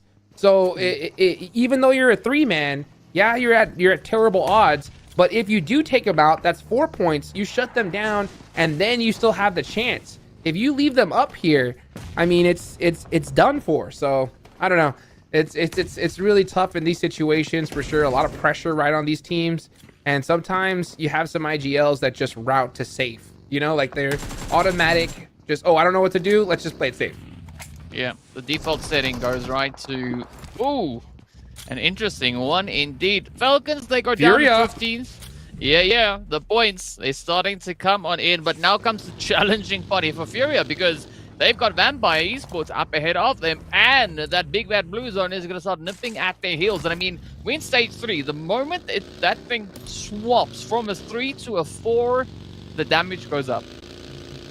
Oh, yes, it does, and it really starts to hurt. Zone 4 stings, and then Zone 5 just chunks on over. So we'll see what happens. You know, Fireflux now knows where Death Wolves are at, right? They have 100% knowledge of their position. So they're keeping them at bay for now. But, you know, every single team that gets eliminated is a bigger chance that, you know, teams like Death Wolves on up are going to get more placement points. So, you know, these teams now need to stare at that elimination feed, start counting in their head, having a good idea of who's still up, where the leaderboards are at, and have to apply their strategies accordingly. Because I kid you not, if Enigma Galaxy, Royals of War, or Death Wolf get 10 points here, they're making it. Yeah. 100%. 100%. And then, I mean, then Vampires are going to have a whole different thing to start worrying about because, I mean, once these teams start nipping at your heels, it also puts quite a bit of pressure on. So that's why I actually can't wait to see what is going to be happening once we make it into that last match of the day. But before we get there, we still got to work our way through this last, well, at least the first Miramar of the day. Hura, though, surprisingly taking a very quiet position over onto with the eastern side. Team Gesso, though, on the other hand, they are right there up in the heat of pressure. 9Z also going to come in, knocking on their door. And again, right now we are seeing points being denied from teams that need it. Yep, and that's the problem, and that's what we were kind of alluding to, because in the next game, you're going to see teams just decide to push each other for no reason, and that's points that are going to be taken away from squads that desperately need him. Now, Furia needs this. So Furia understands the situation. They're pushing Team Kessel. I love to see this from the squad. Yeah, they can play it, you know, safe. They can rotate away. No, they need these points. Every single one they can get. And they're doing it the way they're supposed to. Here they go. Let's see where this one goes now. Krista's just on the edge, trying to peek in through the windows, but there's just so much movement happening in between. Adrian, in the meanwhile, is going to get knocked on down. Ooh, come on, Furia. They could still put this one in the bag. Already sitting with those 4 points on board. Going to go in for a quick pickup while the rest of the team looks to get up the points. There we go. Kesso getting one down. Now, the pressure is building up. Are we going to see Furia land that final confirming blow into the side of Team Kesso? Man, Furia are doing everything that I wish we would have seen from teams like Influence, Rage, Na'Vi, and Fireflux. They're taking their future into their own hands, right? They're taking that early game, and because they know that, hey, we need 20 points, right? We need a huge, huge game here. So 6 eliminations already, all 4 players up. This is how you start it, right? Now, they didn't do the you know, attacking Enigma Galaxy and Royals of War, but this is one key, right, to opening up that door. And that door at the other side of it is the finals, and they're trying their hardest right here. So let's see if they can continue on over. This is huge. Death Wolves versus Na'Vi, and Death Wolves seem to be getting the better of them. Oh, these continuously locking on in. But you know, one thing that I also just realized looking at the standings is that if this match goes well for a team like Nigma, Royals of War, or even the Death Wolves. Fireflux? What? This is all those 3 teams. This is all those 3 teams. Na'Vi eliminated. That's done for. Fireflux isn't hurt. I am just staring at the feed right now as Influence, Rage seem to be into it with all of them. And oh my goodness, what a crazy fight. Na'Vi done for, and that's going to be it, folks. There's no way I think they're going to be able to make it with just 1 game left, especially the last game of the tournament. So Influence, Rage still alive. That's 1 more team out, but that's Worlds of War. This is a huge fight.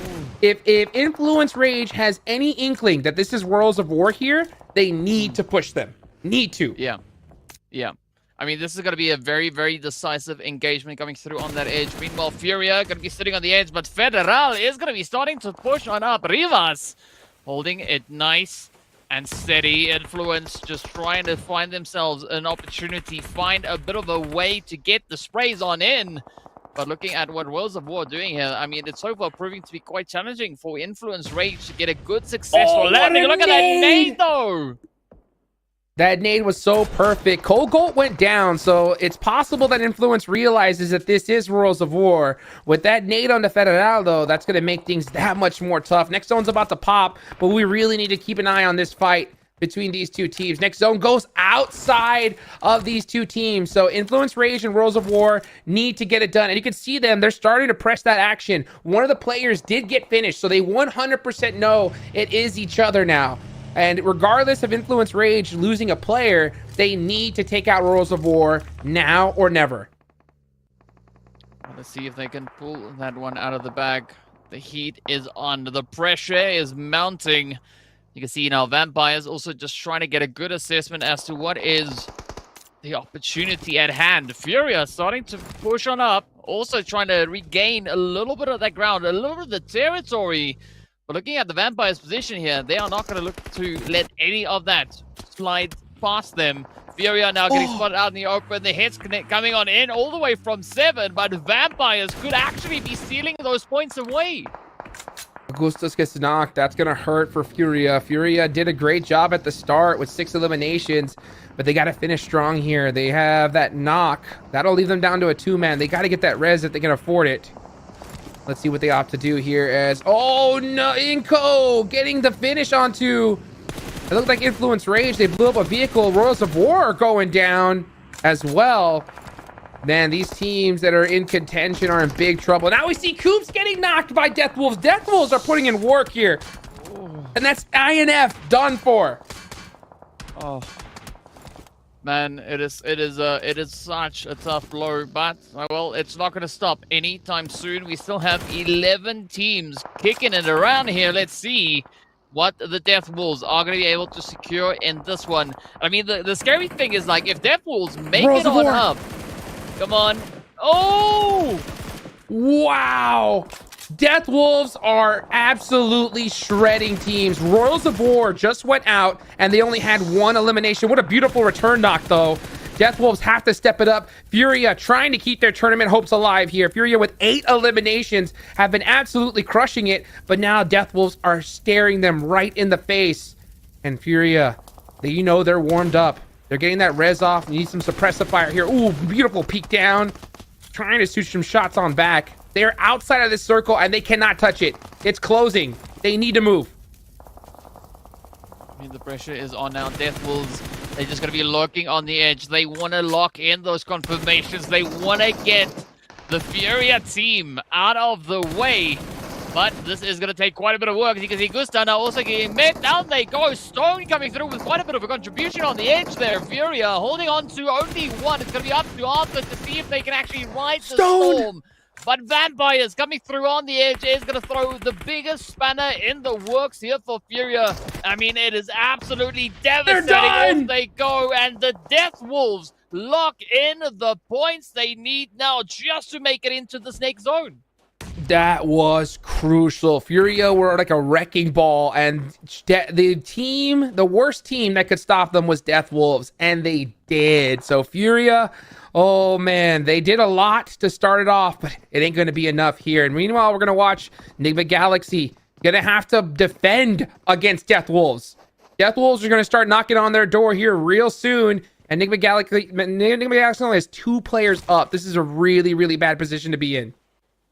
Yeah, and not to mention that we do also then see Fireflux just holding north of them. So Fireflux definitely in a position to play a major upset here at the expense of either Enigma or the Death Wolves here. So, I mean, quite a bit of power now in the hands of Solke and the rest of the team here from Fireflux. So let's see what their call is. Because also, as we can see just behind them, Regnum Karia also now starting to get a little bit of a sense of something happening in the vicinity. But Death Wolves trying to figure out what is going to be the best way to get themselves back into safety.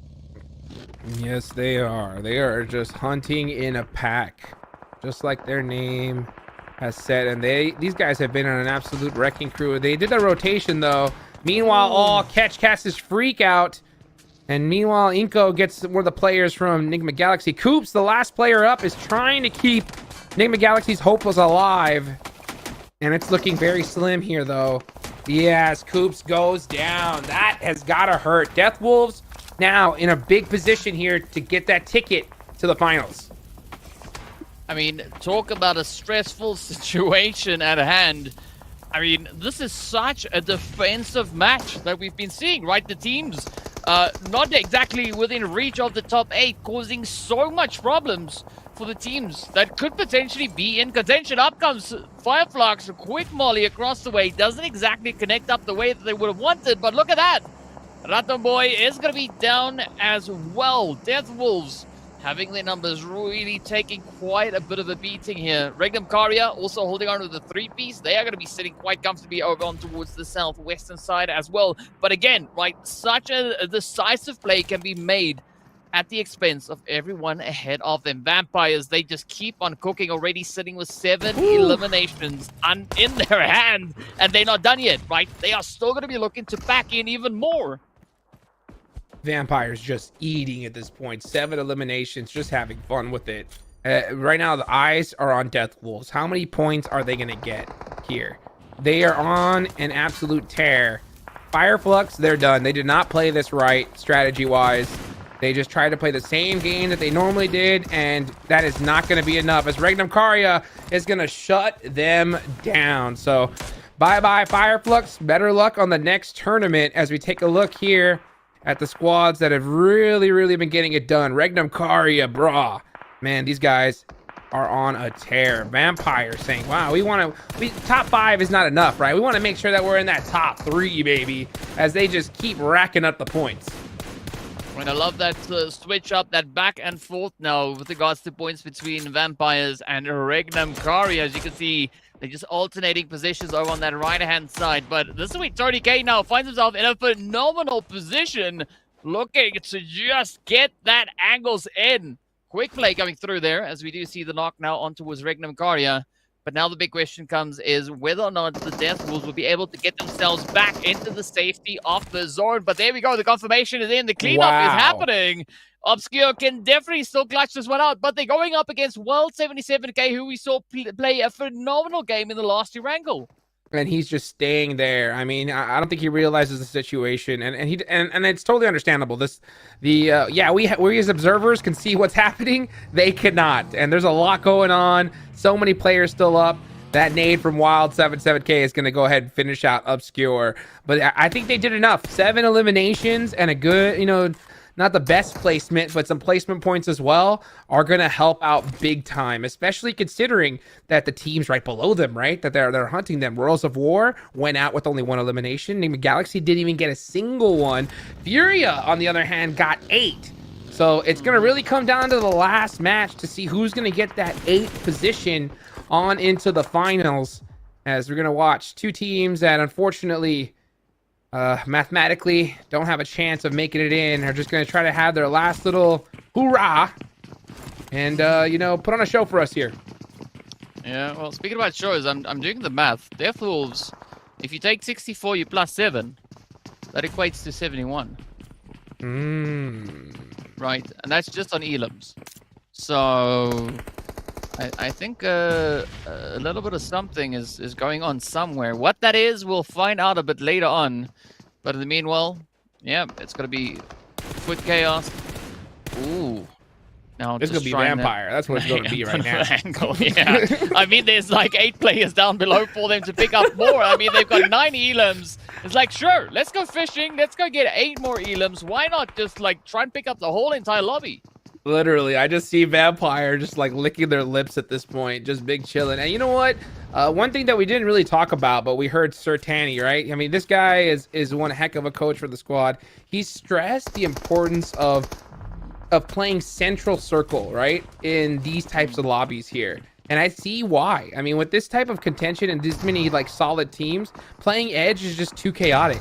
So I need to see more teams utilize that strategy here, because I mean, once you get that central zone and you're in a position like the way they are, look at this. They're just going to be soaking up points like crazy. They're stuck. There's nothing these 2 teams can do. It's right now. It's how many points are Vampire going to get? How many more? Yeah. I mean, well, we've got Regnum Kari also still in the mix, so it's essentially a fight to see who's going to be sat in 4th and who's going to be sat in 1st place, right? But I mean, they're also just widening the gap between that 4th and 5th place, and of course whatever's trailing behind them. And one thing that I was wanting to say earlier is we've been talking about Team Liquid now, having quite a bit of a stressful situation, then flatlining due to points. But next Ria could be the next team to really start, wondering whether or not they've got enough points on the leaderboard. That's a good point too. Oh, it's gonna get crazy here. I can't wait to see the overalls after this one. And here comes Vampire running on down the hill. Oh, starting to get some shot a little bit, but he said, no problem. I got some nades for you. Let me go ahead and send these on down. Hello. Oh, hoorah. Not feeling too good as they are eating an absolute red zone. Here comes Stone. One more nade. Is it on point? Looks pretty good. It's kind of hard to throw. You have to cook it perfectly with that little hill there. That's going to do it, though. Yep. Yeah. Schwab says, nah, you know what? Forget it. He actually ran up with the DBS and gets thirsted. But you know what? When you're so high on the leaderboards, you can do that. Yeah. I mean, but that's exactly. Inko said, "Okay, enough of that, guys. Enough of that. All right, calm down. Cut it out. But well, it's gonna get snuffed quickly, right? Because we are in stage 9. No more zone. It's just blue. That's all it is. It's just gonna close on up, and it's gonna take no names, take no nothing. It will just bulldoze its way on forward. But it's gonna be between Inko and Regnum Kari to see who's gonna be walking away with that winner chicken dinner under their arms. And well, yeah, Regnum Kari, they out for it, right? They want that chicken. Uh-oh, finding the toes. Oh, kiss you.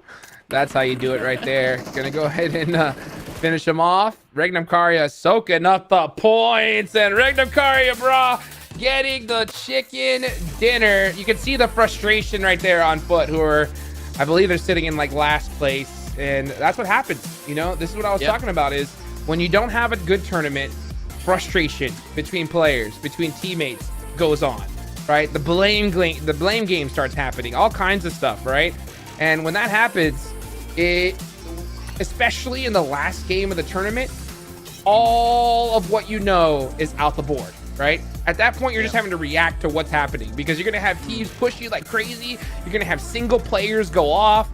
Right now, I am definitely feeling for those teams that are just trying to hunt for that last spot, because it's gonna be one hard one to grab as we get into the last Miramar of the day here soon. I mean, you can just imagine how tough it is hunting for points, but you know the timer is ticking, right? That countdown is slowly just ticking away, and it's time that you can't make up again. So, yeah, so much pressure coming through here. But, well, we did see some strong performances here. We did see points getting secured in on the leaderboard, but what a crazy show it was, though. I mean, we were talking about the teams a little bit further down the board having quite a bit of control, right? And there's been so many points that have been denied from the teams that needed them. Oh, so many points denied indeed. Seven, get back in here, bro. Tell us what you think about that last match. I'm actually impressed with the way Regnum Karya was able to play that towards the final circles there. They weren't even close to the circles. They were going to have an awful push out. And they took advantage of the crazy fights going on between Enigma Galaxy, Death Walls, Fireflux, and just kept inching their way in closer and closer and closer. Overall, man, teams that needed to get the points, I mean, some teams were definitely able to get the points. The other ones, I'm thinking about Enigma Galaxy not really being able to get any. It's gonna be tough, and I feel like it's gonna, once we see the overall, it's gonna be an absolute nail biter, man. Everybody's just gonna be so close. Anybody's gonna be able to take it, and then we start talking about the other teams towards the bottom. Who's gonna be surprising? Who's gonna be wanting to at least maybe stop some of the other teams from making it to the main event, and then the other teams that are already qualified. Maybe do you try to BM a little bit? Maybe do you try to be a little bit more aggressive? Vampire Esports, by the way, great game out of them. Wow. 12 eliminations. This is Hot Jukes, the Vampire Esports that we've been wanting to see. Yes, sir, indeed. These guys are feeling really good. I will say it hurts to see Enigma Galaxy with 800 damage and not a single elimination. That is so tough, and it's going to be even tougher here in this next match. I mean, yeah, they had a great one in the last that really opened the door, but they got to walk through it. They got to walk through it here, DK. I mean, that's what they got to do, right? There's no point in, you know, being pleasant at this point, you know, like casually opening a door. You got to kick it down, just burst on through. And speaking about bursting through, look at these points, though. I mean, Vampires, they got that Sanguine Elixir going, right? Up onto 16 points. Hoorah, coming through on 14. But, I mean, what a sweaty play. We've got to see whether or not the Death Wolves with 9 points on board is going to be enough to maybe play a bit of an upset here. Oh, man. I mean, that's a lot of points. That's for sure. They weren't too far away from Enigma Galaxy or Royals of War. So, I mean, we're definitely going to see a change up in the leaderboards here. The question is, right, who's going to get that 7th and 8th spot? Team Liquid? I think, like I said, Team Liquid. Hold on. Let me just do my impression of Team Liquid. Ready? That's them right now. You know, just... It's got to hurt. It's got to hurt because they did a lot. But imagine if they were able to get those 10 points that we begged them for, 7. Yeah, they needed to start getting that. They weren't able to. By the way, the MVP, the one, the star, there were doubts. Is he the main star of your team? Here we go. Tony K says, let me just showcase it with a bit of an MVP performance as he was able to take on some players there from Falcon. But going back to some of the teams that needed to put up the points, like Death Wolves was actually quite impressive for them to be able to put up that amount of eliminations too, and then back it up with those placement points, as you guys were saying there during the cast. And then another team that actually ended up impressing me too was Furia. I mean, Furia ended up, if I'm not mistaken, with what was it, 8 elimination points? That's massive for that team. That's what we want to be able to see out of that team to put themselves into contention here for this last match. And that's why I've been hyping up this last match so much, man. I knew it was going to be close. I thought it was going to be closer between maybe 3 teams. But wait until we see the overall. It might be more than 3 teams that can actually get a chance to fight for that 8th place. And I wouldn't be surprised if Furia's one of them, right? Because they got it. They did what they were supposed to, right? And out of all those eliminations, 6 of them, DK, right, were in the early game.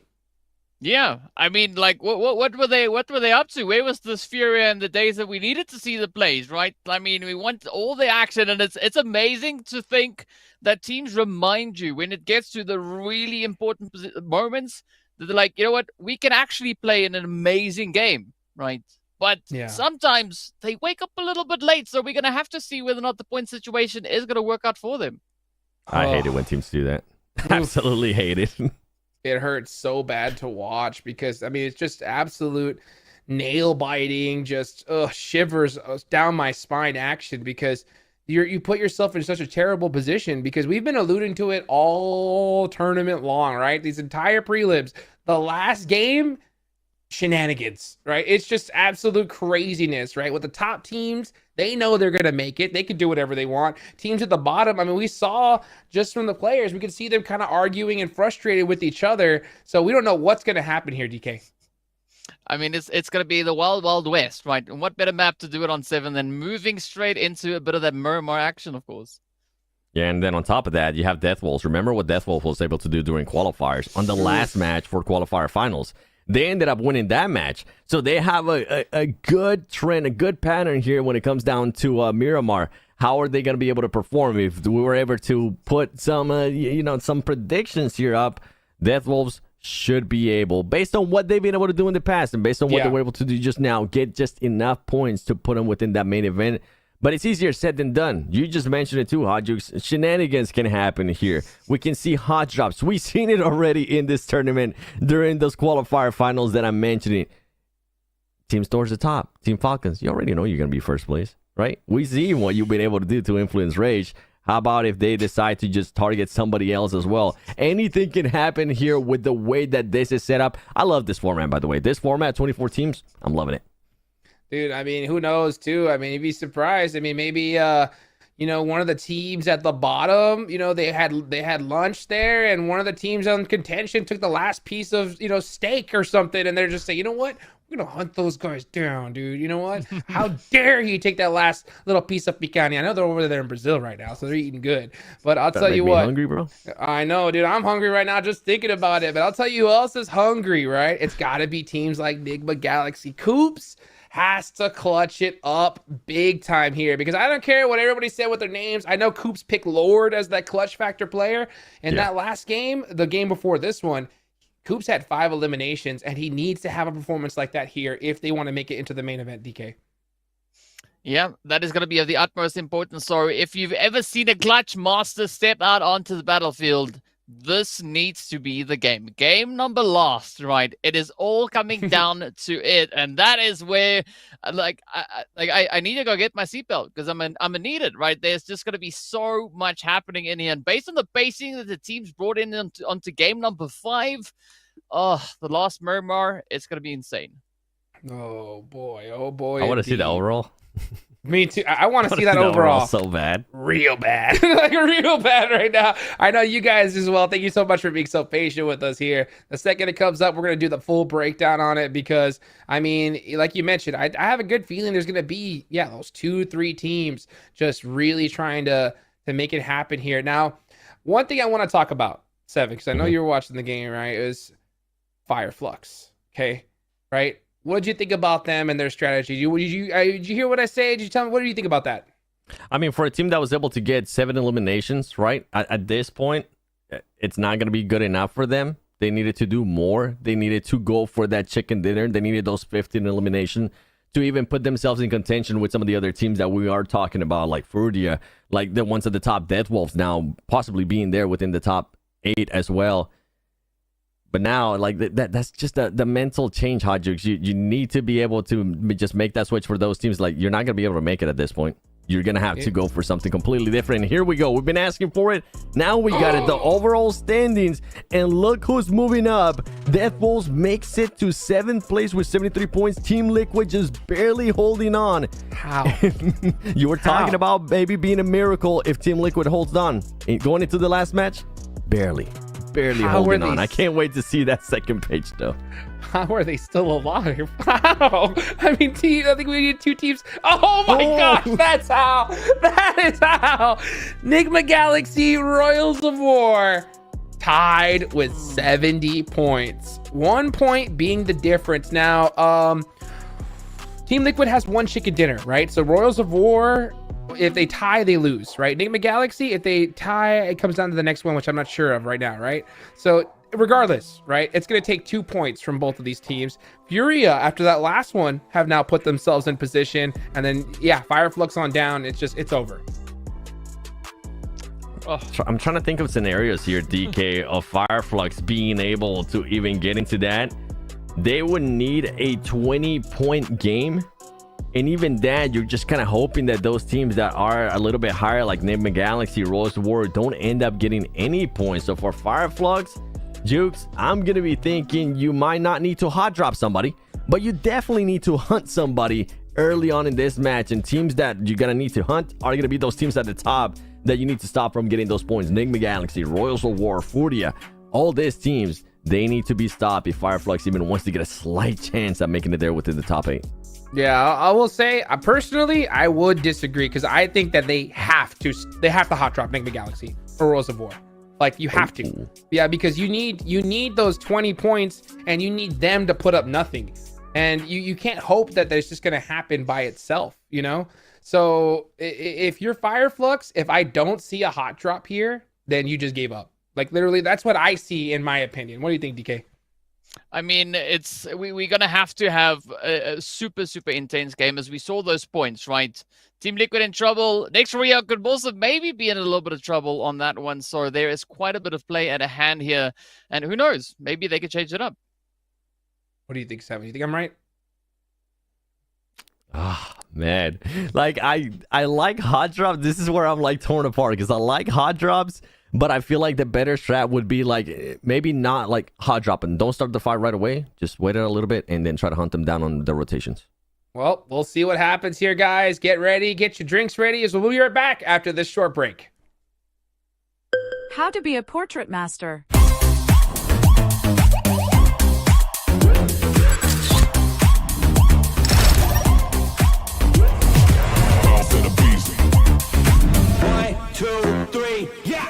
In the streets, I'm a boss till I call. Boss in the beast, I'm a boss till I fall. I'm a boss on the beat, I'm a boss, spit it raw. I'm a boss, keep it G, and I walk in the talk. I'm a boss.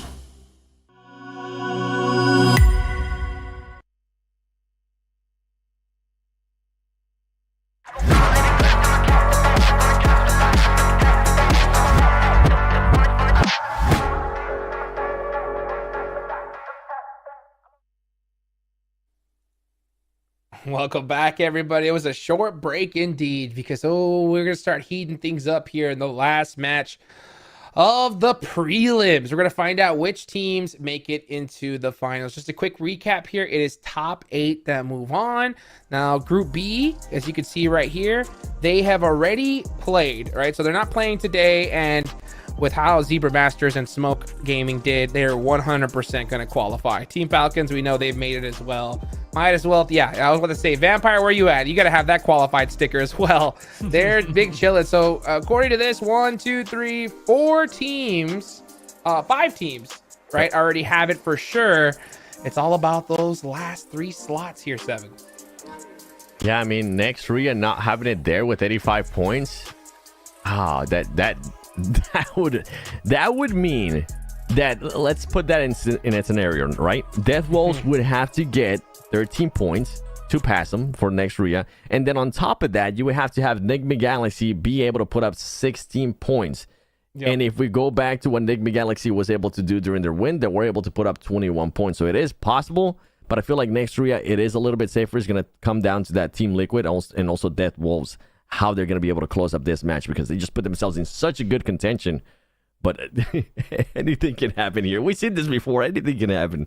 Yeah, anything can happen indeed, guys. But you know what? We got another quick video for you guys. Let's go ahead and throw it on over to that, and we'll be right back.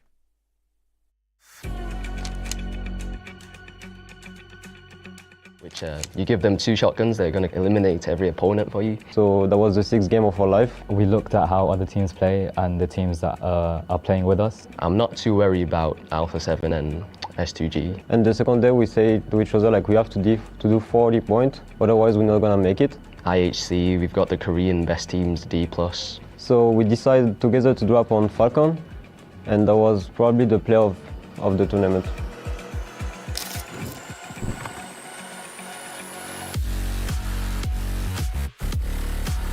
It's our first time to play in a LAN event.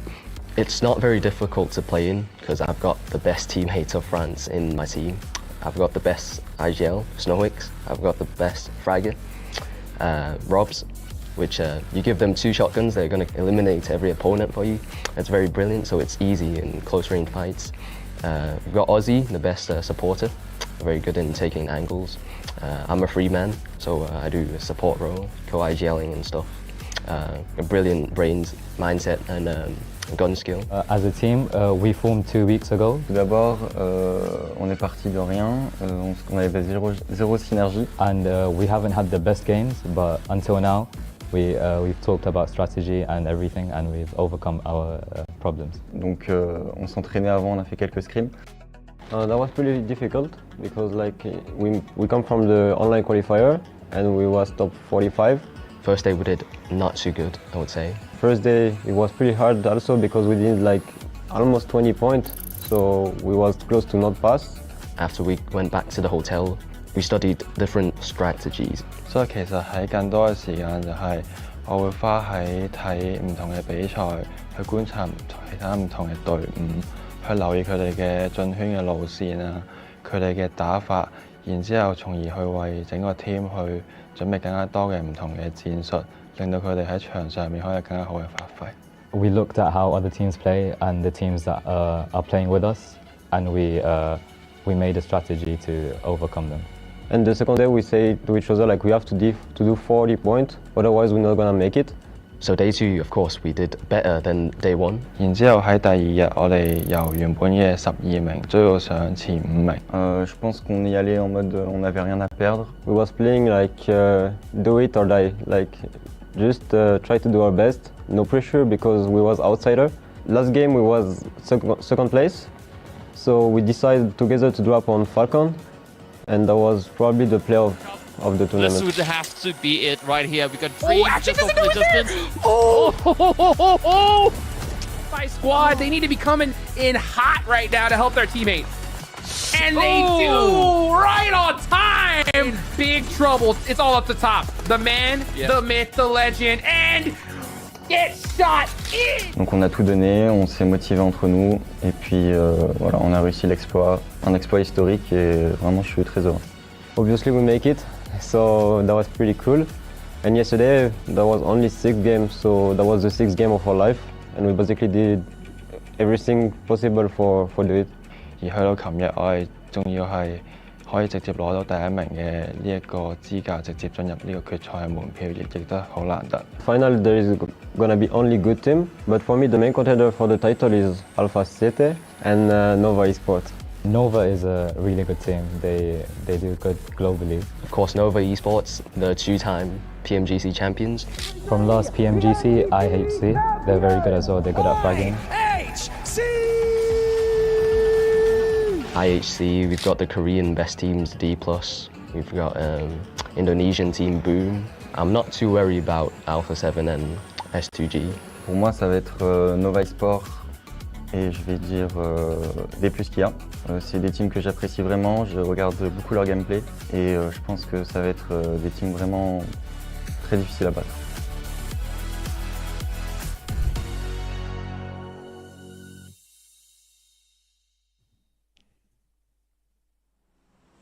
Oh, you got a player from a qualifying team saying we don't got to worry about Alpha 7 or S2G. What's going to happen in the finals? That's my question, and we're about to find out who's going to make it there as we get into the final game of the PMGO Brazil Prelims. It all comes down to this 7. Ooh, I hope you're ready. Give me a second. Let me choke up a little. Okay. All right, gotta get that out of my system because, boy, I don't want to see any choking for some of those teams that definitely need the points. And look at that playing path, too. Anybody that tends to go towards the south, it's going to be a little bit harder for you to get there. We'll have to wait and see what the first circle is going to be looking like. Enigma Galaxy going to El Pozo, Navi going to Ruins on the top left. And I'm looking at some of the teams that are in contention for that top 8. And what was it, Jukes? Remind the viewers which teams, in case they're for some reason just tuning in. Oh my goodness, look at this map. Look at this circle. They couldn't have asked for anything better here for some of these teams. But what were the name of the teams that are looking to get into that top 8? Let me list it for you, right? The squads right now that are in contention, right? Obviously, we know Team Falcons, Vampire, those guys have made it, right? Yep. The ones that right now are really got to try their heart out are Death Wolves, Enigma Galaxy, Royals of War, and Furia. And for maybe some of the very, very hopeful people watching, right? Fireflux. Me, they're done. After they played how they played that last match, there's no chance. I have been proven wrong before, but that's my opinion, you know? When it comes to these teams, though, that I mentioned, you can see it right there on the right-hand side, 7th to 11th. These guys need to be able to pass each other up. And anything can happen here. Death Wolves are not safe. Just imagine if Fireflux, for some reason, are able to pull that upset, going from 13 plays all the way up to 8. Anything is possible. Team Liquid's not playing here. Team Liquid's watching this, hoping that Enigma Galaxy, Royals of War, and Furia end up getting eliminated very, very early on, which, for some reason, if Team Liquid does end up qualifying, I'm going to go absolutely crazy. I'm going to blow my mind. That's just so unlikely, dude.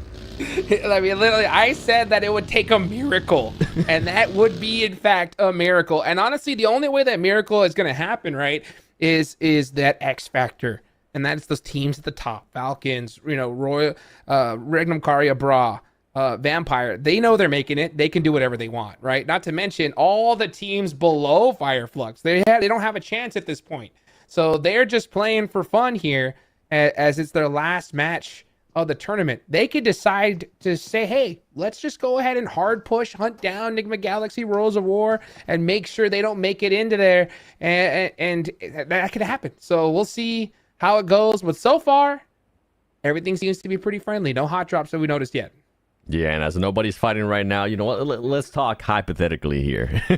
Okay. Let's do some crazy scenarios that could happen with Team Liquid having those 71 points, right, for 8th place.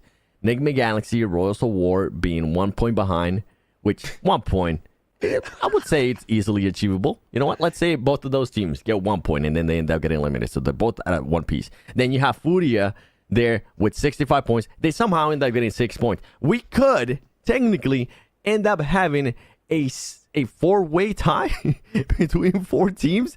That just blows my mind. That's how close this is, where those kind of scenarios are likely, which if I'm thinking about in the past, usually it's just 2 teams top that we can have a tiebreaker. I don't think I've ever seen one where it has 3 teams. But the point that we currently have 4 teams possibly ending up with the same amount of points for the last slot to go to the main event, that is absolutely nuts. Oh my goodness, that would be nuts. And considering, if there was a 4-way tie, Team Liquid, Enigma Galaxy, Furia all have a chicken dinner to their name, right? So, that would be absolutely insane to find out, how that's all going to get sorted. I don't even want to think about it, dude. You know what I'm saying? So we'll see how that ends up. I think that teams, Enigma Galaxy, Worlds of War are trying to avoid that at all costs here. It's only going to take a point, guys, right? 2 points. 2 points to avoid that scenario. Don't make us have to do that, right? So but even if the 2 points, Jukes, even if the point, if for some reason, let's say Enigma Galaxy gets the 2 points, right? Okay, you've now secured that you pass Team Liquid. You still haven't secured that top 8 because you do have Royals of War and then you do have Fury as well. So I'm just excited. I'm excited to see who's going to start clutching it up, who's going to be taking the fights to who. We were wondering if Fireflux was going to be taking any hot drops for the teams there at the top that they needed to stop from getting those points. And they maybe didn't even want to feed the points because they did only just need 1 point to pass the Team Liquid right there for 8th place. Maybe they want to be able to set up a little bit later on because Fireflux, in a weird scenario, I'm being like Doctor Strange right here. I'm looking at all the possibilities, shaking my head back and forth. It could possibly get into that top 8. I mean, it's possible, right? It is possible with how they played. I don't see it, but at the same time, right? The only way they can do it is you have to hope. Let's just put on the conspiracy theory hat, right? They have to hope that Enigma Galaxy, Royals of Roar, Furia, or Death Wolves, right? Pretty much all those 4 teams just do nothing in this game, and then you have to have, what is it, at least 16 points, right?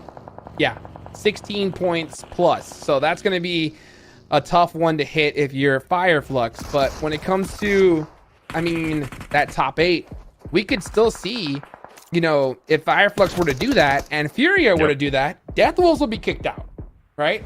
So many scenarios. Yeah, so many scenarios. All these teams just need points desperately. And the problem is, Seven, these teams at the bottom that don't stand a chance, some of them like to push extra hard since it's the last game. And some every of single them want team, that action too. That's true. Every single team that goes out, though, are just one more point that these teams that need them cannot get. And on top of that, we have Regnum Karya as well. We saw in the elimination feed, they're getting some points too. They're getting at least 1 point towards their tally. And this teams, they're not going to end up making it. But as Hajix was saying it perfectly, they could stop the other teams from getting those much needed points. And this is when at what point, Hajix, at what stage, at what circle do we want to see a little bit more urgency? Maybe not so much out of Enigma Galaxy. Maybe not so much out of Royals of War, right? Because they're just 1 point, technically 2 points to be able to pass Team Liquid. But the other team, Furia, they definitely need to, they need more than 1 point. They need 6 points to even tie Team Liquid. They need 7 to be able to pass them. At what circle do we want to see a little bit more urgency out of this teams? Honestly, I would personally like to see what they did in the last game, right? I mean, I would like to see them to take a little bit of urgency in that early game, try to get some eliminations. I mean, they had 6 before, you know, it really started getting going. So they're in a good position right now. They're pretty central in the circle. One team in particular that's got me shocked, though, is Fireflux. These guys are in the blue, coming on from the edge of the south side. What do you think about that, Seven? I'm trying. Give me some time here to think. Give me about a second. Okay. You know what? As we barely saw them there coming up from the south, it is going to be a tough entry, especially with the new circle popping up. My goodness, if there was ever a chance for a team to get lucky, they have the worst luck possible as the circle said, oh, yeah, you guys are about to touch the circle. Psych. Yoink. You know, we're not going to put the next circle nowhere near you. So, it's not looking good. It's not looking good. The chances have increased by a lot. So yeah, let me tell you right now. Yeah, put on, you know, start looking at that Doctor Strange crystal ball right now, right? What do you think the percentage chance of them getting those, you know, 17 points and everybody else not making it is? What do you think it is? With that circle, 0.000000001. That's a lot of zeros, folks. That is a lot of zeros. So if it does happen, right? Then that just goes to show you how insane that would be, right? But right now, it is not looking good by every means possible. Furia, though, going up against Vampire. Very, very close. They need these points. But I tell you what, that's like the last team you want to face right now. Uh-oh. And I think they realized that. I think that there's a team right there on top of that. Yeah, Royals of War is going to be very close by. Influence Race is going to be close as well. And look at this. Okay, that's fine. You know what, Vampires, it's probably better for a lot of the teams for Vampires Esports to get eliminated right now so they don't have to worry about it. So, Glory Gaming, Old Glory Gaming, do your thing. Go for it. Do whatever it is that you want to do, as Death Wolves does end up getting a player eliminated. And here we go with this fight. This is going to be a massive fight because this is a team that's trying to just make sure they put themselves in the top 8 even more. They're able to confirm that elimination. That's going to be 1 point with the fight against Hura Esports. And here we go with the action. Hura being able to get knocked, getting some players knocked as well. Death Wolves getting 2 players knocked. They're going to be cooking some nades. It's not looking good here for Death Wolves. The DBS. These guys have nothing to lose. The 180, jumping 180. It's down to 1v1. He has to survive. Death Wolves cannot go down. But Enigma Galaxy is getting shot up by Team Kesso in the feed. This is going crazy. Or he's going to get the thirst. That is brutal. You can see him shaking as he's spinning and he's like, no, please let me survive. This is the worst case scenario for Death Wolves.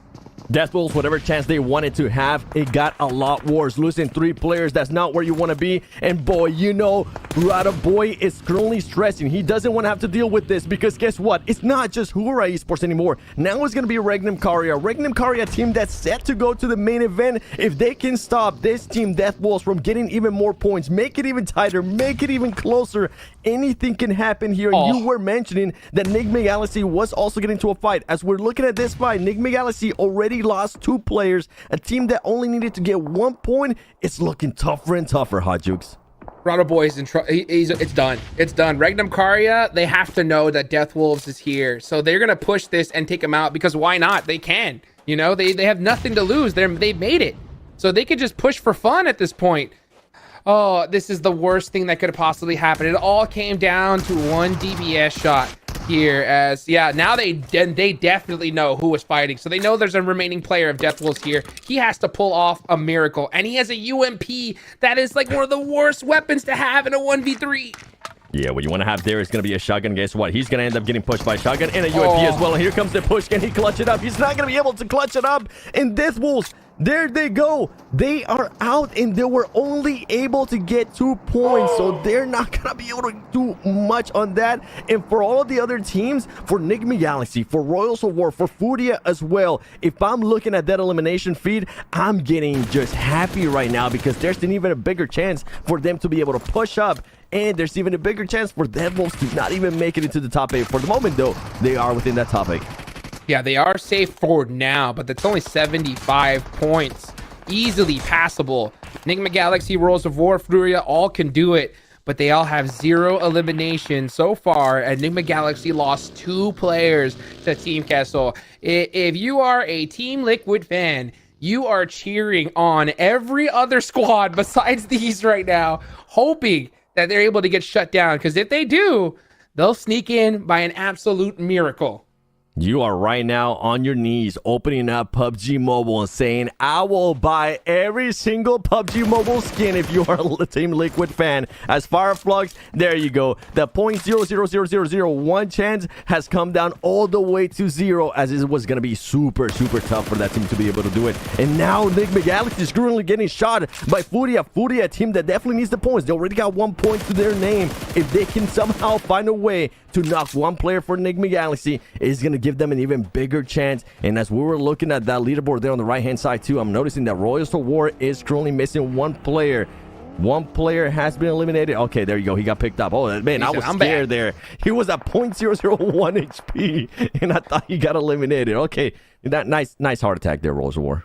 Oh, right. Oh my goodness. And not to mention, Furia they needed that knock on out of all players. It could have been on a Enigma Galaxy player and he gets them. Now they know it's them.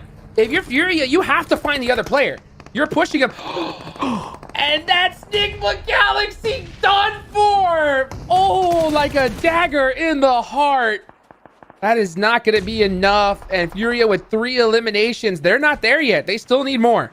They're definitely not there yet, but you know who is getting a little bit hyped up? We were just talking about it. The Team Liquid fans. They know that they're currently sitting at 71 points. With Enigma Galaxy getting eliminated there, they're looking good. Enigma Galaxy, bye-bye. See you in the next event. Hopefully you guys won't be hot dropping because, man, that was just such a horrible way to start off your tournament by hot dropping 4 times. And you know what? Now we have some of these teams. Navi, but...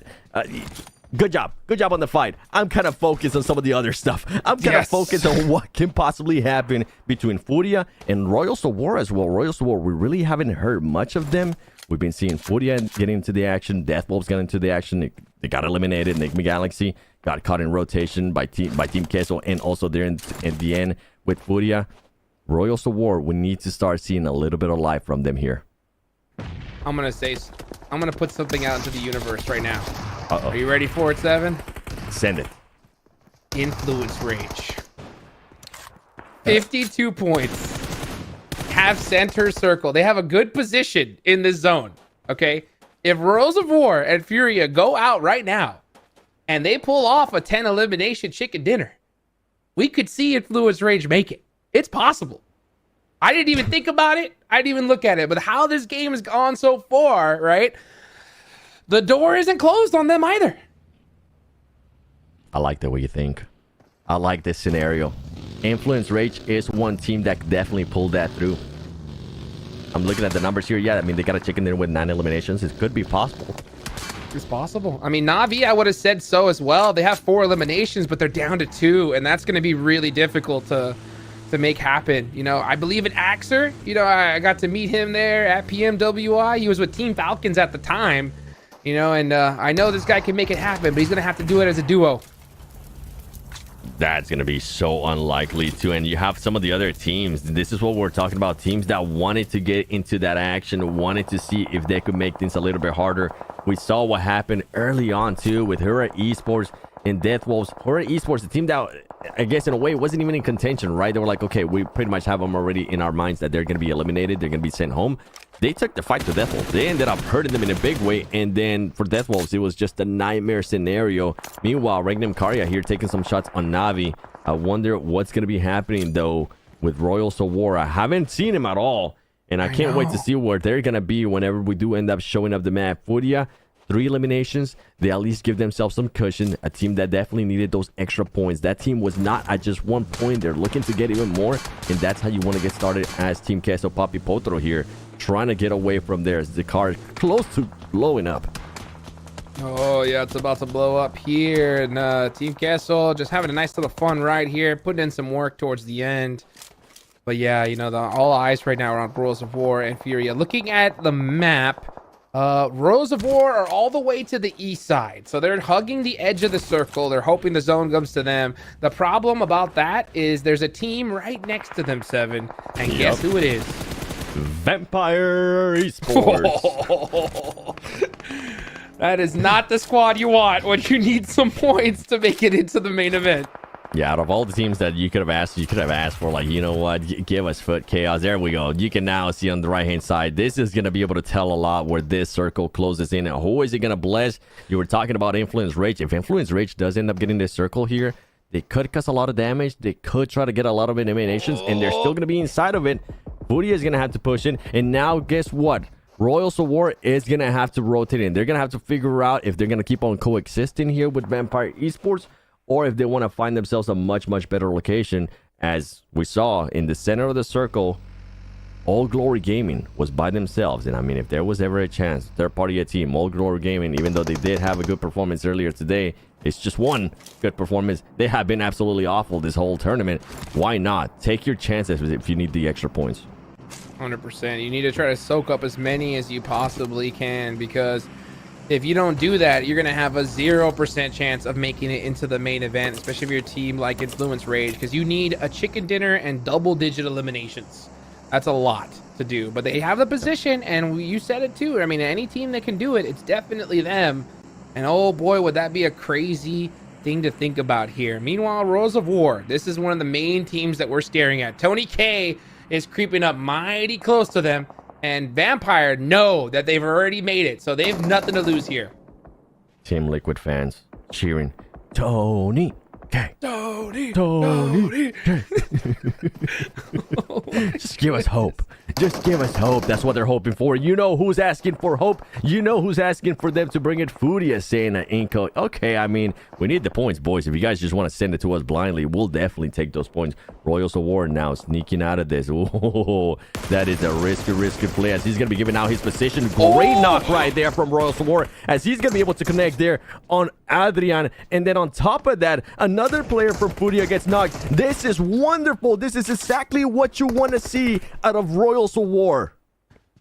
That's the perfect team for them to eliminate as well, as Furia is one of the teams that can actually knock them out. So we'll see what happens here. Furia down to 1 player left. Furia, that single player, needs to just go crazy now if he wants to keep his team alive. Meanwhile, you got the Hungry Falcons just doing whatever they want. Oh, Schweppes takes down Rivas. Finally, that's huge. Vampire starting to strike there on Royals of War, as they gave out their position by trying to clutch up those extra points there on Furia. Furia right now with the 3 eliminations, only 1 player alive. Things are not looking good for them, and we're talking about the possibilities of maybe Influence Rage pulling something insane. One of their players is also getting knocked. Royals of War, though, continuing on shooting the players there towards the mountain, but they need to worry because Tony K and the squad from Vampire Esports is pushing up as Cold Goat does end up going now. Is going to make him back up. Tony K continuing here with the push, currently getting shot himself, holding a grenade. If he's able to connect with any of this, is going to be massive. Now, other players from Vampire Esports are going to be making the push here, Hot Jukes. And here comes the full push as Vampire Esports is trying to take the fight to Royals of War. And they're going to continue on. Is he going to be able to get that heal off? He is going to be able to get that heal off. Vampire Esports clearing out this building. And Royals of War hopping into that car and getting as far as possible from this fight. Can he clutch it up? Can he get out of there? Can he make it behind a rock? And he's going to be able to do just that as All Glory Gaming decides to third party this, Hot Jukes. Survive, and he's made it. Now they're at 8 teams left, so they'll get at least a placement point here. But Royals of War running for the hills. Curia, the last player alive. That's Kayovsky right there, trying to keep his team in the game. Meanwhile, Influence Rage, what are you doing? You gotta get out there. You gotta get some eliminations. There's hardly any left. There's going to be none left. This is not going to be good enough. With only, 15 players being left alive, Influence Rage needs to start fragging out, and they need to start fragging out right now, especially with what we've seen out of Royals of War. With the eliminations that they were able to pull up, they're just going to make that gap even bigger and bigger. It ain't going to be good enough. And then on top of that, to make it even worse, you have Team Falcons still in here going up against 9C. Team Falcons could decide they don't only want to be first place as he takes a nade to the face. Simple, send him back home. Team Falcons might want to be ending this prelims with the win and sending a statement before we go into main event on Friday. Influence Rage, what are you doing? You need to push everything. You can't be doing a split you have all 4 players up. You need every elimination left in this lobby. The fact that they're still playing passive right now must have their fans just yanking their hair out. They definitely do. Look at this Furia player. He's just hoping. He's hoping that nobody's going to be able to spot him. But the good thing for him is that he does have that terrain to work with. And I don't think he's noticed yet because he also has 2 players from Royals of War crawling on the right side, which could possibly try to get an angle on them. And if he was able to stop it, it would be even bigger because he can stop them from getting those placement points, even more placement points. And on top of that, possibly getting some elimination points, because we know as the circle closes and closes, some of these teams are going to forget where some of the other teams are, and it's going to be getting easier as the Influence Rage now finally they're starting to take those shots there. It's not going to be good enough. It's just not going to be enough. I think it's going to be a little bit way too much. Random Karya getting eliminated here. Royals of War still alive. 40 is still alive. And then on top of that, you have Team Falcons at the top. They're wanting to finish it with a win, Hot Jukes. They definitely are. You can see right now 7 eliminations. Team Falcons are putting in work. Federal getting a knock on the Icy is nice, but Influence Rage need to turn up the aggression to another level. I get being passive, getting to late game. You got so lucky that a lot of these top teams and these teams in contention went out early, but you gotta walk through that door. You gotta push it down on over, because every elimination that you don't get is that door that closes on you. They gotta take out Team Falcons here. You can see the little boy going on the rotation. And here they go. Influence Rage trying to pull off a miracle at the last second. Anything can happen. Influence Rage. Would it be enough? Little boy gets sit down there by Team Falcons. Team Falcons is saying, you are not going to ruin our storyline. You are not going to be doing this. We want this win, and here come the nades, the smokes, everything going on for Influence Rage. Influence Rage now getting knocked. Look at this. Team Falcons make the full push. It is going to come down to just 1 player of Team Falcons, and he might end up backing off as Influence Rage is looking to get all of those eliminations. And there's a chance, Hot Jukes. There's a chance if Influence Rage does end up clearing out this team and they continue to clear out other teams as shots are coming down from Federal there, they could possibly get the chicken dinner and get enough eliminations where they can make it to the top 8. But they have to get every single elimination possible. They can't even let Action or any of these players go out to the blue. They get him. That's Team Falcons done for. And now it's up to Influence Rage. 6 eliminations. And there's only a few players remaining. They need to win this game and take out everybody if they even want to stand a chance. And who knows if that's enough, because Kayovsky from Furia is still alive. And not to mention, you got Aragon from Royals of War. Single players there. Oh, Colgoat's still alive from Royals of War, so there's still 2 up here. Anything can happen. Anything can definitely happen. It's going to come down to the end. This is what I was hoping at. And you know what's even crazier? Possibly a tiebreaker. It might not be the crazy tiebreaker that I was imagining, but anything can happen here. And look at this circle. Some of the players are already inside. At least one of the players is inside from Royals of War. Influence Rage becoming a little bit more aggressive, trying to make a push here, trying to see if they can find anybody because they need the eliminations. They know that there is a chance for Influence Rage, even though it is a tough one. Anything is possible, and their destiny is within those fingers. Kayovsky found a beautiful bush here, and he is going to be staying mighty close to it, just trying to get all the cover he can. Both these players need to survive as much. I mean, this is it. This is do or die right here. Sometimes you got to be able to take the game in by yourself and make it happen if you want to keep your whole entire tournament alive. Meanwhile, All Glory Gaming are just like laughing in the corner because they know they're not going to make it. But oh man, they're like, oh, you want some eliminations? We're right here. And guess what? Every single one of these players left in the lobby need them. They definitely need them, man. This is just going to be such a stalemate. This is exactly what Royals of War needs to do. Just get those extra placement points, play it safe.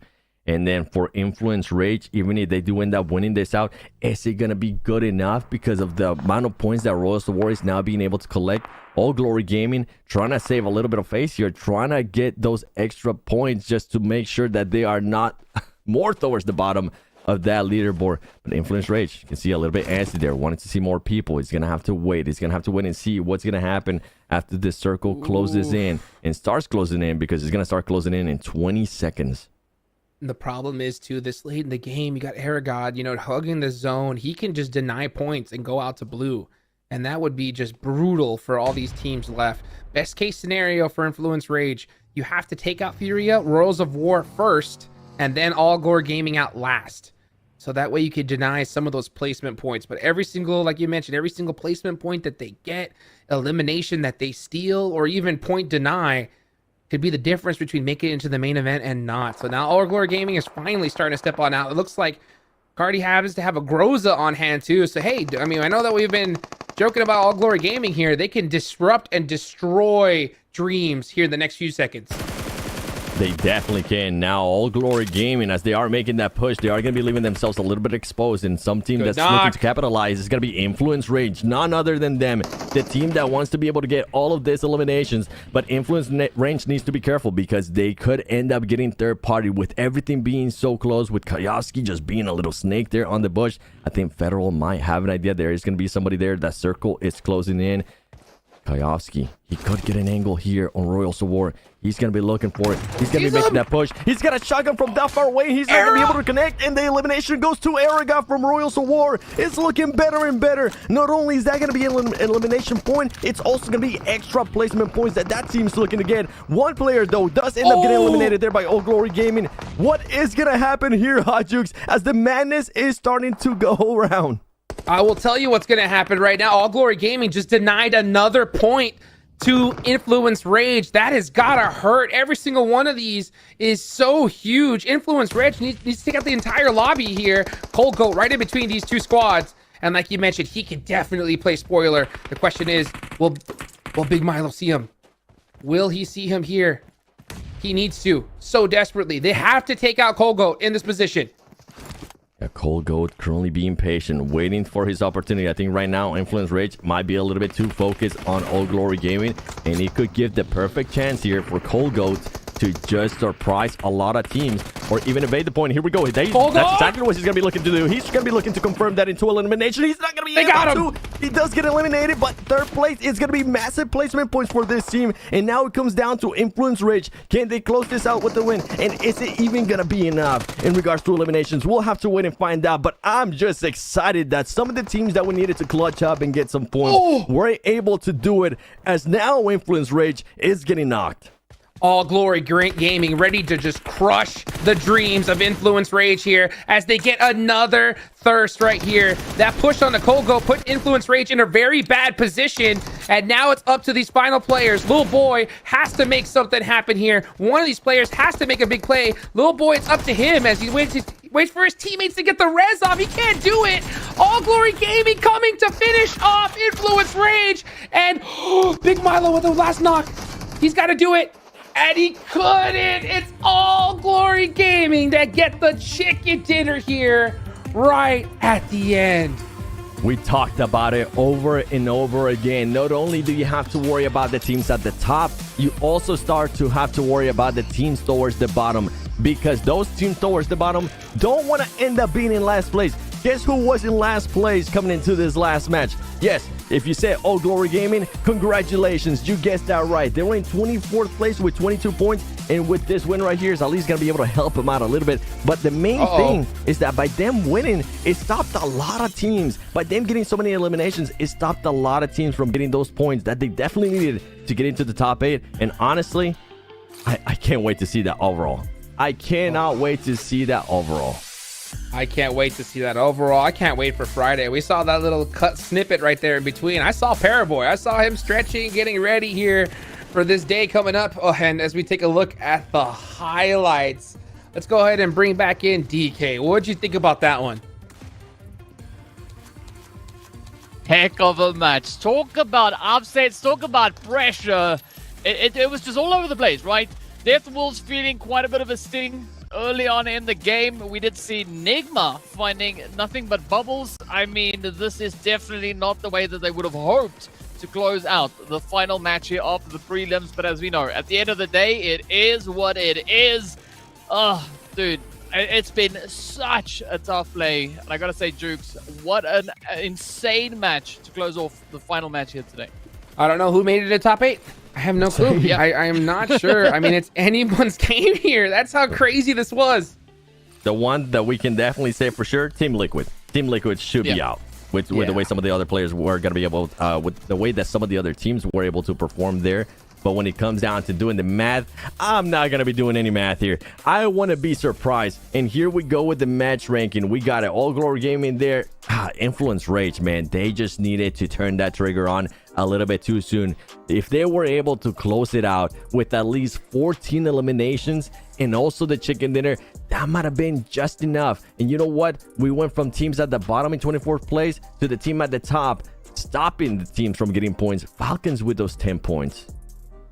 Oh man, dude, so crazy. What a finish. What a way to end it out. It could have gone either way, and it all comes down to the last play. And I mean, that's the hard part about this type of tournament, right? Or any tournament in general, right? Is when you get stuck in that spot, you just rethink, which play was the one that made it or not.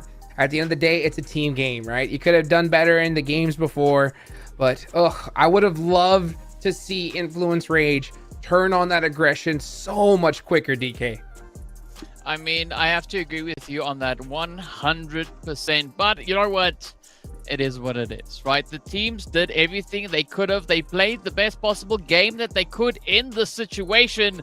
But what an absolutely insane push this was. I mean, who would have thought, right? The team sat in 24th place would come in with an 18-point bomb. Speaking about bombs, look at Silas dropping the bomb here. 7 elims and 840 damage packed in alongside that. That is insane. Silas putting in work, going for some runovers. Look at him go here. And then, of course, that was a big one right there. Eliminating Death Wolves. I wonder if they made it. That's how crazy this is here. Yep. We'll see if they had enough points to hold on. I will give props to them. Those guys definitely put in a lot of work in this tournament, 7. Yeah, and for Silas, this is going to be a great way to finish here the prelims, because remember, this is a player that used to be in S2G when S2G ended up winning that PMGC. And guess who's going to be looking at when we go to the main event? That's right. He's going to be going up against some of his old teammates when they meet S2G on Friday. And anything can happen here. The amount of storylines, Paraboy finally being able to come back here to a global event, and not just as a caster, as an actual player. Some would say Paraboy, the GOAT. The absolute GOAT when it comes to PUBG Mobile with everything that he's been able to accomplish. And if I wouldn't be mistaken, Hajux, he's looking to just solidify that even more. Make it so there's not even questions. It'd be like Michael Jordan coming out of retirement. You know what I'm saying? and just winning a game. That's how crazy it'd be. You know, we'll see if he could do it. We'll see if he can do it. If anybody can, it's him and the rest of Nova, because you could just see on the interview that we had earlier, we saw so many of these players just talk about how Nova was the team that they had their eyes on. But there's going to be some big squads coming in, not to mention you got the previous PMGC champions, IHC, coming on down. It's anybody's game. Not to mention you got Team Falcons, man. How well did these guys do today, huh? They did amazing, DK. Oh, man, what a day. What a play. Falcons, again, just reminding everybody that, you know, they are here and they are just locked in on that seat, looking to get themselves into the main event. Oh, well, you know what? Yeah, All Glory Gaming. Let's go ahead and go to an interview real quick, and we'll be right back.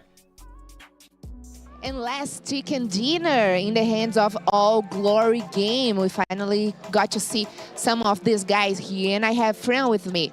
Congrats on this last chicken dinner, and we want to know how was the experience for the Team All Glory Game here, and what are their feelings right now? Muchas felicidades por la partida que acabaron de ganar. ¿Cuál es el sentimiento que tienen de su participación en este torneo? Pues el primer día pues no fue muy bien, pero este día pues logramos reponernos y pues cerramos con broche de oro. Well, the first day we didn't go so well, but this day was a better day, so we are happy about it.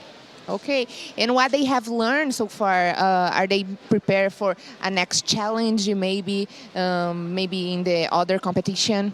¿Qué aprendieron en este torneo y qué van a llevar eso para los siguientes torneos?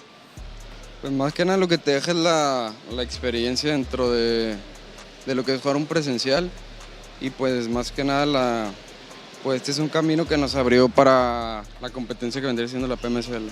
O sea, aprender de los errores que tuvimos para venir más fuertes. Well, from this tournament, we have experience, we learn experience. We already will bring all of it to the other tournaments. We will improve. Okay, since they don't qualify for the main event, are they looking for some team? They are cheering for another team that was here today, or maybe they already qualified to the main event? Como no han calificado para este torneo, ¿hay algún equipo por el cual ustedes estarán apoyando? Pues no clasificamos porque tuvimos muchos errores al principio, porque es nuestro primer presencial. Y al equipo que vamos a apoyar nosotros es Raw, porque son nuestros representantes de Latinoamérica y pues son mis amigos y ese equipo es el que hay que apoyar. Well, we didn't qualify in this tournament, but we learned a lot.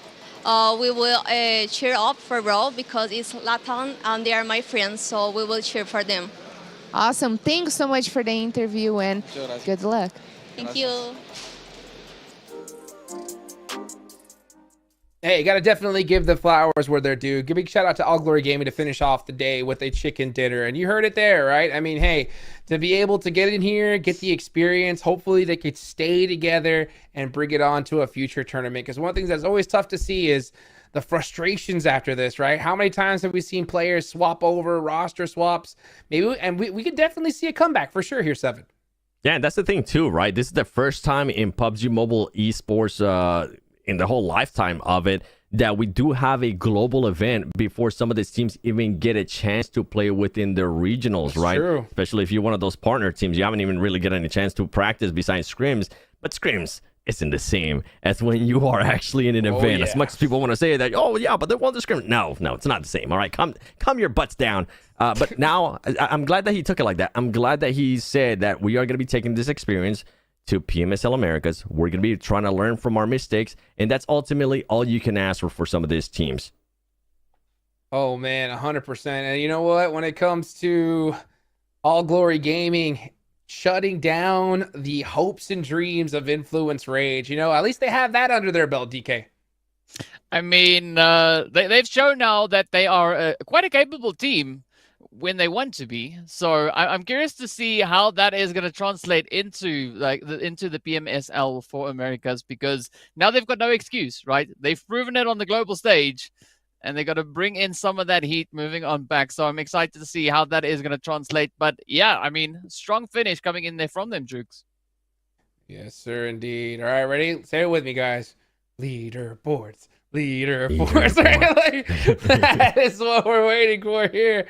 We will hopefully see them here. I want it so bad. I want to know who made it into that top 8 because I mean, like we said, there's so many different teams that could have possibly made it.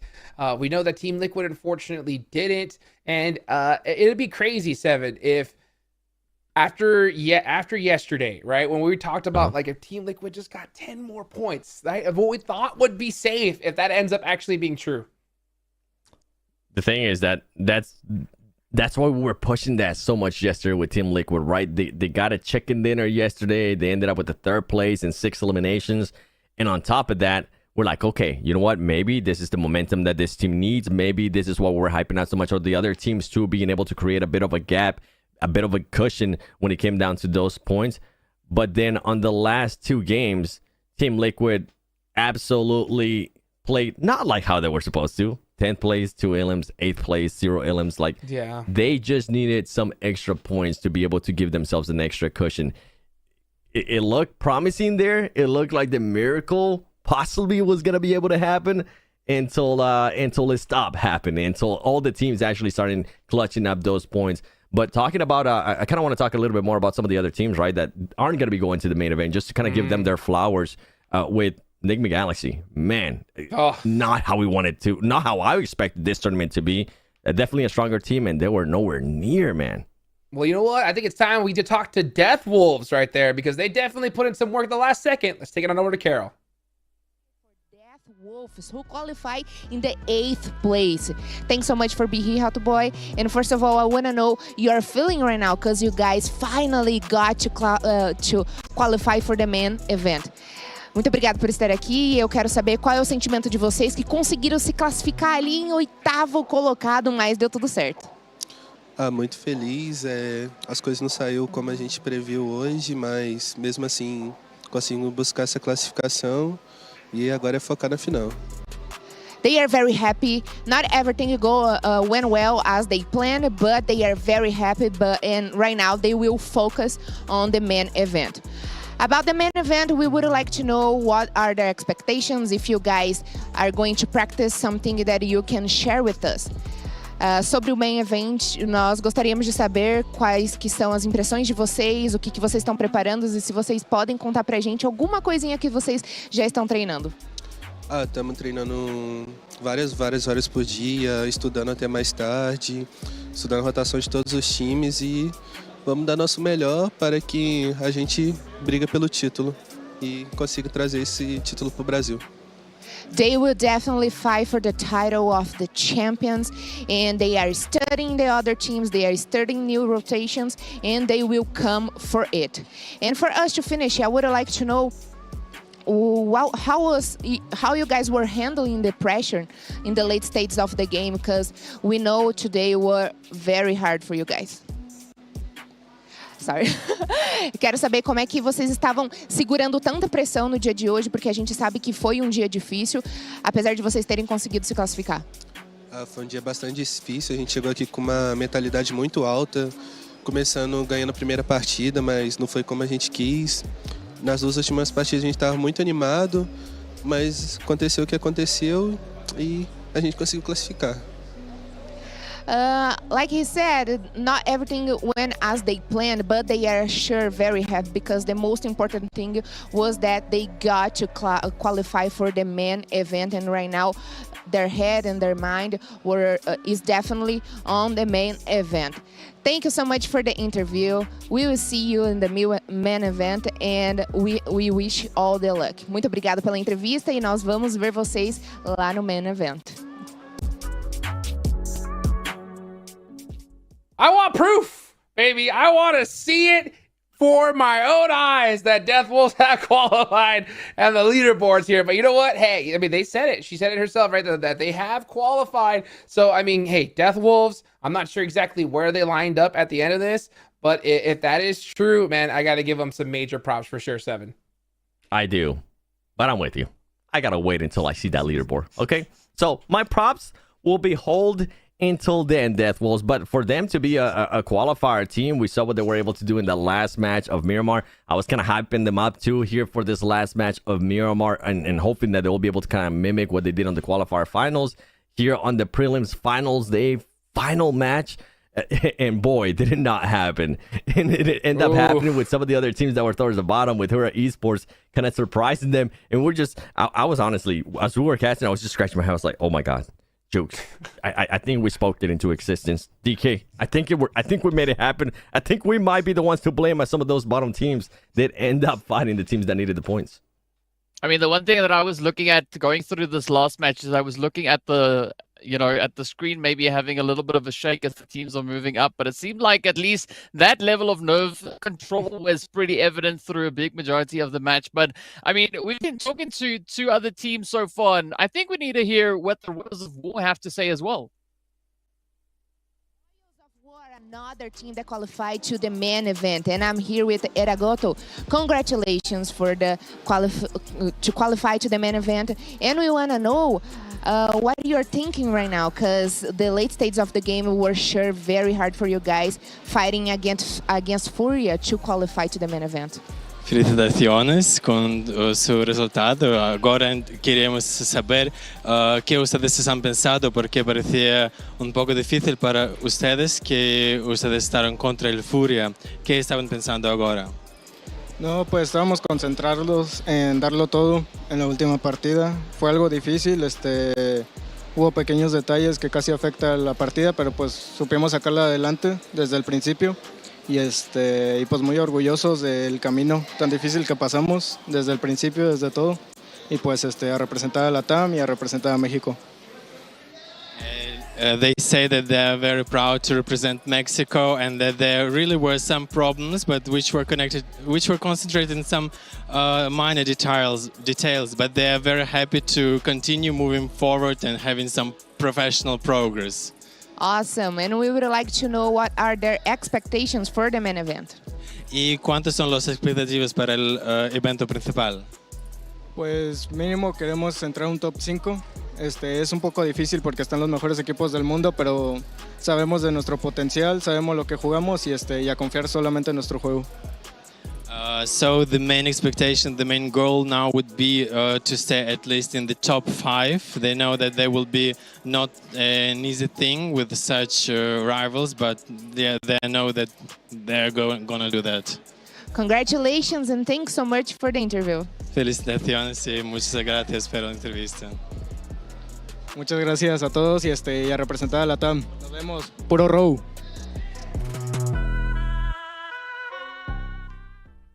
Rolls of War, baby! Let's go! Okay, all right. Hey, I mean, it was so good to be able to hear from the players. Well, they're so excited. And you heard him say it, right? He's hoping for top 5 in the finals. Easier said than done. I'm still waiting for the overall, man. I'm still waiting for it. I want some confirmation. All this news are being broken to me. And right now I'm like, okay, all right, but where? Where did they end up getting placed? Who ended up getting kicked? Like, you know what? If we go by what they just said, right? Those two teams end up making it. Okay, we know Team Lakewood was out. Did Nexria get into that mix too? Is Nexria still in? Like, this is why I want to see this overalls before we even get to this interviews. But overall, I mean, if they did end up making it, he said it perfectly. The amount of quality of teams that we're going to be having once we go towards the main event, it's going to be absolutely ridiculous. Not only do you have the reigning champions of PMGC and IC Esports, right? You have S2G. You have Alpha 7 Esports, which we heard earlier. Hi-Fi say that they're not really worried about it. I would be worried about them, considering that they're at home. At home, right? 100%. We have Boom, D+, Reject from Japan, Nova. Did I say Nova Esports? Let me just say it one more time just to make sure the viewers heard it. Nova Esports with Paraboy finally making an appearance again in a global event. Yeah, easier said than done with the top 5. I can't wait. I cannot wait, because this weekend's going to be a fun one, DK.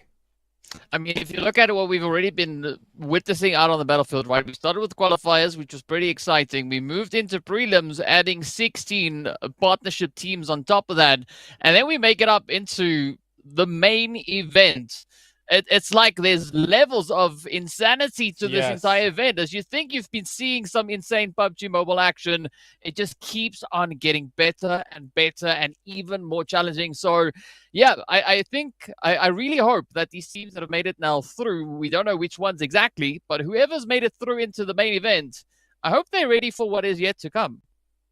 One team that'll be ready. Team Falcons. Team Falcons definitely gonna be ready. 100%. They were These looking guys- to send more statements too. These guys are feeling themselves for sure. But you know what? Let's take a look at the performer of the day. Who is it going to be? It's going to be, okay, Kiss You from Regnum Karya Broad. Man, these guys really performed well on the final day to solidify their spot into the main tournament. Look at that, 16 eliminations, 4,000 damage, 7. That's no joke. That is no joke at all. I mean, Regnum and Karya. I mean, I'm also intrigued to see where that team finished because remember, Smoke Gaming wasn't going to be here, Supermasters either, even though there's not that much of a difference in between two prize pool. A lot of teams that when we go to the main event, they are going to be keeping in mind like where some of these teams did end up finishing within that top 8. Well, let's take it on over to an interview to see you qualify. Karya Bra here with me, and I'm back with Kiss You, the performer of the day. Congratulations on the results today. That was amazing. And we'd like to know the feeling of the player, the feeling right now. Tebrik ederim ve şu anki işlerini öğrenebilir miyim? Günün oyuncusu sensin. Öncelikle teşekkür ederim. Hem konuşan abladan, spikerden hem de bizi destekleyenlerden. Yani başka diyeceklerim yok ya. Bugün güzel oynadık açıkçası. İkinci olmayı da başardık. Bu kadar. He's thanking to you and thanking to the organization, and he's so glad that making the second one, and he thinks that they played well. He made a really good job today during the matches, and he did an amount of 16 elimination, more than 4,000 damage. And we would like to know how he prepared himself before the matches today. Kendini bugün maçtan önce nasıl hazırladın ve nasıl bu noktaya geldi bugün?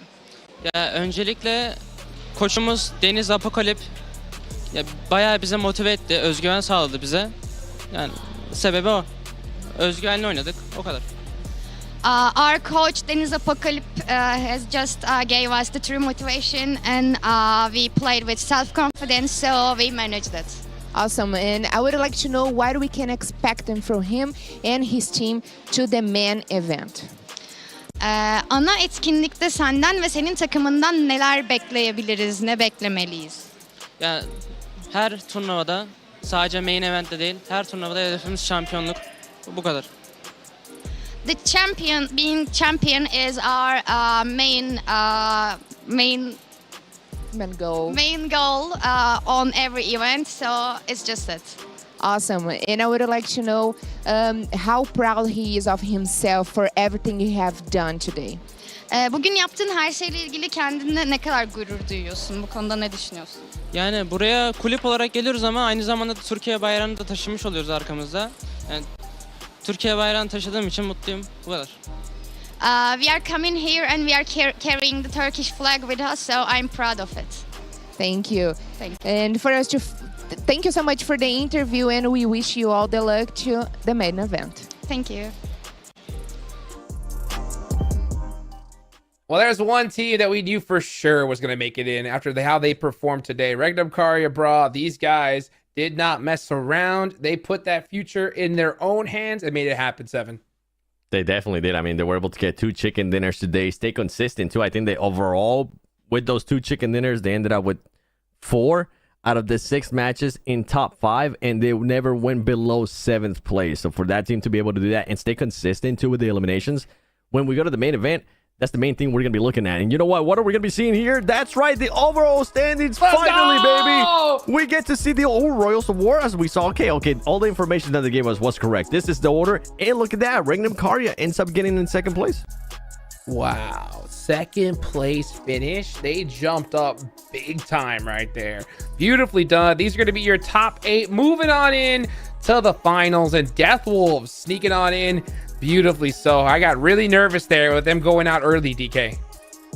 Yeah, I can definitely understand why there was quite a bit of stress coming through here, but looking at how the teams just kept the pacing, we are going to be looking at second page. Furia, they came super, super close to getting in on the action here, but as we see, I mean, 3 points, that is going to be the deciding factor between the top 8 and the rest of the teams here. Oh my gosh. Influence Rage 7. 67 total points. That's an 8-point difference from Death Wolves. So that means... And if I'm not mistaken, how many points would they have gotten if they actually won that match? Extra. 8 points. They would have gotten the 4 from the eliminations. Yeah, Yep. and they would have gotten 4 more placement points. They would have tied with Death Wolves if they beat All Glory Gaming in that last fight. Dang, okay, so we weren't crazy on saying that Influence Rich did have a chance. Good to know. I'm glad to hear that because, man, they were looking so strong too. But overall, congratulations to all the teams that are going to be going over to the main event. You can see it right there. We talked about the ones that are already there. Now we're going to get a chance to see all the teams that are going to be going there. And boy, is it going to be stacked. Man, you know what? One thing that I'm really proud of, I've got to give a big props to all the teams that from the qualifiers, right? I mean, these were open qualifiers, folks. We had tons of teams compete. They just got dwindled down little by little by little. And there's quite a few qualifying teams that actually made it here to the big show, DK. I mean, we see quite a few of those names, right? We got Smoke Gaming in the mix. We got the Zebra Masters in the mix as well. The Death Wolves also bringing in quite a bit of that, search and maybe even destroy action. But what a play it was. What a phenomenal prelim setup this was. Absolutely. 7, any final words? Tune in on Friday. It's going to be amazing. Friday, Saturday, and Sunday. See you at the main event. Oh, we got some of the best on the planet going to be competing against each other. And we got also 3 teams all the way from the qualifiers that are going to be running with the big boys as well. Who knows what's going to happen, guys? Tune in on Friday. We'll see you then. If I'm not the one, I'm uncomfortable. See the competition I've been running through. Leveled up, I only see them in my rear view. Yeah, I'm ballin'. Yeah, I'm ballin'. Been ballin'. Yeah, I'm ballin'. Yeah, I'm ballin'.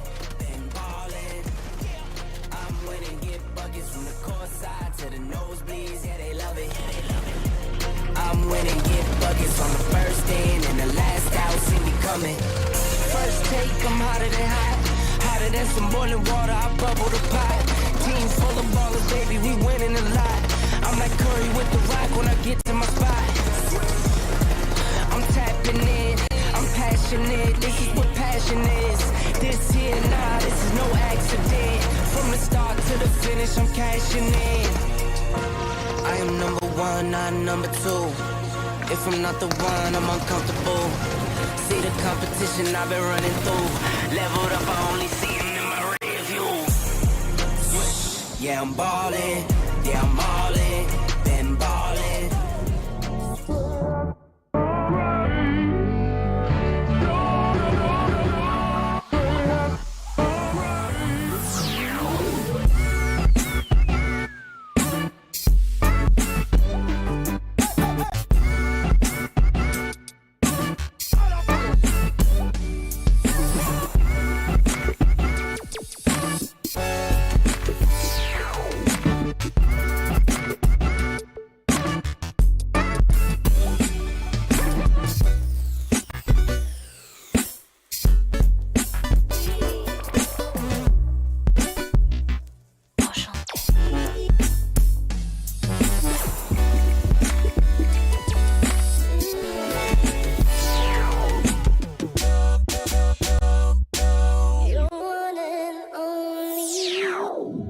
Thank you.